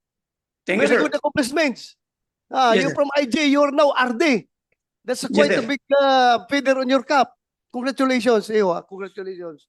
Pero my question remains, paano nangyari na ikaw ang agent handler ng isang action agent na siya nang dumidirekta doon nakipag-connect sa Indonesian National Police? Ikaw na blind ka. I have no idea, sir, actually. Kasi pumutok yung balita, sir, na nahuli si Alice Guo 7 o'clock in the morning sa TV natin.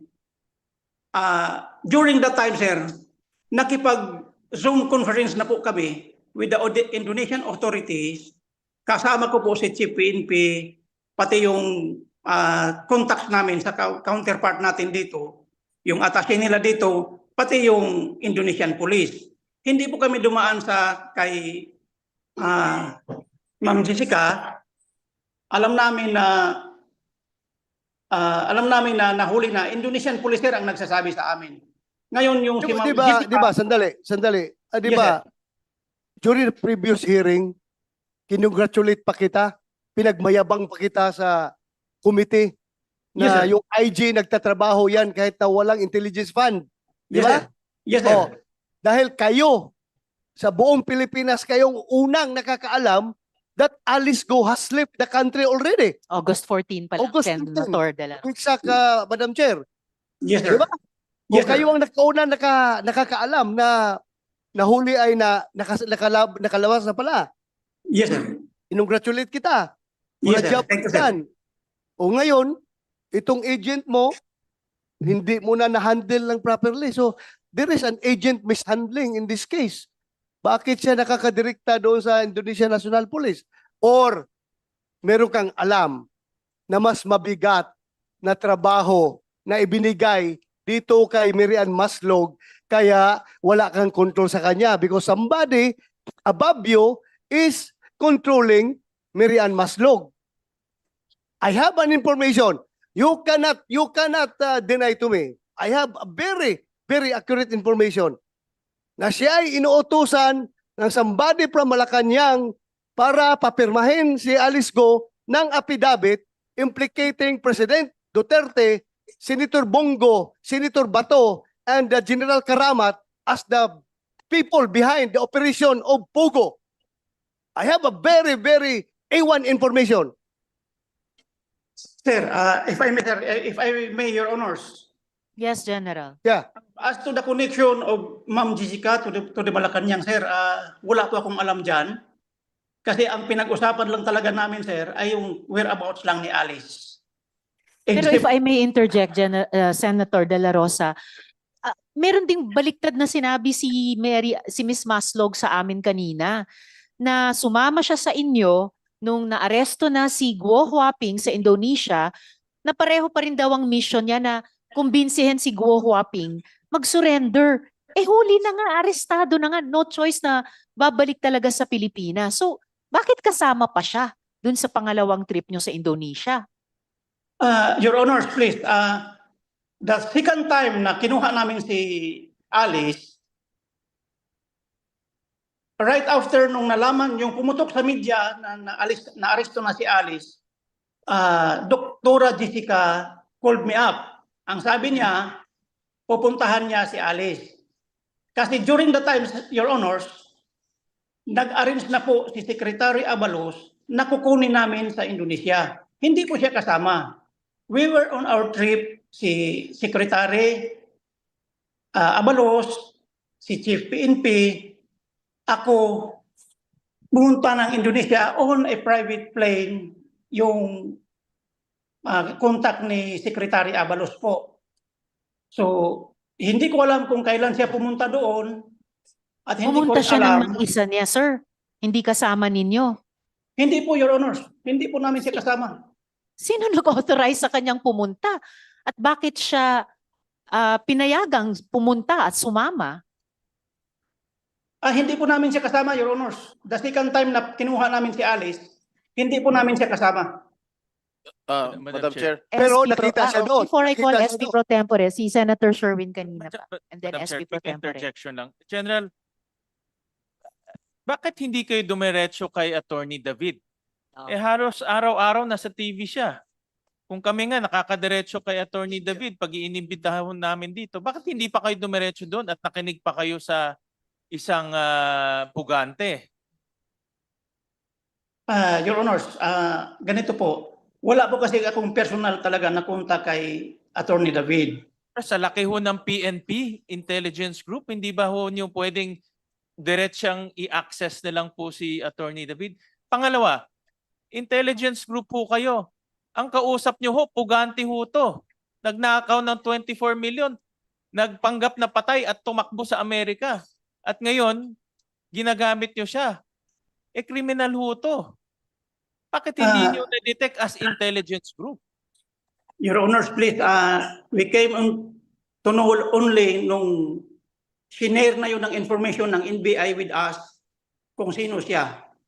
Wala po, initially hindi po namin siya nakilala, Your Honors. Parang ang napipick up ko ho dito, naisahan ho kayo. Pare-pareho kayong na-scam. Kayong na intelligence, pero siya pa may matibay na intelligence kung paano ho kayong lokohin. Big time na isahan kayo. Madam Kasi Chair. sabi ni, before I call SP Pro Tempore, sabi ni Miss Maslog kay Attorney David, may kilala daw siyang PNP top brass. Pero sabi naman niya sa PNP, may contact siya kay Guo Huaping. So, pareho kayong na-scam. SP Pro Tempore. Hindi na-scam, Madam General, Chair. Sa akin, hindi na-scam. yung Ibig mo PNP. sabihin lahat Hindi pa ganun kabubo yung intelligence group na may scam. Okay, I know. thank you, There's Senator De La Rosa. Something heavier, Yung something tinatanong niya, bigger behind pending pa everything. yun. Hindi yan ganyan May ibang intensyon. basta-basta. Hindi basta-basta May malukang ibang intelligence group. Napakagaling ng mga tao dyan. Diyan na yan nag-start maging police sa intelligence group hanggang mag-retire dyan na yan. Kaya ano yan, very sharp intelligence operative yung mga tao dyan. I don't think na naisahan sila. Okay, pending pa yung Thank you, tanong Madam niyo, Chair. Senator De La Rosa. SP Pro Tempore. General, ibig sabihin lahat ng mga sinasabi nitong si Marian Maslog, you consider it as gospel truth? No, sir. General. Huh? No, sir. Ano yung mga pinaniwalaan nyo? Bakit mo siya masyadong pinagkakatiwalaan? Actually, sir, naniwala lang ako sa kanya as to sa case ni Alice.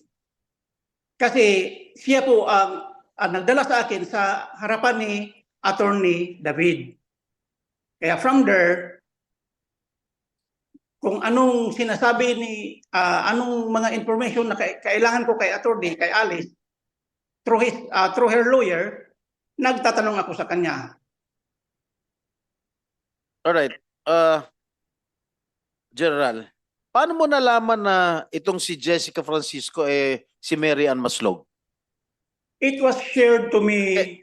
Kailan? Your Honors, it was shared to me during one of your hearings sa Congress, I think, na hinahuli nila si Ma'am Jessica because of illegal use of alias. Didn't you exercise or conduct due diligence? Masyado mo pinagkatiwalaan ito? Namatay na, nabuhay pa?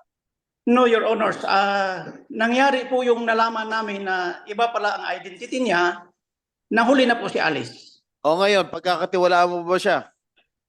Since then, Your Honors, hindi na po kami nag-contact sa kanya actually. Ngayon, at lumabas na lang pagsisinungaling niya, pag-scam niya. Alam mo, ano ito eh? Con artist to eh. Sa scammer to the max to. Pagkakatiwalaan mo pa ba? With the prevailing circumstances, Your Honors. At isa pa. At ano, please. General. With the prevailing circumstances, Your Honors, na napanood ko ngayon, access denied na po yan pag ganun. Access denied. Sa mga napanood niya dito ngayon sa Can I, hearing. okay, last question, General. Ang sabi ni Mary Ann Maslog, nung bumisita siya kay Alice Guo sa custodial, ikaw daw ang nagsama sa kanya sa custodial. Is it true?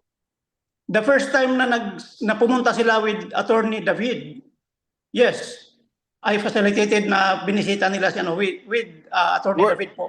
Were you the one instrumental in letting her enter the custodial center in Camp Crame? The first time, yes, Your Honor. Did you talk to the guards there? Yes, Your Honor. Actually, we registered, Your Honor. Okay, the second time around. I was Were you not there instrumental? already. Huh? Wala na po ako. Sa second time, hindi na po. How did she enter custodial without your go signal? How did you enter, Marian? The second time Ms. around. Maslog. Actually po, that day, I informed General Macapas na babalik po ako sa loob po.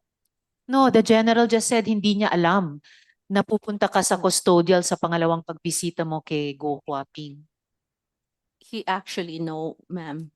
Oh, alam mo I daw, texted- General I texted Masapak. him. Masapak, ano? Makapas, General Makapas. Makapas, masapak. Yes, Oh, sir. Macapas. Your Honor, please. Ang aware ako na sinamahan ko sila the first time, minsan lang. Yung second time daw, alam mo, sabi ni Marian, Ay, hindi na po ako. Hindi ko na alam. Madam Chair, Senator Jinggoy, Senator De La just Rosa. one. General Macapas, Yes, sir. anong purpose mo? Bakit mo sinamahan doon? As I have said, Bakit mo sir, sinamahan? Anong purpose? as I have said, sir, they were the first people na nakunta ko po para ma-aresto ko si Alice. So, Tapos na, na-arresto na eh. Yes, Wala sir. na. Yes, sir. Nakakulong na si Alice ngayon sa kulungan. What's your business going to Alice Guo? Anong purpose mo doon?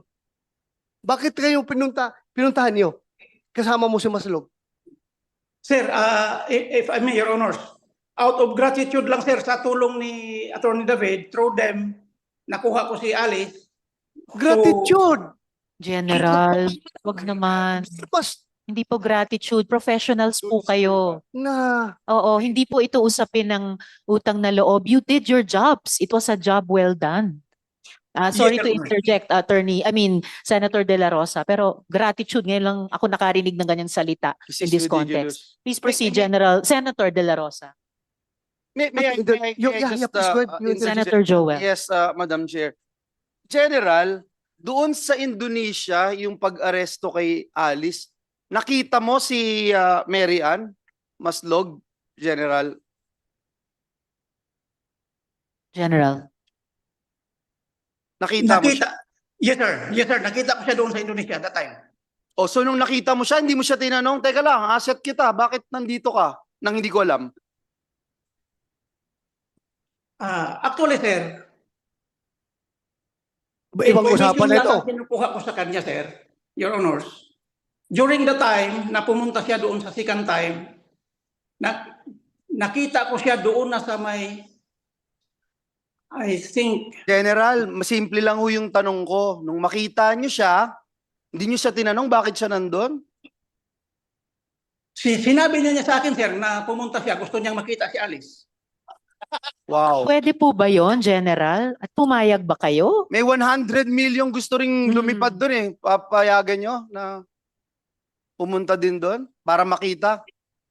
No, hindi namin siya pinayagan na makakita.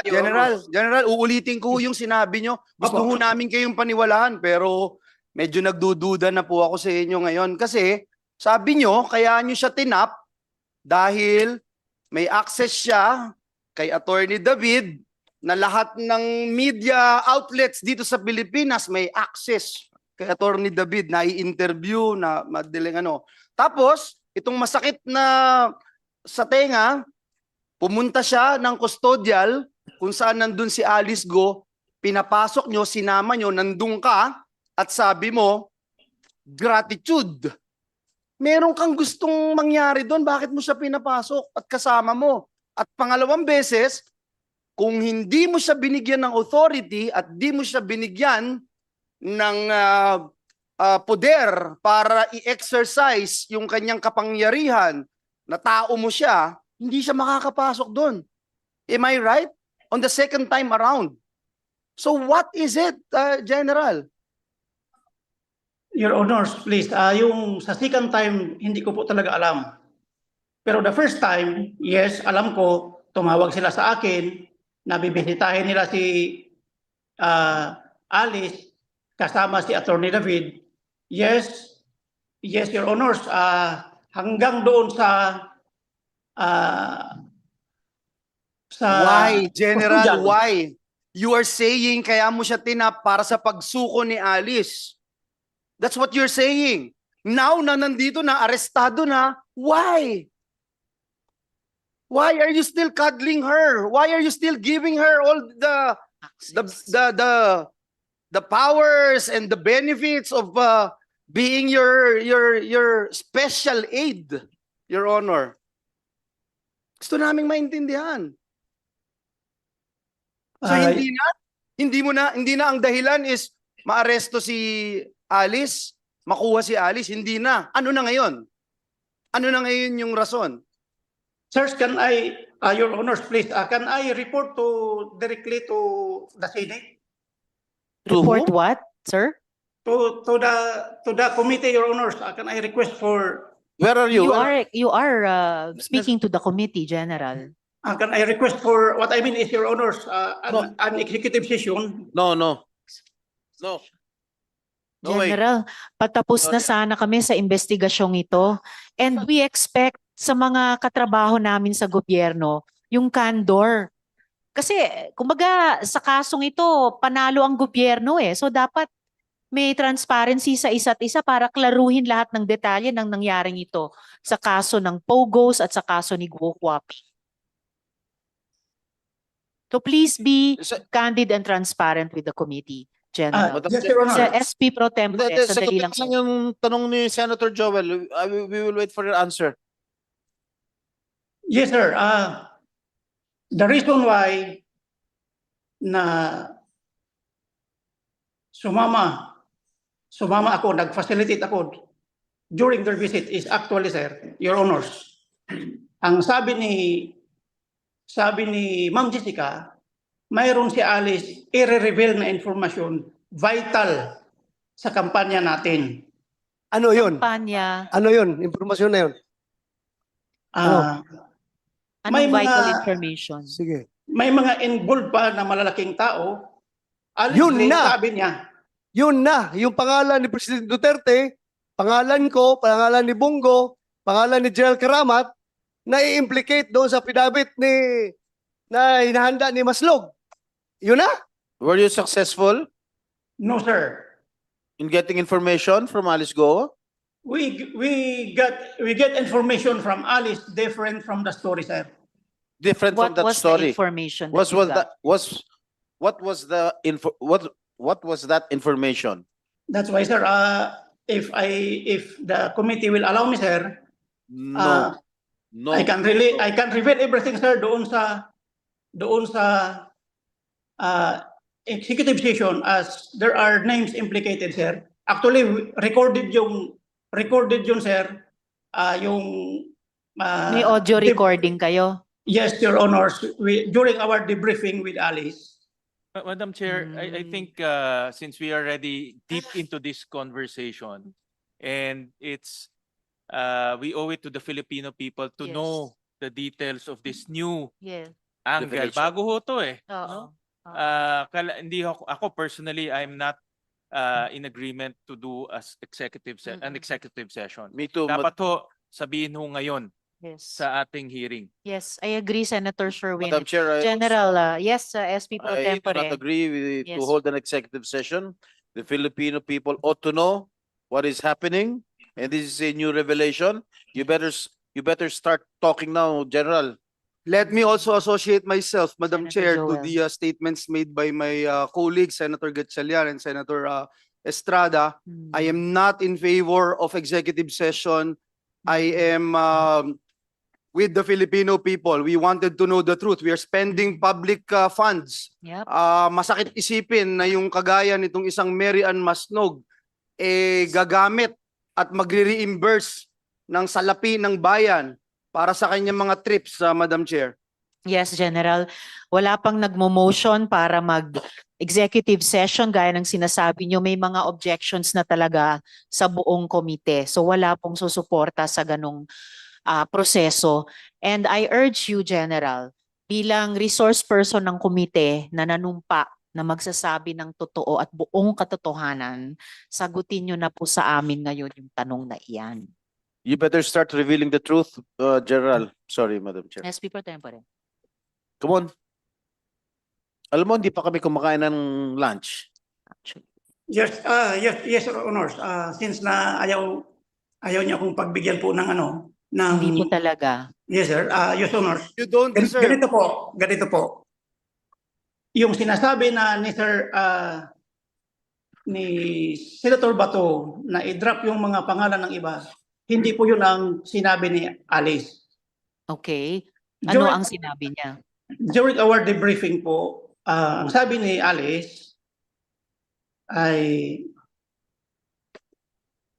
during the raid doon sa Bamban, kasi hindi ko fully memorize yung, actually meron akong Your Honor, meron akong transcribe na result nung ano namin, Yung debriefing. Debriefing, pero wala dito, hindi ko po hawak ngayon.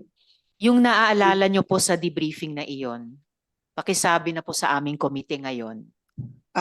Your Honor, kasi sa ngayon gusto ko pong malaman din po ng committee ito, sirs, I am not certain if I still have the authority to reveal the information. Kung pwede pa bang sabihin sa committee. Why don't you have the authority, General? Your Honor, please, kung pwede, magpaalam muna ako sa authority galing sa aking Chief PNP. Estorbohin niyo pa si Chief PNP Marbil. You are in a Senate committee hearing. Nanumpa po kayo kanina. Sabihin yung the truth, the whole truth, and nothing but the truth. Yes, and nagsimula na po kayong sumagot. I understand it, Your Honor. General, you are being commanded. You are being commanded to answer the question before this committee. Madam Chair. Senator De La Rosa. If I may. Yes. In as much as I want to know the truth, but I understand the predicament of General Macapas. Alam ko kung anong sitwasyon niya ngayon. Kung pwede, pagbigyan muna natin siya this time. Kung pwedeng, alam ko sitwasyon niya ngayon eh. Pero, so you are requesting what, Senator De La Rosa? Mapagbigyan natin siya ng executive session kung gusto niya. Nasaan ka, General? Your Honor, please, nandito lang po ako sa Camp Crame, sir. I can run up to the Senate immediately, sir. You will be here in 1 hour. May rush hour pa.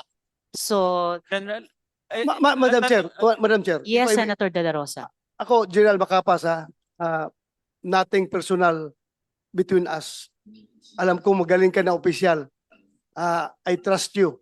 Pero, ang mali mo lang, hindi mo na control itong scam artist mo na action agent.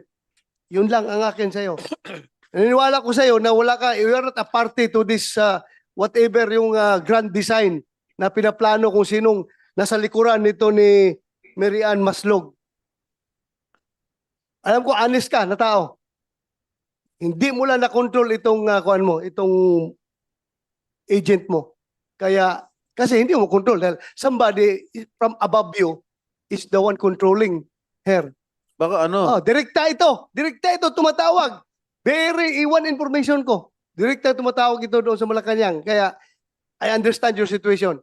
Bago, Okay lang, Madam Chair. Salamat kayo, Senator De La Rosa. Bago ko tawagin ang SP Pro Tempore, there is a pending motion, pero rather than put it to a vote, gusto kong itanong sa mga colleagues kung merong sumesegunda na mag-executive session tayo on this important issue at this time, or kung merong nag-o-object dahil yun, I want to seek the opinion of the colleagues about the option of speak, Madam executive Chair, session. Yes, Senator De La ako, Rosa. I want to open up sa inyo. Hindi po masama ang loob ko kung ayaw ninyo i-grant, ha? Kasi alam ko, nagpalabas na kayo ng sa loobin nyo kanina na ayaw nyo. Ako lang, being former policeman, naintindihan ko lang yung sitwasyon ni General Macapas. Kaya ako pinalabas. Pero kung ayaw ninyo, I don't have to go to dividing the house. Okay na ako sa inyo. Ako, pinalabas ko lang sa loobin ko dahil naawa ko sa kanya. Alam ko sitwasyon niya. I understand Yun lang, Madam Chair. Thank you. Senator De La Rosa. SP Pro Tempore? Hindi. Ako, nagugulan na ako, sir. Kasi masyadong nagtitiwala ka dito sa kay Marian Maslog. Wala ba kayong relasyon? Ibalik ko sa tinatanong ng chair sa mga miyembro ang opinion natin dun sa option na mag-executive session. Yes, Madam Chair, Senator Joel. if I may, and this is with all due respect, and my good friend Senator Bato would understand where I'm coming from, and just to be consistent with my position here in this August chamber, that an executive session, we warrant executive session if it's only national security and all. Madam Chair, to actually see a certain Mary Ann Maslog, nasabi ho ng Senado committee report, it's official report, na nirerekomenda ng committee ng Senado ang pagpa-file ng charges sa Department for the Department of Justice to charge and prosecute in court the persons listed below, Supreme Court to disbar the lawyer named below, Bureau of Internal Revenue to sue the persons named below. At number 1 ho dito yung Mary Ann Maslog. False testimony, perjury in solemn affirmation as defined and penalized in Article 183 and Revised Penal Code. Corruption of public officials as defined and penalized in Article 212 of the Revised Penal Code. Violation of Section 3B in relation to the second paragraph of Section 3K, Republic Act number 1319 or the Anti-Graft Law. Violation of Presidential Decree, falsification of public documents, etc. Tax evasion. Madam Chair, tapos sila General Macapas, dadalhin sa Indonesia, dadalhin sa custodial. Tapos ngayon, papayag tayo sa executive session. So for me, Madam Chair, and let me just put it on record, I am not in favor of an executive session. Madam Chair. Noted, Senator Joel. And before the chair wants to address General Macapas, Senator Sherwin, and then General, SP very Pro simple lang Tempore. naman yung tanong. Nung unang pagbisita nyo doon, may sinabi sa inyo itong si Maslog na i-reveal yung information sa inyo. Ano yung information na yon? Sinabi nyo rin kanina na hindi nagtugma yung information na ibinigay ni Go Huaping sa inyo. So, balikan natin. Ano ba yung information na sinabi niya sa inyo na nakumbinsi kayo na papasukin siya sa loob ng custodial center? Ano yung information na yon? General. Your Honors, please.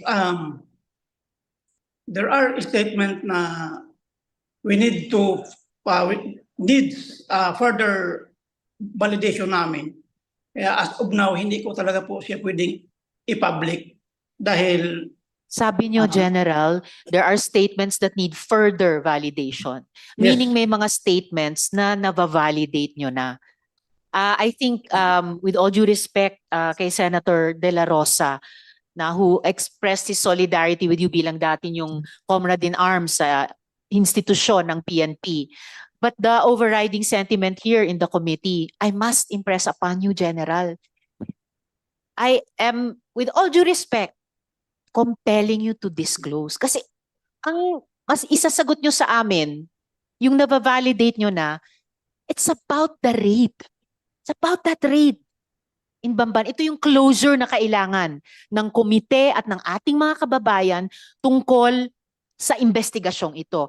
Please don't be the one to stand in the way of that. So ano na po ba yung nabavalidate nyo? Your Honor, please, talagang nanonood po kasi ako sa ano ninyo, Your Honor, sa mga hearings ninyo. Just this afternoon lang, hindi kasi naging busy po. Nag-log in lang po ako nung na-mention yung pangalan ko. Your Honor, please. There are other vital information na hindi pa po na-disclose. Sasabihin ko po sa inyo in private dahil para sa akin Excuse me, General. Senator General, Sherwin. Nung sinabi sa inyo ni Maslog information, pinayagan nyo na siya pumasok. Pinayagan nyo na siya pumasok. Ibig sabihin, nagtiwala na ho kayo. Kaya ho kayo pumayag na papasukin siya. So ano yung information na yun na nagbigay sa inyo ng impression na tama yun? Kasi pinapasok nyo siya. Dapat binalidate nyo sana una bago nyo siya pinapasok? Pinapasok nyo muna siya bago nyo binalidate. Your Honors, there are certain stages po kasi ng validation, Your Honors. Hindi po sa isang setting lang natin mabalidate. Naintindihan po namin yon, General, if I may. Hindi namin maintindihan kung bakit pinayagan nyo ang isang Miss Maslog na sibilyan pumasok sa isa sa siguro pinaka-importanteng kaso so far ng law enforcement sa ating bansa in recent history. Naging candid kayo sa kanya, naging transparent kayo sa kanya, naging insider siya sa inyong law enforcement. Eto kami ngayon, komite ng Senado, katrabaho niya sa gobyerno, we are asking you just to inform the committee ano na ang nabavalidate nyo so far. How can you give us less than you gave Ms. Maslog? And nanumpa pa kayo kanina, General. Yes, Your Honor, please. I will reveal everything to you. But please, hindi lang po sa public, Your Honors. Kasi medyo wala na po sa authority ko yung pag-reveal nito. I can reveal it to you, Your Honors, please, kung pwede in an executive session, Your Madam Honor. Chair. Senator Joel, if I may. General, habang iniisip nyo pa ito, Ms. Maslog, ano ba yung information na yon? Ano ba yung information na nakuha nyo na iba sa inaasahan yung makuha nyo kay Guo Huaping? But before she answers, Madam Chair, Senator De La Rosa. before you answer, ikaw, wala kang chain of command na binabantayan. Unlike General Macapas, takot yan siya dahil may mga taas pa sa kanya na pwedeng mag-sanction sa kanya. Ikaw, wala kang command. Sariling command ka. So this committee is expecting the true answer coming from you. Ano yung impormasyon na sinasabi mo? Hindi ko po alam kung I did not give any information po directly kay kay No. Anong information ang narinig nyo kay Guo Huaping nung kinausap nyo? Anong sinabi niya? Actually po, when I talked to Alice po, kwento lang po ni Alice sa akin lahat from the beginning kung paano po siya nagsimula pagka-mayor. At saka sa lahat po na sinong nag-udyok. Hindi kami interesado dyan. Hindi nga, Miss Maslog. At alam nyo, hindi yan ang tinatanong namin sa inyo. Madam Chair, babalik ka dalawang beses sa kulungan ni Alice Guo for that purpose alone? Makipagkwentuhan? Ha? Do you want this committee to believe you? Na magkwentuhan lang? Dalawang beses ka pumunta. Anong pakay mo? Bakit ka pumunta doon? There was a communication, Your Honor. What There communication? was a message po. Miss Your Honor. Maslog, ibaba niyo po yung tono niyo I'm in sorry. answer. Go ahead, I'm Madam Chair. Ano yung communication? Kaya sorry. siya magtaas ng boses. No, Okay. I'm sorry, Your Okay, Honor. so It's what, just, tell us about the communication. okay, Your Honor. There was a communication of a person named ALG. Initials of Alice Guo. Yes, Your Honor. Okay. There was a communication of ALG na kumakausap po sa amin, sa akin po sa messages. And also talk to the good general. So yung pong message po na yon po involved a lot of people. Like who? Hindi ko nga po just a A lot lot of people, hindi mo maalala. Ay, very selective naman yung memory mo. Alam mo, a lot of people, tapos hindi mo masabi ngayon. Sino? Involve a lot of people. Sinong people? Oh, takot ka na merong hahabol sa'yo after this hearing? Sino? that communication po, Your Honor, from an ALG was telling the general mga pangalan po ng mga tao. Kaya nga, sino nga yung mga tao na yun? Ano involvement ng mga taong ito? Ano ginagawa nito mga taong ito na nabanggit mo?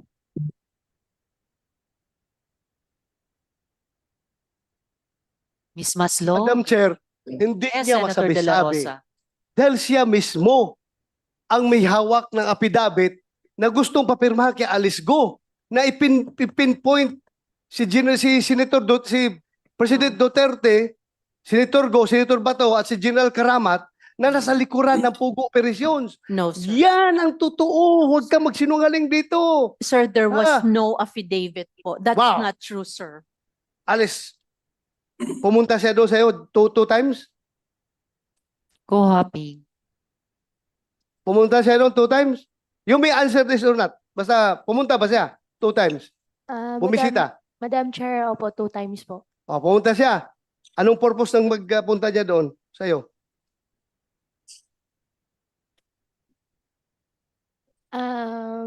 Mr. Chair, Madam Chair, can I consult my lawyer po? Okay, you can talk to your lawyer. Miss Maslog. So, Yes, ma'am. ano yung kahit ilan sa mga maraming pangalan na sinasabi mong information na yan?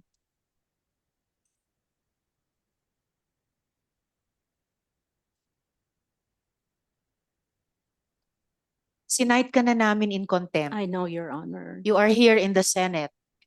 At kahit ubus na ang PC namin sa isang resource person, pag cited in contempt at nasa custody ng Senate, well, of course, pending this coordination with the NBI. So you are not only in the protection of the NBI, pati kahit ubus na ang PC namin sa inyo, pati protection ng Senate. So what is your answer to our question?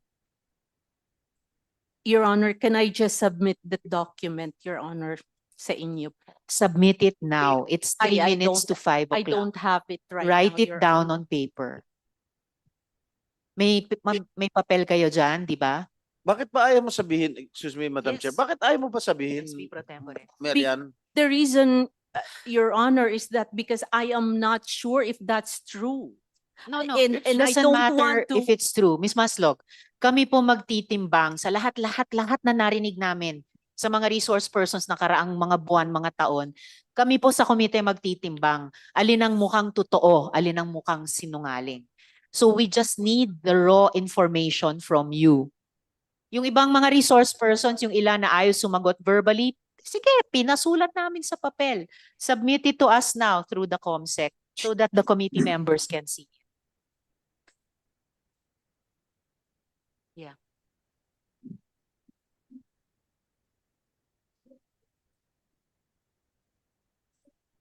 Before that, habang SP pro sinusulat ka, tempore. Mayor Kalugay.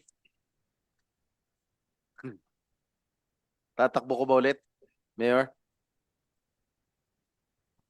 Nakapag-file na po ako, Your Honor. For, Oh. Mayor, Opo, Your pang Honor. ilang term mo sana ito? Pangatlo po, Your Honor. Pangatlo? Last term na? Opo, Your Honor. Malungkot ka. Hindi makakapag-file si Alice. No. Hindi na kayo makakapag-share ng couple shirt. Yung bag na padala sa suwal, padala sa Bamban, hindi na kayo magkakapareho, no? Hindi naman po, Your Honor. Yun lang. Miss Maslog, nasulat nyo na ba?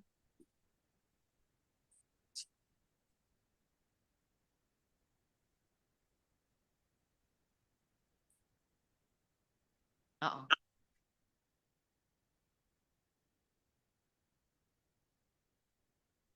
Madam Chair, Senator De La Rosa. just as a small information na gusto ko ipa-confirm kay Ms. Maslog.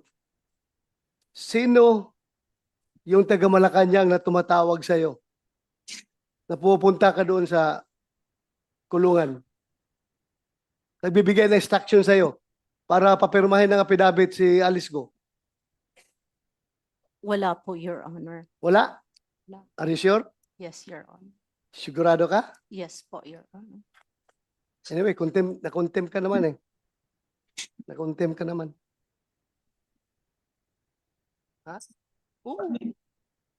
General Macapas, habang nagsusulat si Miss Maslog, meron ba siyang aktual na naging ambag sa investigasyon o sa arrest ni Guo Huaping during all this time na parang may in siya sa law enforcement? Aside from doon sa pagka-contact lang namin kay Attorney, Your Honors, wala na po. So wala talaga.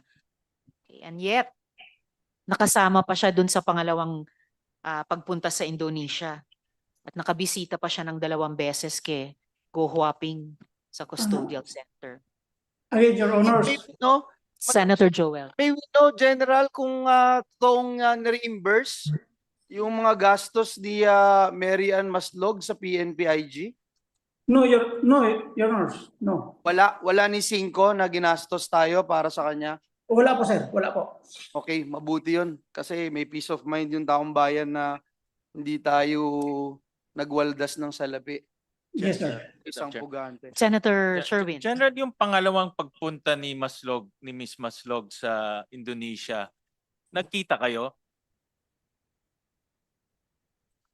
General. I think, yes, Your Honor. Pumunta siya doon, I think doon na sa the place where we took Alice. Kasi si Alice na ilagay doon sa ibang building. Yung unang briefing na pinuntahan namin ni Secretary pati ni Chief PNP was a different building kung saan si Alice nakalagay. Pero nagkita kayo? Yes, Your Honor. Nakita ko siya pero hindi siya kasama sa party. Hindi niyo siya pinapunta doon? Hindi po. So ano ang ginawa niya doon? Nung pagpunta niya doon? Ano ang naging papel niya doon sa pangalawang pagpunta sa Indonesia? Your Honors, please, hindi ko po talaga maintindihan kung bakit siya nandoon. Kasi kasama ko na si Secretary that time at pati si Chief PNP. Kasi ang sabi niya na itong mga trips niya i-reimburse ng gobyerno. Kaya impression namin mayroon tong permission sa inyo. Kaya siya pumunta doon. Wala po, Your Honors. Saka General, before Senator Joel, General, kahit nung pangalawang pagpunta sa Indonesia, batay sa sinabi nyo, parang nagulat kayo, nandun na naman si Miss Maslog. And yet after that, nung ibinalik na si Guo Huaping dito sa Pilipinas, pinacilitate nyo pa yung unang pagbisita sa kanya sa custodial center. For someone na parang may ginawang irregular dun sa pangalawang bisita sa pagpunta niya sa Indonesia, isang bisita pa siya kay Guo Huaping na kayo ang nag-arrange. So, before I call on Senator Joel, General, muli, bago ko matanggap yung papel galing kay Miss Maslog, Anong impormasyon ang ibinahagi ni Guo Huaping nung debriefing? Para isang huling pagkakataon mula sa inyo na kayo ang sumagot sa komite at hindi lang yung isusulat ni Ms. Maslog. Your Honors, meron pong nire-reveal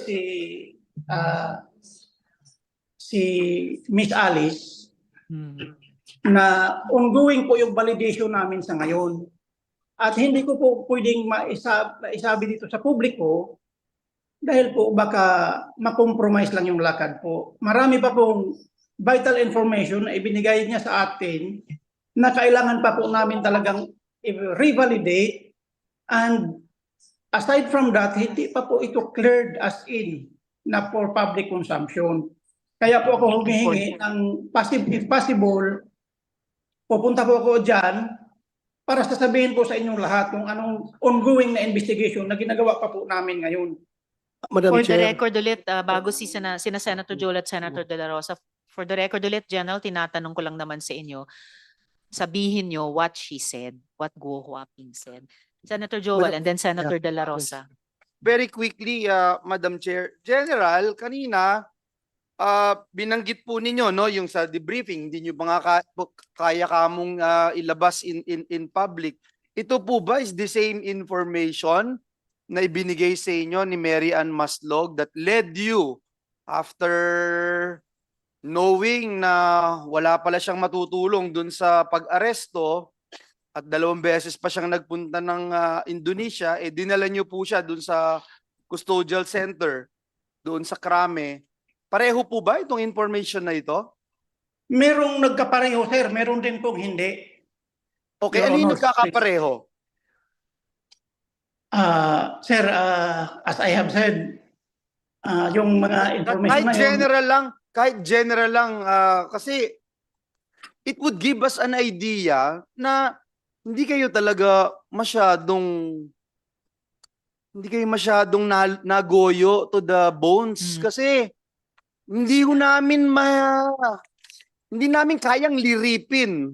Ako'y Tagalog ako, taga Bulacan po ako. Hindi namin kayang liripin at hindi namin kayang arukin yung inyong intelligence na 2 beses o yung once nga lang na papapasukin nyo siya doon, sasamahan nyo pa siya.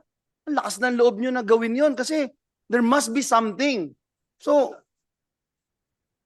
it's very irregular So, we wanted to find out what it is. What made you believe na this fugitive will actually be an asset or will actually help your cause, Your Honor, Mr. General? yes, Your Honors, please. As much as I want to reveal to you everything, Your Honors. All right, General, if I may interject po, General, sir, if I may interject. Sige, Yes, kung ganun pa rin po ang magiging sagot natin. And before I call Senator De La Rosa, akala ko nga, mas marami pa tayong matututunan at this point kay Ms. Maslog kesa kay General. Mas konti pa pala because the single piece of information written here, hindi marami, hindi konti, ay iisa lamang. It's the single word or name na file don. File don, yun lang. Yun lang. Anong ibig sabihin ng file don, Ms. Maslog?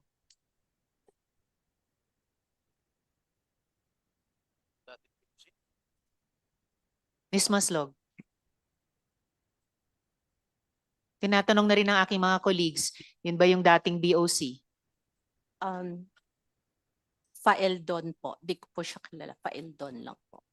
Bakit nyo sinulat kung hindi mo siya kilala? Na hindi ko po siya kilala, nabasa ko po yan. Okay, saan nyo nabasa?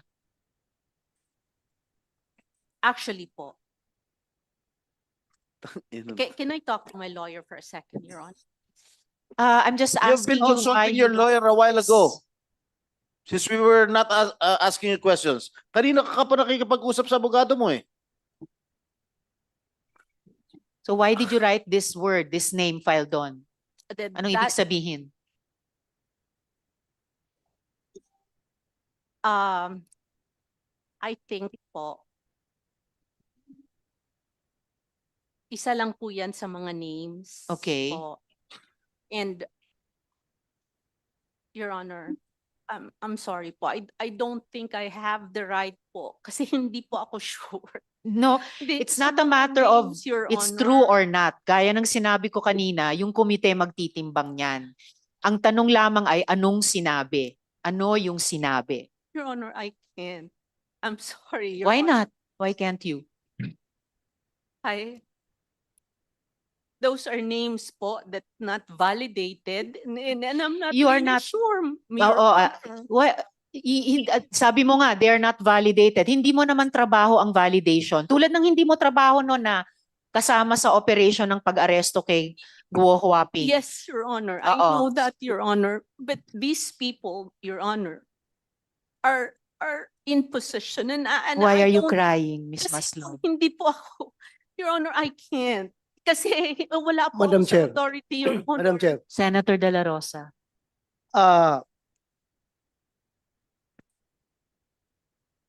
sabi mo kayo na nabasa mo. Nabasa mo lang yan.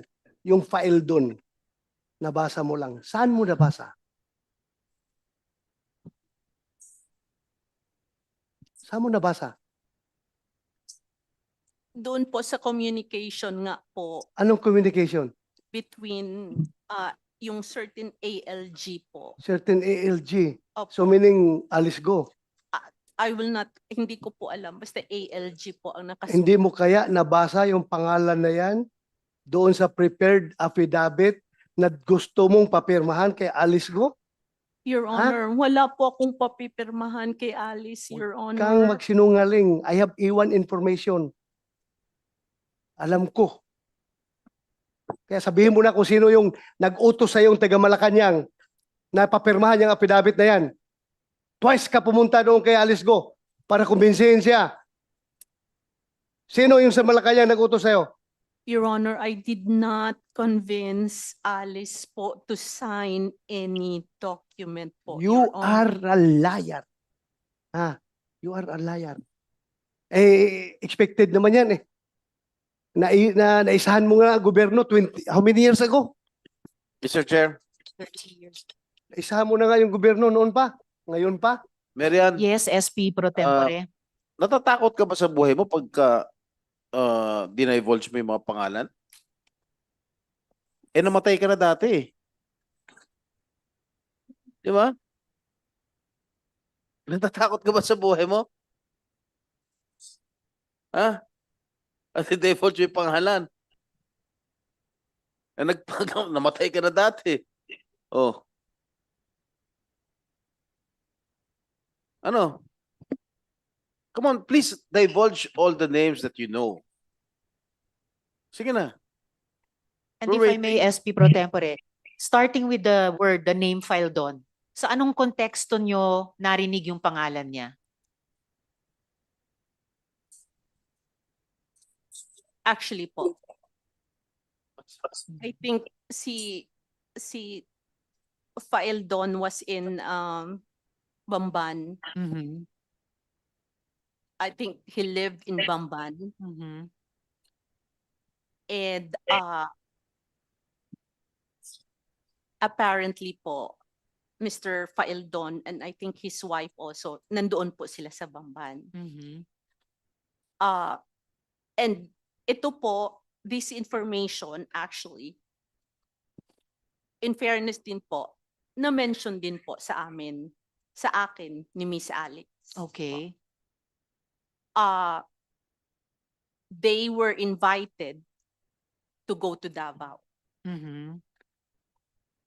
Madam Chair, Motorcycle. SP pro tempore. I see Alice Guo in Sandali lang. disbelief. Yeah, Madam Chair, So perhaps could we can we ask, yes, Alice Guo. as SP pro tempore is indicating and the majority leader has asked, Yes, aside from Guo official Huaping. response, verbal response Is it would true? probably be Don't you needed. mention the name of Faldon? Madam Chair, ganun po yun. Meron pong isang picture po with the former president po and me, nag-group po na circulating before Yan po yung kinukwento po. Yan yung isa rin po na pagkwentuhan po namin. Mhm. That's my first time po nakita ko po ang former president. Doon sa group picture niya yan na circulating, that was the first time po na nakita ko po siya. Doon naman po siya na-mention po ni ni ma'am kanina. Maslog. Maslog. Kanina naman po na regarding po kay Mr. Nick Fildon naman po. So Mr. Nick Nick Fildon Fildon naman ito. po talaga nasa Bamban. Meron po siyang goat farm po sa Bamban. Goat farm. Yes po, goat farm. So kayo may babuyan, siya naman kambingan. Wala naman po kami any transaction pero may goat farm lang po. Farm. May goat farm lang po siya sa Bamban. Okay. Yun lang po. Madam Chair, Okay. Senator De La Rosa. yeah. Can I confirm from Alice Guo?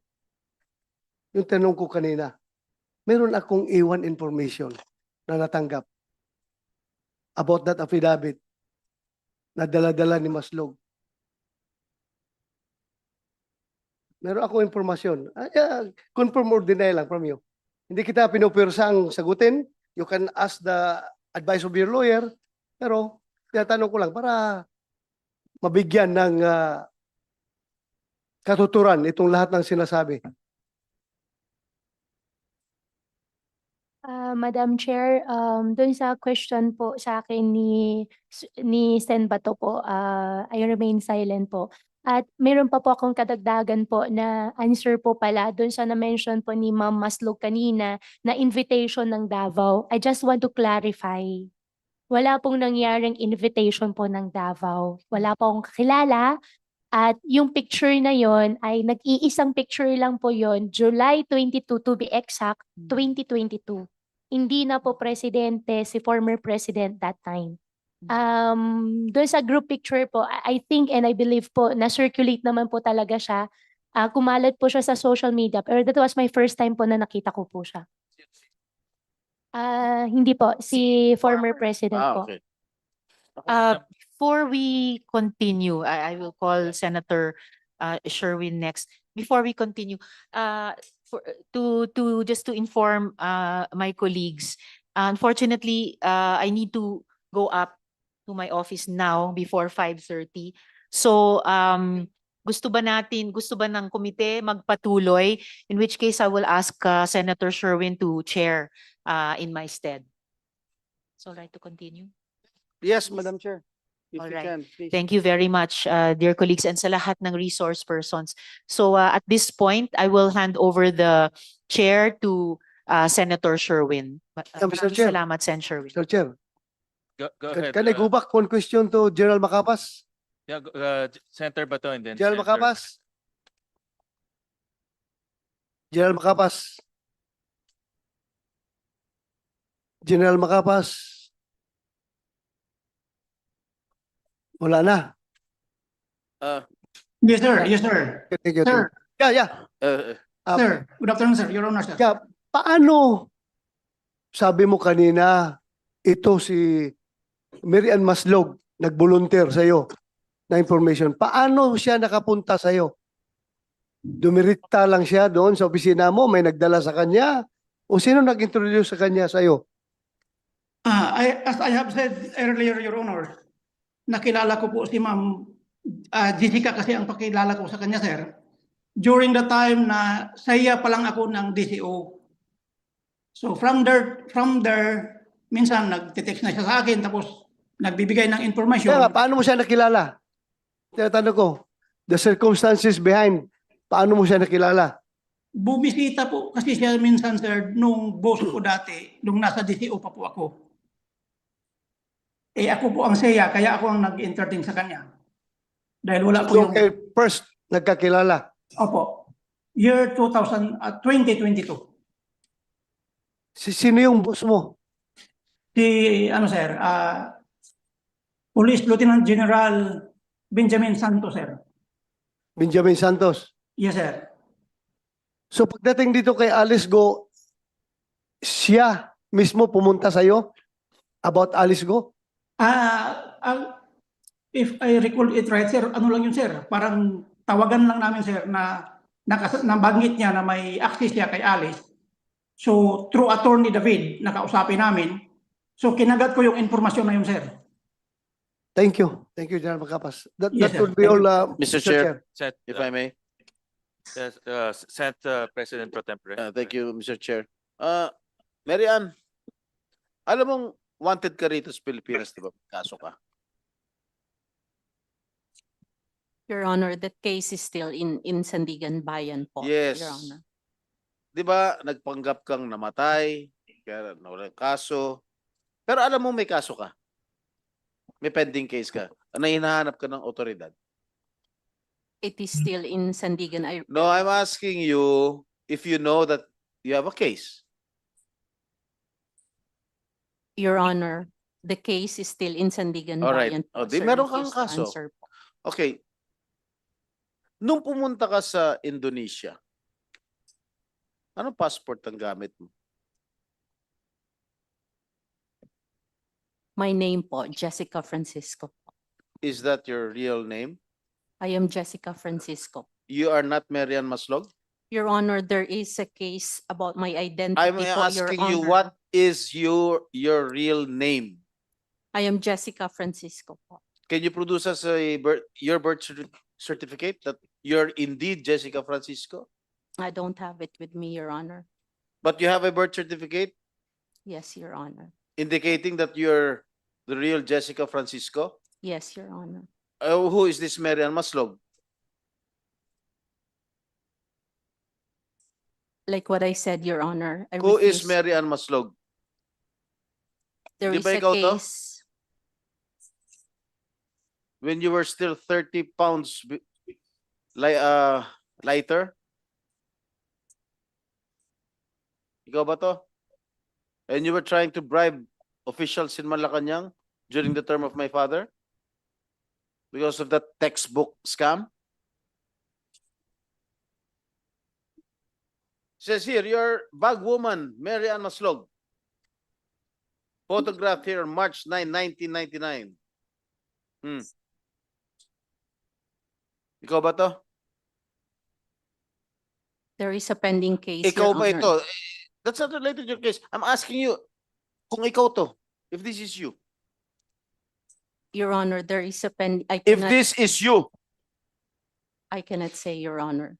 Oh, padala mo, baka malabo mata. Page, padala mo sa kanya. Passport ang gamit mo. Anong bansa? Philippine passport po. Philippine passport ang gamit mo. Yes, Your Honor. Isa lang ba ang passport mo? Yes, Your Honor. Wala ka ng ibang passport? Wala po, Your Honor. May Philippine birth certificate ka? Yes, Your Honor. Okay, nandito taga DFA. Can you please check attorney? Okay, Director, kung anong ginamit na passport nitong si Marian Maslog? Tsaka sa BI, Attorney Viado, can you please check or verify anong passport ang ginamit nitong babae ito? Yes, please. We will check.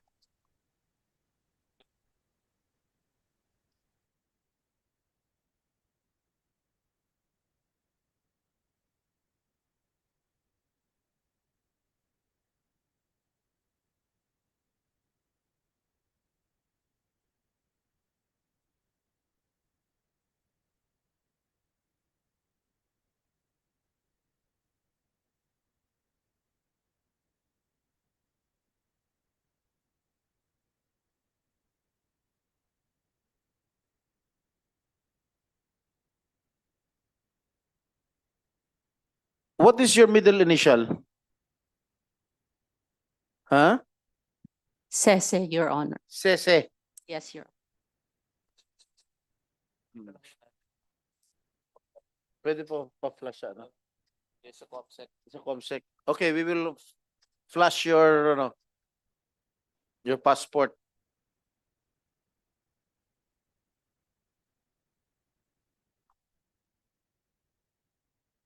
Who is any representative from the NBI?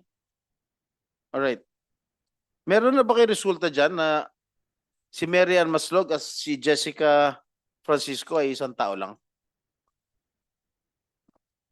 Based on the fingerprint examination conducted, sir, Yes. in the files that she has with the NBI and a filed before, fingerprint filed before the courts, it was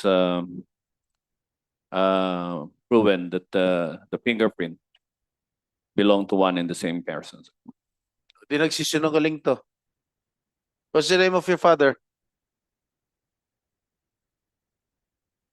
David Francisco po. Mother? Corazon Sese po. Salvador. Can you verify this, please? Anybody from the PSA? Anyone from the PSA, please send us the birth certificate. Pakipadala lang sa amin. Where were you born?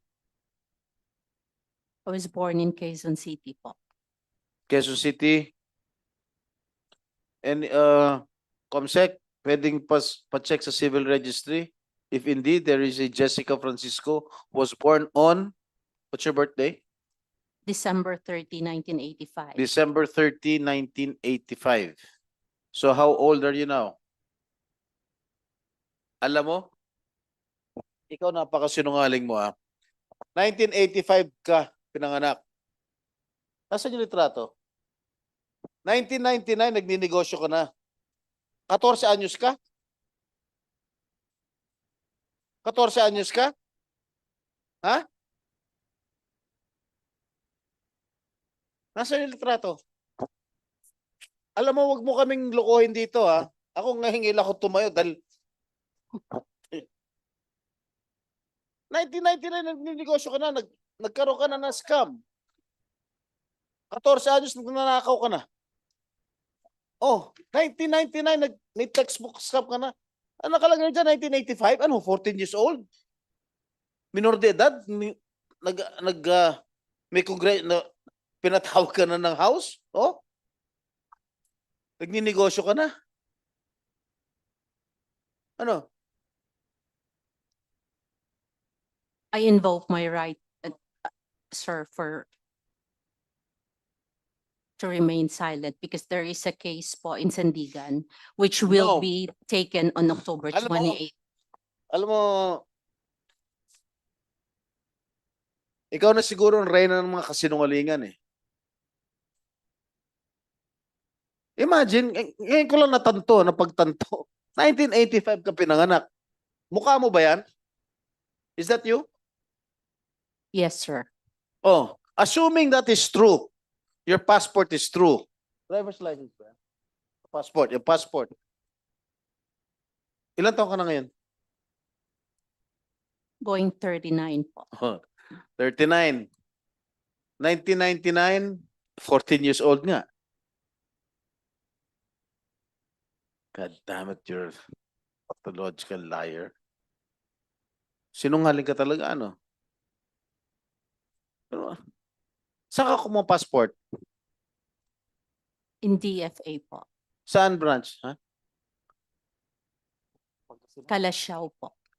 Kalasyaw? Yes. Ano ba requirements when you obtain a passport? Birth certificate? Birth certificate and valid ID. For And first time. valid ID For a for first first timer. Is this Renewal- your first passport? Yes, Your Honor. Wala ba siyang passport na Mary Ann Maslog We are double checked. right now? Yes. Okay. Malamang Senator Jinggoy peke ang birth certificate niyan. The same Yeah. case as what we saw with Go Huaping and yung mga pekeng birth certificate na ini-issue. Malamang malaking tsansa na peke rin yung birth certificate niya to assume a different identity. Meron nakapunta ka na sa Amerika? Ha? Sir, I invoke my right po to. Bakit? Kasi Ba't po, mo ini-invoke? there is a Tinatanong case, ko lang kung nakapunta ka na sa Amerika, ano masama doon? there is a case po kasi about my identity sa Sandigan Bayan po. So I invoke my right to keep silent. Ang tinatanong ko lang kung nakapunta ka na sa Amerika, is that incriminating? I don't think that is an incriminating question. Oh, There is a case po regarding by bench warrant on the 28th to prove my identity po. So I invoke my right to keep silent, sir. Do you have a case in the United States? Hmm? You have a case in the United States? No, Your Honor. Really? Yes, Now Your I Honor. will read to you.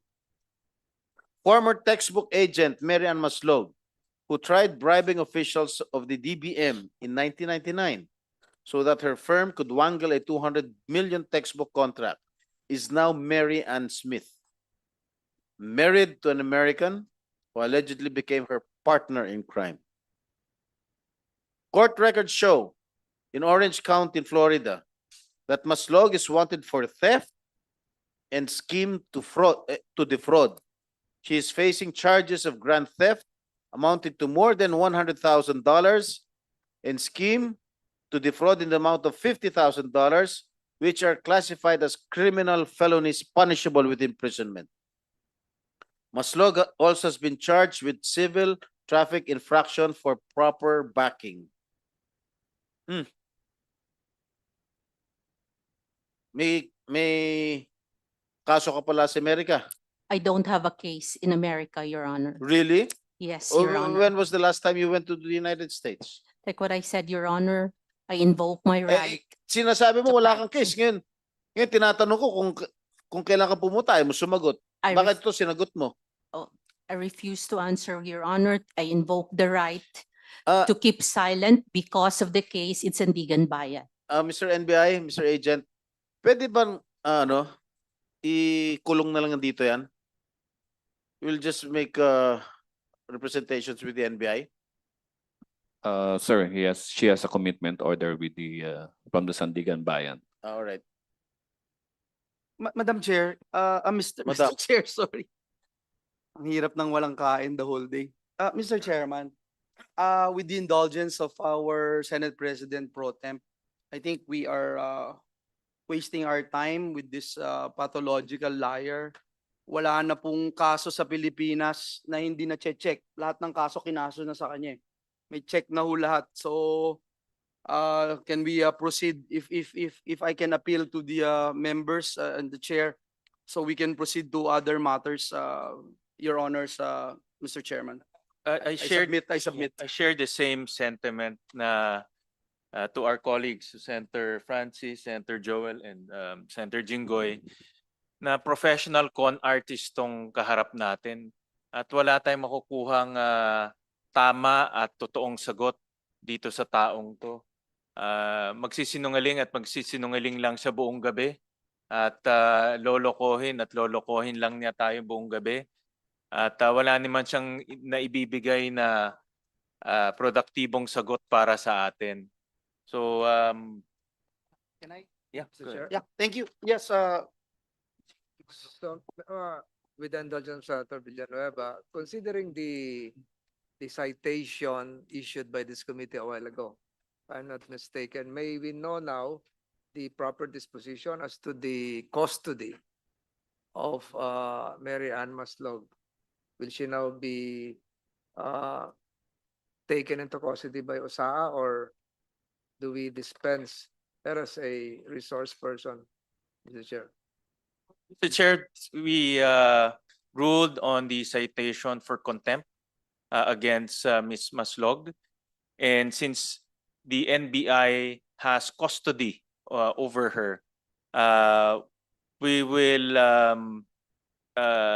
turn over the custody to her without prejudice to the citation that the Senate issued against her. So in other words, it's only the custody that we are turning over to the NBI. But in terms of the effect of the citation, the Senate will assert its powers with the issuance of the citation for contempt. I submit, Mr. Chair. Thank you. Thank you. I may, Madam, Mr. Chair. Go ahead. Thank you. Mr. Chairman, may I ask Ms. Guo Huaping alias Alice, kanina I was listening attentively and even in the hearing dun sa counterpart natin sa House when they raised the issue of you being a spy, you reacted differently. And on our end, we were not surprised at all. It could be true because somehow in the past hearings, you act like a spy, lie like a spy. And we wanted you to have this opportunity to convince us.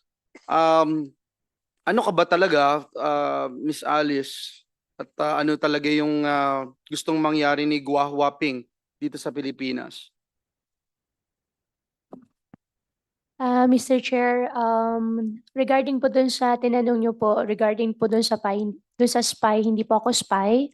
Ako po, lumaki po ako, ang alam ko po ako ay isang Filipino at gusto ko na rin pong mamatay dito sa Pilipinas at handa din po ako na ipaglaban po ang Pilipinas po. Pwede ba na ikaw ay isang spy pero hindi mo alam na ikaw ay spy at pinakikinabangan ka ng isang organisasyon o isang gobyerno, kagaya for example ng Chinese government? Would you think it's possible na hindi mo to alam pero nagagamit ka? Do you think it's possible? Mr. Chair, hindi po. Dahil wala naman po ako nakakausap ng mga Chinese government po na tao. Pero lahat ng katransaksyon mo, pag tinignan namin, maging dun sa mga dokumento, sinasabing ang katransaksyon mo ay puro mga true-blooded Chinese, even Chinese rogue citizens. Mr. Chair, may mga nakatransaksyon man po ako na full-blooded Chinese pero never po ako nagkaroon ng transaction po with Chinese government. One last thing that I'd like to ask you. Anong motive sa tingin mo ng mga nag-uugnay sa'yo na ikaw ay isang Chinese spy? Doon sa kaninang pinakitang video ni Senator Risa, doon sa Al Jazeera, na parang napakahirap imbentuhin na gagawin lang yung mga pangalan, mga lugar, mga sinight na mga tao na nakapaligid at malalapit sa iyo. Mahirap gawin yun, i-stage. Kumbaga parang it's a perfect storm na magawa nila at na iniuugnay ka as a Chinese spy. Ano kaya ang motibo nila? Anong mapapala nila para gawin yun? Meron bang nakipag-usap sa iyo? Meron ba silang hinihingi? Meron bang ilang parties trying to get your attention and at the same time ask you for favors? Mr. Chair, hindi po sila malapit sa akin at hindi ko po talaga sila kilala. Doon sa nakita ko po sa video na 2 tao, hindi ko po sila kilala, hindi sila malapit sa akin, wala rin kami ugnayan at hindi po ako spy po. But the addresses, the persons involved, the Fujian province, etc. Paano magagawa nila yon na parang perfect? Mr. Chair, Fujian po, I believe sobrang laki po ng Fujian. Marami din po talagang half-blooded or full-blooded po na Chinese andito po sa atin, dito po sa Pilipinas. Hindi ko rin po alam kung bakit po, pero ang understanding ko po, ang intindi ko po, baka sa media mileage, meron po silang ibang motibo. Ako personally, hindi ko po sila kilala, never ko po sila nakita, at hindi ko rin po talaga maintindihan ano ang plano po nila. Pero dun sa Al Jazeera po, may ano na po kami, yung legal team ko po, may action na po kami for them. Magpa-file po kami. Anyway, we'll let the pertinent government agencies to look into this, and considering na ito ay bagong lumabas, and I don't know if the committee is this is the right committee to look into this particular matter. May I go now, Mr. Chair, dun sa properties ni Alice Guo, no? Kasi nakita ko yung binanggit ko sa iyo nung isang araw itong properties dito sa Alabang West, properties na binili mo at nakasaad sa iyong salin. Napakalayo nito doon sa Bamban, Tarlac. Bakit mo naisip bumili ng properties dito sa Alabang West?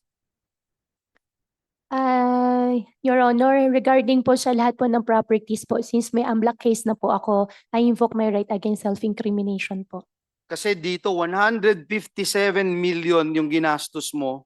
I actually don't believe na ganito lang kaliit para sa 8 lote dito sa Alabang West, no? May I know kung saan galing itong 157 mo? Ito ayun naman to eh. Public record to, nasa salin mo. Saan galing yung pambili nitong 157 million na ito?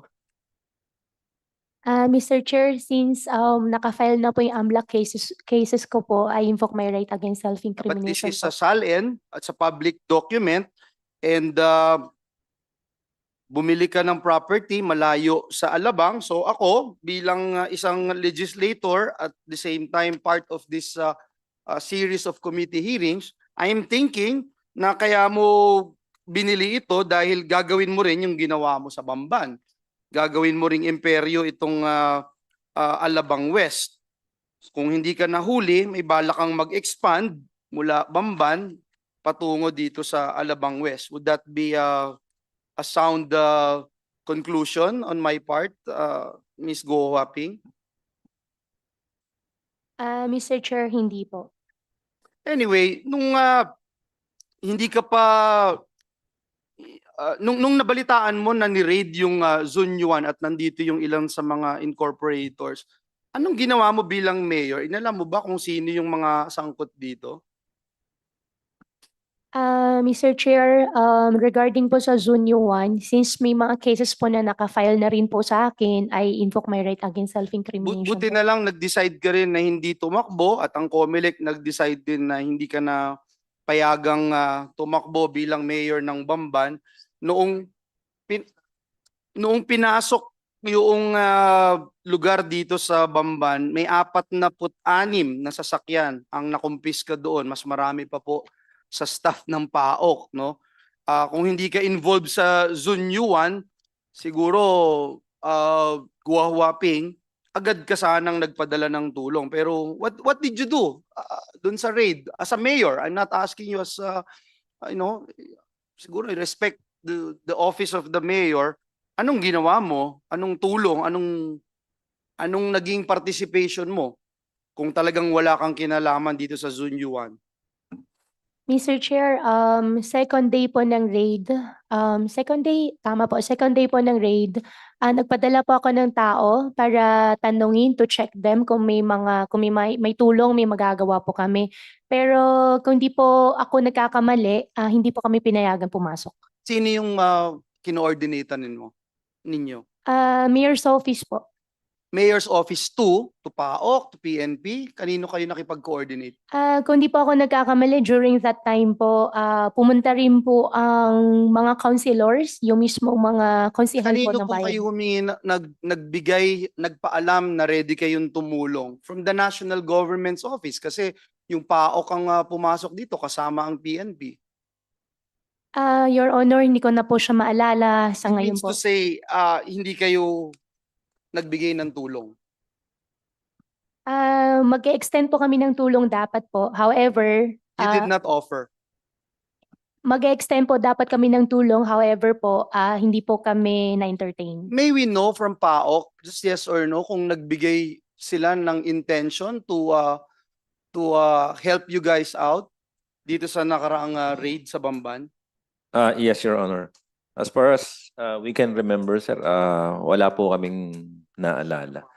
Or neither we receive formal communication to that effect. Sa PNP, wala din po tayong alam. General Acorda, you were then PNP chief? Yes, since I was the chief PNP, to my knowledge, sir, walang tulong na gano'n na i-extend sa atin. Sir. Wala din po. So ito, magandang makita natin na yung chief executive hindi nag-cooperate or hindi man lang nagbigay ng tulong. Alice, sinabi mo noon na nakaraang hearing when I asked you as to how this construction in Baofu was funded. Ang sagot mo, and I was looking at the minutes of the hearing, Sen, yung pong Baofu hindi siya sa akin at hindi rin po ako nagbabayad ng construction. So, sino yung nagbayad nung construction? Sino yung financier ng pagpapatayo ng construction dito sa Baofu compound? Kasama ba dito yung Hongsheng Gaming Technology? Mr. Chair, regarding Baofu po, I invoke my right against self-incrimination po. According to financial statement ng Baofu, pag tinignan nyo po ito, hindi pa ho kayo nakakapag-divest nito, 2022 to 2023. Pag tinignan nyo po yung cash flow, nakalagay po dito, just to put it on record, meron pong nakalagay na construction in progress, 341 million yung nakalagay. Despite the fact na ilang beses nang pinapakita sa committee nito, especially yung in-depth study ni Senator Win Gatchalian na umaabot ng more than 6 billion pesos yung construction alone ng Baofu. So itong sa 341 na lang million na nakalagay na public record, financial statement ng Baofu, galing ba ito sa mga shareholders? I suppose ito yung galing sa shareholders ng Baofu. Is that correct? Mr. Chair, regarding Baofu po, I invoke my right against self-incrimination po. But this is a public record at 341 million nakalagay dito, construction in progress. Ang tanong lang, bakit 341 million lang ang nadeklara kahit na nasa 6 billion na ang naging gastos ng construction na ito? Mr. Chairman, I am just emphasizing the importance of having a stronger measures where we can make sure that the local chief executive would have the responsibility doon sa mga nangyayari sa kanyang paligid. Ang lapit po, ilang metro lang po ang lapit ng itong Baofu compound mula po dito sa Bamban Municipal Hall. Gusto kong puntaan, Mr. Chairman, itong PAGCOR kasi sa dami po ng mga narinig natin, Mr. Chairman,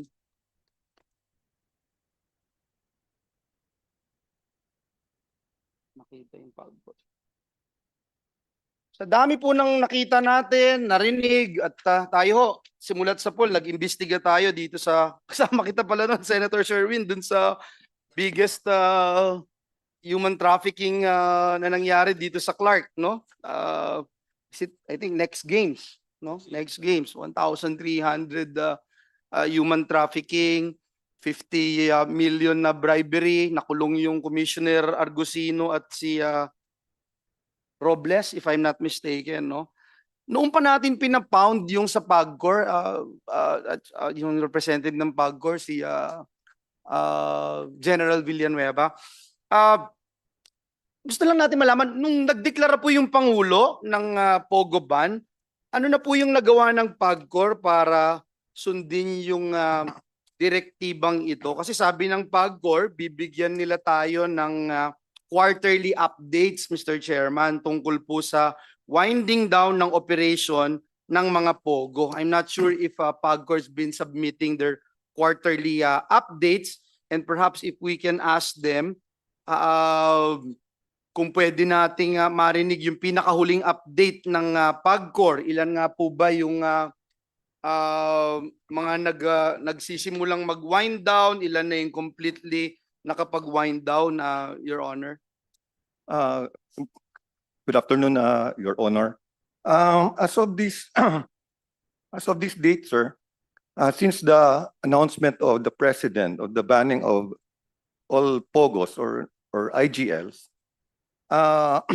we have coordinated already with the other agencies, especially with DOJ, BI, and other law enforcement agencies, including PAOK. And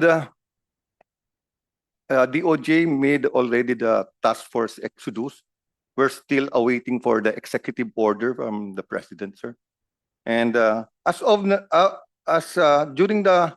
in July, there were 43 remaining IGL, sir. But today, there are only 38 now. And 4 more IGLs have submitted their intent to voluntarily surrender their license. 38 now. 38 now. Okay, First question again, you're giving us your quarterly updates. Yes, Are you sir. submitting? Yes, sir. Okay, thanks. And then as of September 30, 8,161 foreign employees signed up already for voluntary downgrading from the 38 companies, sir. So marami, sir, nag-file ng voluntary downgrading of their working visa. Okay. So ibig sabihin, now it's only down to 38. Yes, sir. 38 na lang Yes, sir. po. And you're only talking, Mr. Chairman, you're only talking about legal pogos. Am I Yes, sir. correct? Yes, sir. Because you have no idea about the illegal pogos. I have some ideas, sir. In fact, No, if you have any idea of illegal pogos, since then, pinasara nyo na yun. hindi, sir. Actually, we're working it out with PAOK, sir. Because I work with other agencies also, sir. Being close to the law enforcement You know, agencies. that's been the problem, Mr. Chairman. Ever since, no? For example, ngayon, yung validity ng OGEL o yung, ano nga ang OGEL? Yung employment license. Yes. Di ba? Yung validity nila will only be valid until December 31, 2024. Is that correct? Yes, sir. Ito yung in-adjust ninyo na validity. Yes, sir. Now, last week, October 3, ang PAOK discovered an illegal pogo. We're not surprised anymore because there's so many illegal pogos. Dito ho, sa raid na nangyari sa Pasay City. Ironically, Mr. Chairman, that's only 650 meters away. 600 freaking meters away from the Senate. An illegal pogo while we're conducting Senate hearings here about pogos. At ang mas nakakabahala po, malapit din po ito sa PAGCOR Corporate Office dito sa Pasay. Ito pong na-discovering pogo sa Kimberly Building sa Makapagal Boulevard ay isang scam farm. Hindi ko bang malaman na, Mr. Chairman, bigyan tayo ng overview ng PAGCOR kung paano po yung kanilang proseso sa winding down ng operation ng mga pogo. Kung nabanggit nyo na nga po, hindi lang legal, even na illegal. Paano po yung mga proseso? Ano po yung inuuna? Bakit itong illegal na pogo nandito pa, no? Ang lapit-lapit dito sa atin, pareho sa PAGCOR at sa Senado, operational pa rin ho. Nag-ooperate sila nung na-raid po sila, Your Honors. Your Honor, as assessed by PAOK, sir, that illegal pogo ay bago lang daw, parang bago lang siya. Ito yung mga remnants, sir, nang galing sa ibang mga pinasara natin at saka ni-raid ng mga pogo, sir. Parang kabuti to, sir. Kaya nga yung pag nagre-report kami sa PAOK, we hope and pray na ma-raid sana to, ma-raid tong illegal na to, or itong licensing na nag-illegal, ma-raid sana ng PAOK para ma-deport na natin. Pag hindi natin ma-deport, sir, yan, parang kabuti yan, sir, lilipat lang sa ibang lugar. But do you have any idea that they're operating here? Zero idea that there's a... We have some intelligence report, sir. In fact, we've coursed 2 reports to PAOK, sir. Yun po ba yung nag-lead sa PAOK na i-raid ito, yung intelligence report ninyo? Part of that, sir. But ito kasing location na to, sir, ang binabanggit namin, ito yung karugtong nung naandun sa Double Dragon. So it's the same company, sir. But itong bago, sir, dito sa... Actually, ito, sir, 3 location yan, sir, sa ano. Dalawa sa Double Dragon and 1 sa dito, sir. And I think the problem lies because PAGCOR has no way of checking. You don't have the capacity to actually look and check. Yung DOLE nga, binigyan natin ng pondo dito sa Senado ng mas maraming inspectors para dun sa OSH, yung Occupational Safety and Health Standards. But PAGCOR has no way of checking all of this. In fact, Your Honor, General Villanueva, ka-last name pa kita, yung mga leasing, mga lisensya, sinasabi wala, pero the past 6-7 years, alam na namin na meron yan eh. And hindi talaga, and the only way to do that is we thank and appreciate the President's decision to really close down Pogos. So, alam niyo po ba na ganito yung nangyayari and yet you can't do anything about it? It appears that you can't do anything about No, it. sir. We've been doing a lot of things also together with the law enforcement agencies, including the intelligence community, sir. In fact, sir, we're a minor player in the discovery of this big illegal pogo, sir. Well, meron ba talagang kapasidad ang PAGCOR na tugunan itong utos ng Pangulo na talagang tuldukan po itong operasyon ng mga pogo sa ating bansa, o kailangan nyo talaga ng kagaya ng PAOK na talagang massive yung they're not just passive but more proactive approach in closing down this pogo operation? Yes, Your Honor, the PAGCOR doesn't have the police power or the arresting power. So we rely on the PAOK, our law enforcement agencies. But we help them in intelligence operation. But you're the one issuing licenses, sir. Those licenses yes, that sir. you are issuing, Yes, sir. hindi nyo naman na-check eh. Hindi nyo na-check. In fact, yung mga na-raid, yung iba may lisensya pa ng PAGCOR eh, pero maraming illegal activities. Am I correct? Yes, sir. Exactly. I agree, sir. But we help in neutralizing this illegal ones, sir. Anyway, sir, I think we can agree to disagree if you have the capacity to actually look into all of this and find out if your licenses na inilalabas, ibinibigay, yun lang din yung gagawin nilang operasyon based on the licenses that you're giving Yes, sir. them. Because they're not, obviously. The past few years na nandito ako sa Senado, no? At ilang taon na nating inuulit-ulit na itong evils of Pogo, talagang kailangang isara talaga at kailangan magsimula muli. In fact, I will go further. Even the evils of online gambling, pati itong mga lisensya na ito, for me, until now, wild west. Itong pagbibigay ng lisensya at pag-i-implement nitong mga nakatanggap ng lisensya mula sa PAGCOR. Mr. Chairman, may I also ask yung I don't know kung nandito yung BIR, PNP, concerned agencies. Nung last hearing, binanggit natin yung nakuhang lisensya ni Mr. Tony Yang sa pagkakaroon ng lisensya ng kanyang firearms, LTAP, permit to carry, etc. In fact, yung nakita natin, 6 yung nakita natin, no, na mga permiso, permit to carry, license to own, possess itong firearms. Can we now get an update kung ano na ito, Mr. Chair? From PNP, maybe from PNP na humingi tayo nun ng information.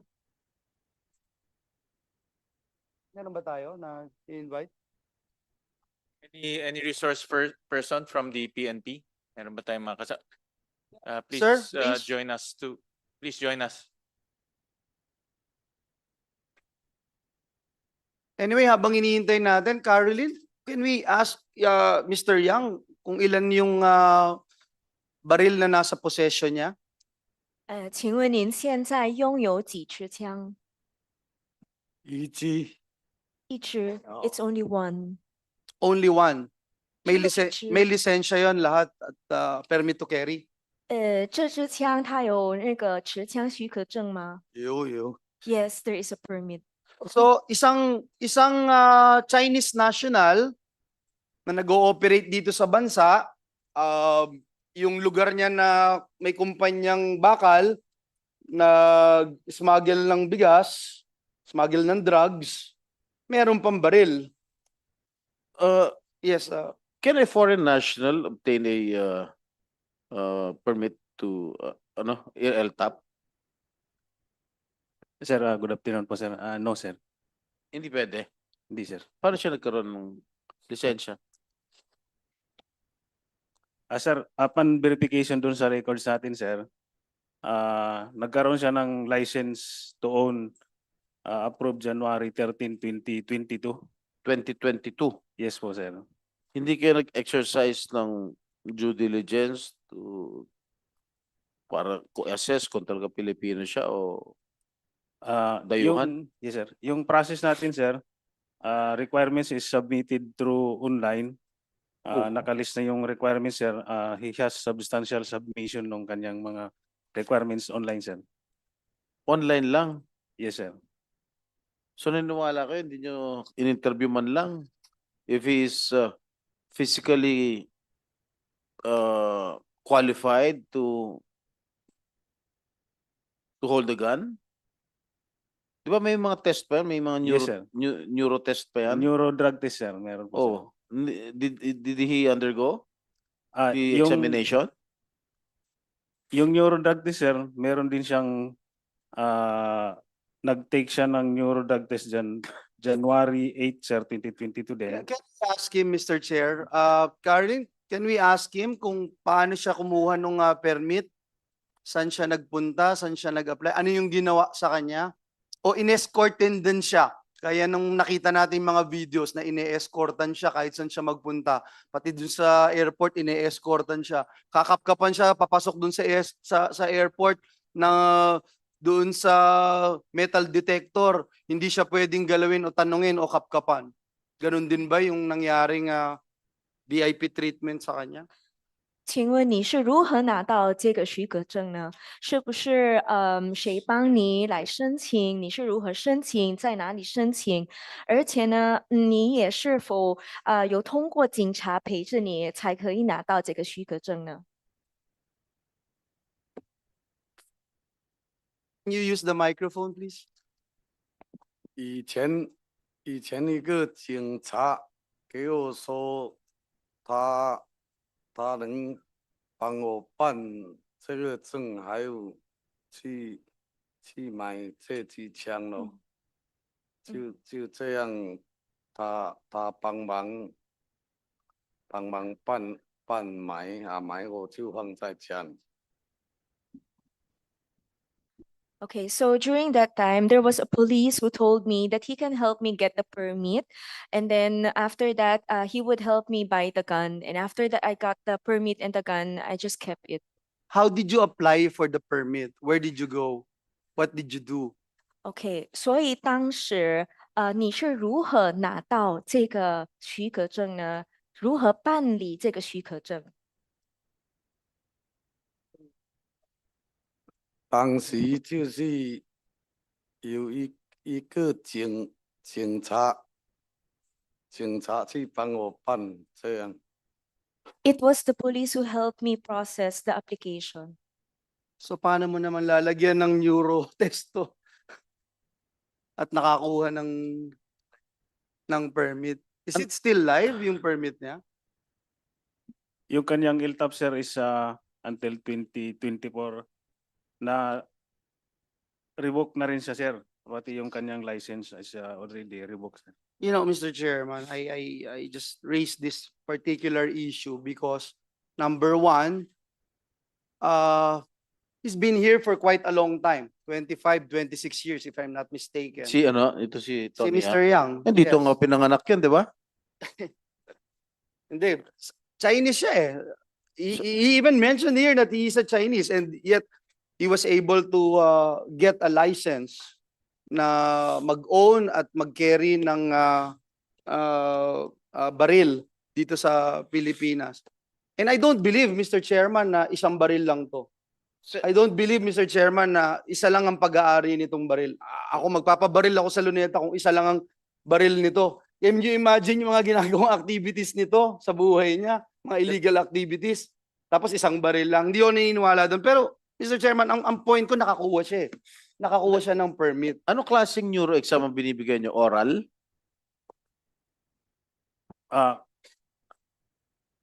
Hindi naman kami, sir, personal yung nagkakandak kasi separated na kami sa health service. Silang nagkakandak. May written at saka may interview, sir, yung ginagawa nila, sir. Face-to-face interview? Yes po, sir, yung face-to-face.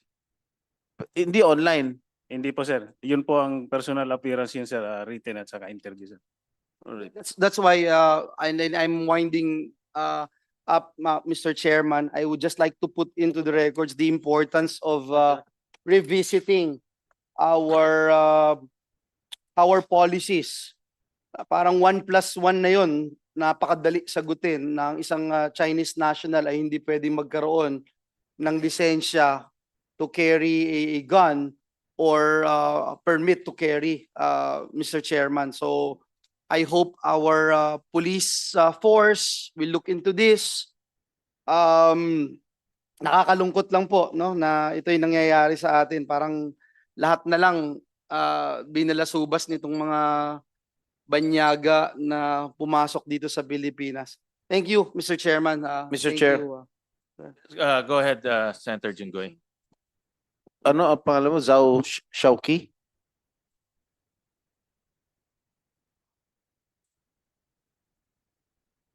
Siya yan? 赵守期 Ha? 期赵守期 Nakakaintindi Tagalog?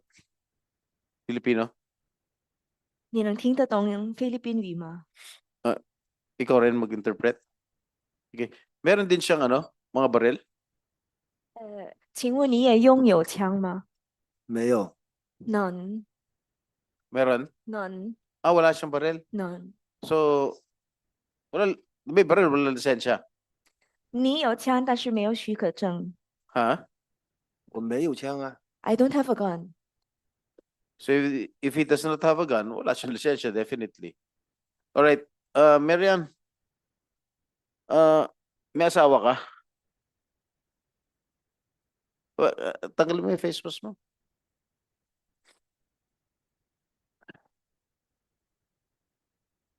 Yes, Your Honor. Sino asawa mo? Wouter de Jong po. Ha? Wouter de Jong. French? Ano? Dutch po. Dutch. Dating asawa mo dito sa Pilipinas.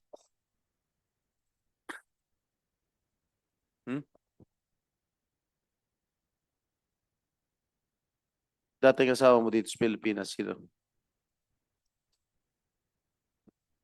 Yes, Your Honor. Anong yes? Pangalan niya yes? No, Your Ano pangalan ng asawa mo?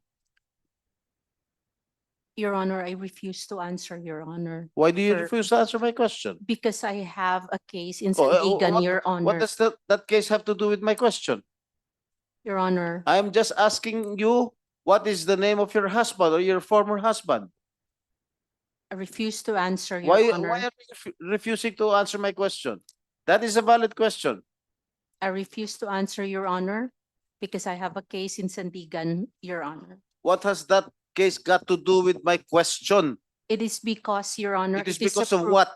Because, Your Honor, on the 28th and 29, I have to prove my identity in Sandigan, Your Honor. So I refuse, I invoke my right, Your Honor. Okay, keep silent. when the page showed you this picture, do you confirm that you're the one in this picture? I did not confirm, Your Okay, Honor. are you confirming now? I'm asking you. Are you this person? I invoke my right, Your Honor, to keep silent because of the case in Sandigan for my identity, Your Honor. For your identity? Yes, Your Okay. Honor. For the information of the Filipino people, this woman, Mary Ann Maslog, is formerly married to Mayor Romel Maslog. Correct? An incumbent vice mayor right now. I know him. He is a good friend of mine. But I know you have already been separated. I don't know if it was annulled or whatnot. You know, of course, you know your husband, Romel. Your Honor, I refuse to answer. I invoke my right po to Okay. keep silent. And for the information of everybody again, you were also married in the United States with a certain Smith. and he became your partner in crime. You were married in Florida. Correct.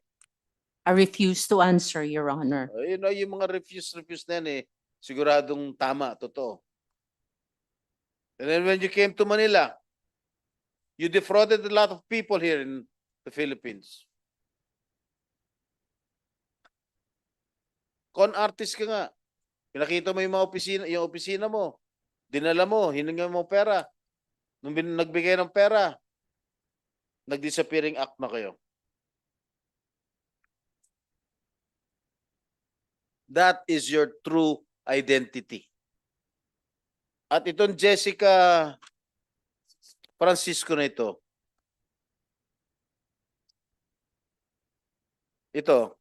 hindi ako naniniwala rito. You are not Jessica Francisco. You are Mary Ann Maslog.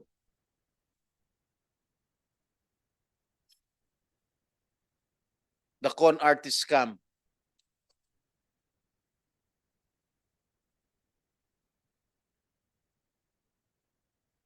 Thank you, Madam Chair.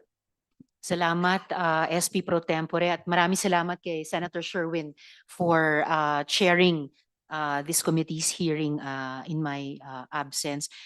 I actually learned, Miss Maslog, nung kinailangan ko umakyat sa opisina sandali, you tried to pull another fast one right here in the Senate. Ininforma ko ng staff ko, kumontak sa office iyan si Dr. Jessica.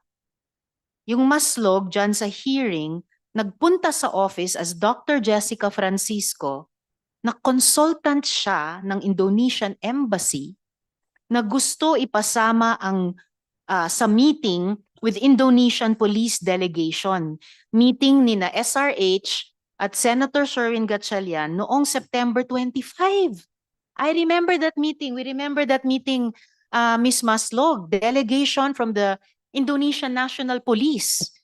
And you came to my office posing as a consultant of their embassy kasi gusto nyong sumama sa meeting na yon. And you wrote down 3 names na makakasama nyo dapat sa meeting. A Zoe or Joe Smith, a Walter De Jong, I think you just named him as your husband, and a Lloyd Sebastian. Grabe, ma'am, nakakashock. You know, I thought I would miss a lot, and I missed a lot in the half hour I had to leave the hearing, but I found out something more about you. Grabe. So just for the information of my colleagues here. Madam Chair, Senator Joel. this is on another note as I raised it a while ago. Yung pong Firearms and Explosives Office ng PNP, sir, gusto ko lang malaman, sabi nyo kanina yung lisensya na baril ni Antonio Maestrado Lim. Dami kasing pangalan to eh. Yang Jian, Tony Yang. Hindi na po ito kinancelan nyo na po, ni-revoke nyo na po ito. So what's gonna happen with the firearms? Are you aware where the firearms po ngayon? Sir, may order na po kami na to recover yung firearms. Yes, sir. So you're in the process of recovering the firearms. I just wanted to make sure na alam ng taong bayan na makuha niyo po ito, no? Para we will feel more safe. Thank you, Madam Chair. Thank you, Senator Joel. Dako na po ako ngayon, conscious of the time, concerned din po ang komite sa oras din ninyong lahat. Ilang mga tanong sa PAOK, if I may, kay Yusek Cruz. So, una po, Yusek, congratulations sa inyong raid sa Pasay. Really what a pockmark on us working in the legislature na it was there right under our noses. Pero bago ako dumako dun sa Pasay, meron po bang any updates dun sa Cebu raid?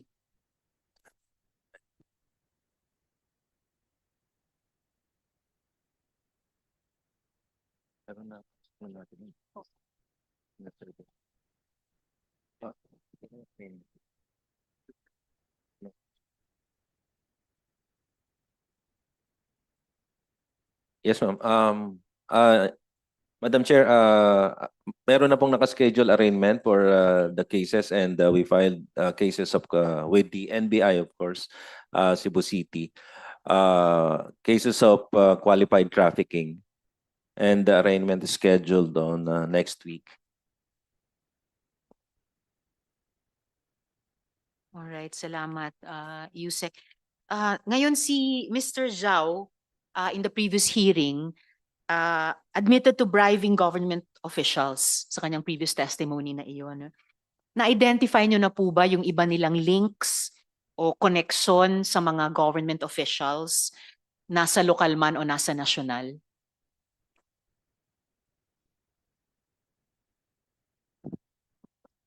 Yes, Madam Chair. Actually, there is an ongoing investigation being done by the National Bureau of Investigation as to those government officials who are involved in the operation of the Lapu-Lapu Pogo Hub.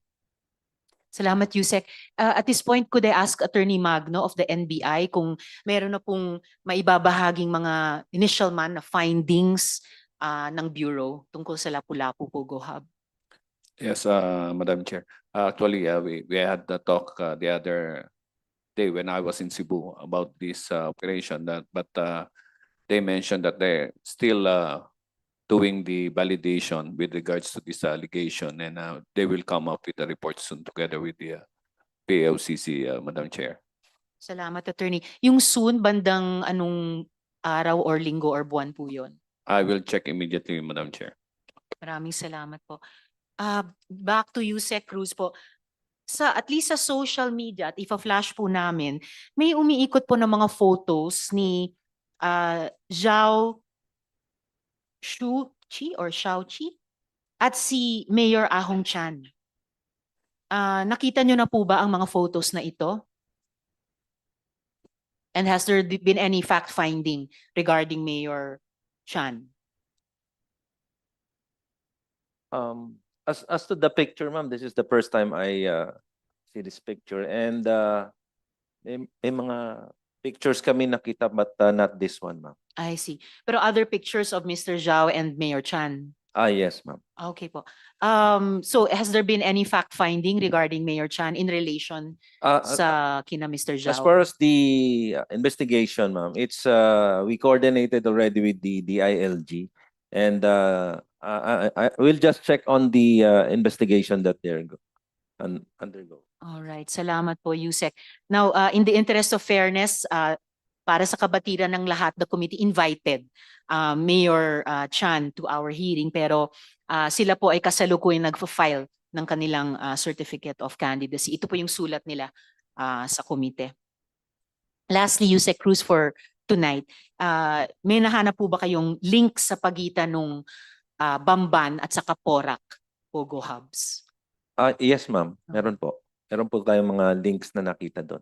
Are you able to share these links with the committee? We don't have the record, ma'am, but we have affidavit as to that effect, ma'am, as to the former workers, or I think that was the person was an admin officer of Lucky South 99 bago po siya pumunta ng Cebu. O nga pala, hindi lang Bamban Porak, pero Porak Cebu.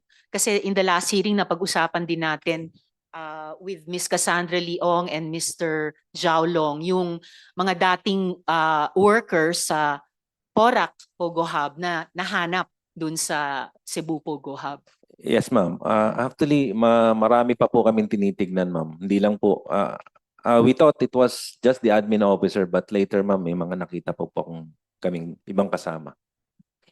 So eventually mabubuo nyo yung larawan at maibabahagi sa publiko, if not with the Senate anymore, kung by then tapos na yung aming mga hearings. Pero yung buong picture ng ano bang network ng mga Pogo Hubs dito sa Pilipinas na mukhang hindi lang mga stand-alone na mga negosyo o kumpanya, pero meron talagang some kind of interlocking relationship among them. It seems ganun na nga, ma'am. Actually, ma'am, yung latest findings mo namin, itong the one that we recently raided here in Pasay. Ganun din, ma'am. May mga ganun din po. So may links din po siya sa mga naunang Pogo Hubs na ni-raid ninyo, interagency, at iniimbestiga din namin dito sa Senado. Yes, ma'am. Okay, maraming salamat po, Yusek. A couple of questions, Ms. Carlin, for Mr. Zhao Long. So, Mr. Zhao, 要问你 okay. Mr. Zhao, kailan kayo dumating sa Pilipinas and particularly sa Cebu? Kailan kayo dumating at anong visa ang gamit nyo noon? 请问您什么时候过来菲律宾过来宿务，还有你们用什么样的签证？是最近过来还是什么？什么时候第一次过来菲律宾？一八年吧。18年。宿务呢？就是宿。也是18年。OK，然后用什么签证？是退休移民签证。退休移民签证。退休 retired。Okay. So I arrived in the Philippines on 2018. So that's already in Cebu. And the visa that we use is the retired immigrant. Retired immigrant? Kayo ang retired immigrant or yung ama nyo? 谁是那个退休移民签证？是我的。是你的。一家 the family. It's for the family. So sa pamamagitan ng PRA, yung visa from the Philippine Retirement Authority. 就是通过那个菲律宾退休的这个委员会得到的。Yes, that's correct. Yes. Okay. And lastly, for Mr. Zhao tonight, your father, Zhao Shu or Shao Chi, admitted that he tried to offer 1 million pesos to authorities at na ang pera ay galing sa inyo. Sinubukan nyo na ba i-bribe ang iba pang government officials? 上次那个赵先生有说过，那个100万就是交给那个政府的官员。那请问以前有没有贿赂过其他的政府官员？上一次讲的100万是两回事，因为呢100万是后面。卡西欧先生呢，我相信他是个政府的高官。我相信他不可能接受贿赂的，这是一。第二呢，我是一个商人，我没有这样去贿赂的思想跟想法都没有，而且我70多岁了，我没有贿赂过。70多年来，我懂事到现在，我没有贿赂过，这是两个问题。Okay, so there are two reasons why it happened. But what I can say is that I know that Mr. Casio is a high government official and cannot be bribed. So it is never my intention to bribe him. I know that he will not accept it. And because I am a business person, so I have never bribed anyone, and I'm already in my 70s. So during my 70 years and with my business profession, I have never bribed anyone. Okay. Thank you. My last question for tonight para kay Miss Merly Joy Castro. Ngayon po, gusto ko po kayong tawagin. Si Guo Huaping, paulit-ulit, lalo na mula nung nakaraang hearing, sabi niya, I am a victim, I am a victim. Pero ang totoo pong biktima ng mga kagaya nyo, Miss Merly, na ginamit ang identity para mag-incorporate ng mga Pogo companies. Sinarge kayo ng human trafficking at di tulad ni Guo Huaping, hindi kayo tumakas at hindi kayo tatakas. Non-bailable ang kaso nyo. Nais ko po siya, mga kasama, bigyan ng ilang sandali para magsalita. So, Miss Merly, may nais ka bang sabihin sa aming lahat? Basahin ko po yung statement. Sure, pakibasahin. Ako po, si Merly Joy Castro, biktima ng identity theft. Inaakusahan ng qualified human trafficking sa opensang hindi ko man po ginawa. Si Miss Alice Guo, ang nasabing nagpasok ng pangalan ko na ang ginamit niya ay si Miss Gamo. Ang aking pagkakakalanlan ay walang pahintulot na ginamit sa hindi magandang paraan. Ngayon, ito po ay nakapagpasira ng buhay ko, batid ko, hindi lang buhay ko, pati ang buhay po ng anak ko, na kailangan ko pong iwan ngayon sa bahay, na walang seguridad, na hindi alam kung ano nangyayari sa nanay nila. Ako po ay isang ordinaryong tao, nagtatrabaho bilang BPO call center para maibigay ang pangangailangan ng pamilya. Na ngayon, kailangan ko pong mag-resign dahil sa kailangan kong harapin tong kasong to na kahit kailan, hindi ko po kayo pinahintulutan gamitin yung pangalan ko ng kahit saan dahil wala po akong pinipirmahan. Wala akong nakitang papel na ganun para mapunta doon yung pirma ko. Bukod po doon, ngayon hindi ko alam kung paano mabubuhay yung dalawa kong anak na hanggang ngayon walang kasama. Hindi ko alam kung paano bubuhayin ng asawa ko na ang tanging kasama nila na madalas sa bahay ay ako.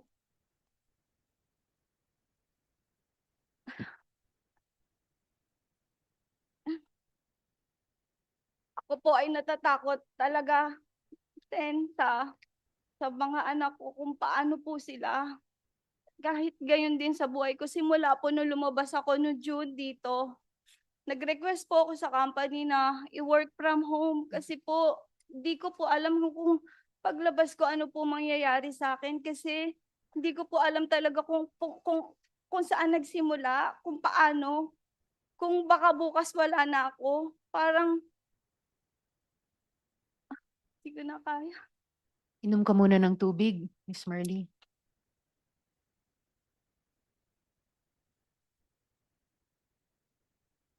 Kaya ako ngayon humaharap po sa inyong harapan para patunayan at harapin sa inyo na ako po ay isang biktima at hindi po ako kasali bilang incorporator ng nasabing Hongsheng dahil hindi ko po kilala at kailanman hindi ko narating ang lugar na yan. Ayun lang po, Madam Chair.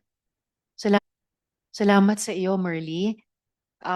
It is my understanding that the NBI will take Miss Marley now and take her into their custody, put her in custody.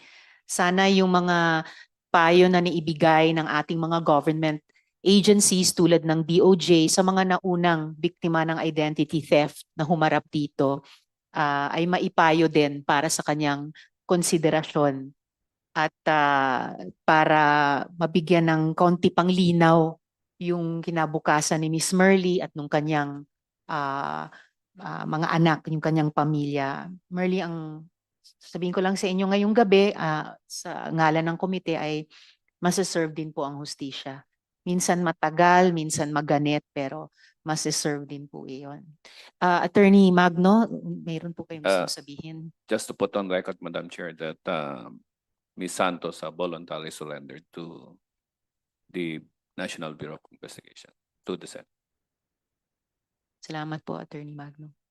So, ingat po kayo, Miss Marley. Maraming salamat at susubaybayan po ng komite ang inyong magiging kapalaran. Thank you po. At this point, I'd turn over the floor to Senator Sherwin if he would like to raise questions this evening. Senator Sherwin. Madam Chair, I'll reserve my questions for the next, I understand there's another hearing next time in light of the new information that came out. Pero bago ho tayo matapos, Madam Chairman, dahil napag-usapan ho natin identity theft, meron ho kaming nakuhang birth certificate. No, actually nakuha namin marriage certificate ni Jessica Francisco. Narinig ko ho kanina kay Jessica Francisco na ang asawa niya ay isang Dutch. Pero dito sa marriage certificate, merong, I'll flash it, ang asawa niya dito sa Pilipinas ay isang Orlando Sapsap. Na dito po sa Pilipinas kinasal. So obviously, itong si Miss Maslog, ninakaw niya yung identity nitong si Jessica Francisco. No, hindi siya yung totoong Jessica Francisco. Meron talagang totoong Jessica Francisco na ang asawa ay si Mr. Orlando Sapsap. At yan po yung nakakatakot, Madam Chairman, na marami tayong mga kababayan katulad ni Merly na ninanakaw yung kanyang identity, ginagamit sa pang-scam, ginagamit sa panloloko, ginagamit sa estafa kasi yung latest case ni Ms. Maslog ay estafa at maraming nadadamay dito. No? Kaya importante rin ng ating mga ahensya, lalo na ang PSA, maging alisto sa mga ganitong pangyayari. At of course, ang DFA, no? Dahil ginagamit nila itong identity theft sa pagkuha ng passport at yan ang kanilang katibayan na sila ay tunay na tao. So ito ay isang bagay na dapat natin seryosohin at maiayos rin, no, itong mga ganitong identity theft na nangyayari. But I'll reserve my questions, Madam Chair, till the next hearing. Maraming salamat po. Maraming salamat din po, Senator Sherwin. So, end of this long journey, it's slowly appearing that Pogos are not only a criminal enterprise, they endanger our very democracy and national security. Lumalabas sa mga pahayag ni Shi Zhejiang at Wang Fugu na di lang mga Pilipino ang biniktima ng mga Pogo, pati ang mismong pambansang interes at seguridad natin ang nilalagay nito sa panganib. Nagpapasalamat ako ngayong araw, in particular sa NICA, for their candor. Truly, foreign agents use all means at their disposal. And those who think that Pogos are exempt are fools. The committee holds the DFA to its commitment to reach out to Shi Zhejiang for information on Guo Huaping, the Yang brothers, and other possible foreign agents in the possession of Mr. Shi. We will wait for this for the next hearing. We also expect the cooperation of General Macapas and the leadership of the Philippine National Police to reveal the information provided by Guo Huaping. Aasahan namin ito. Masyadong malalim ang pinsala ng mga pogong ito sa bansa natin, and the public has a right to know. So hopefully, for the last time in this investigation, before the last hearing, next hearing, this hearing is suspended. Maraming salamat po sa lahat.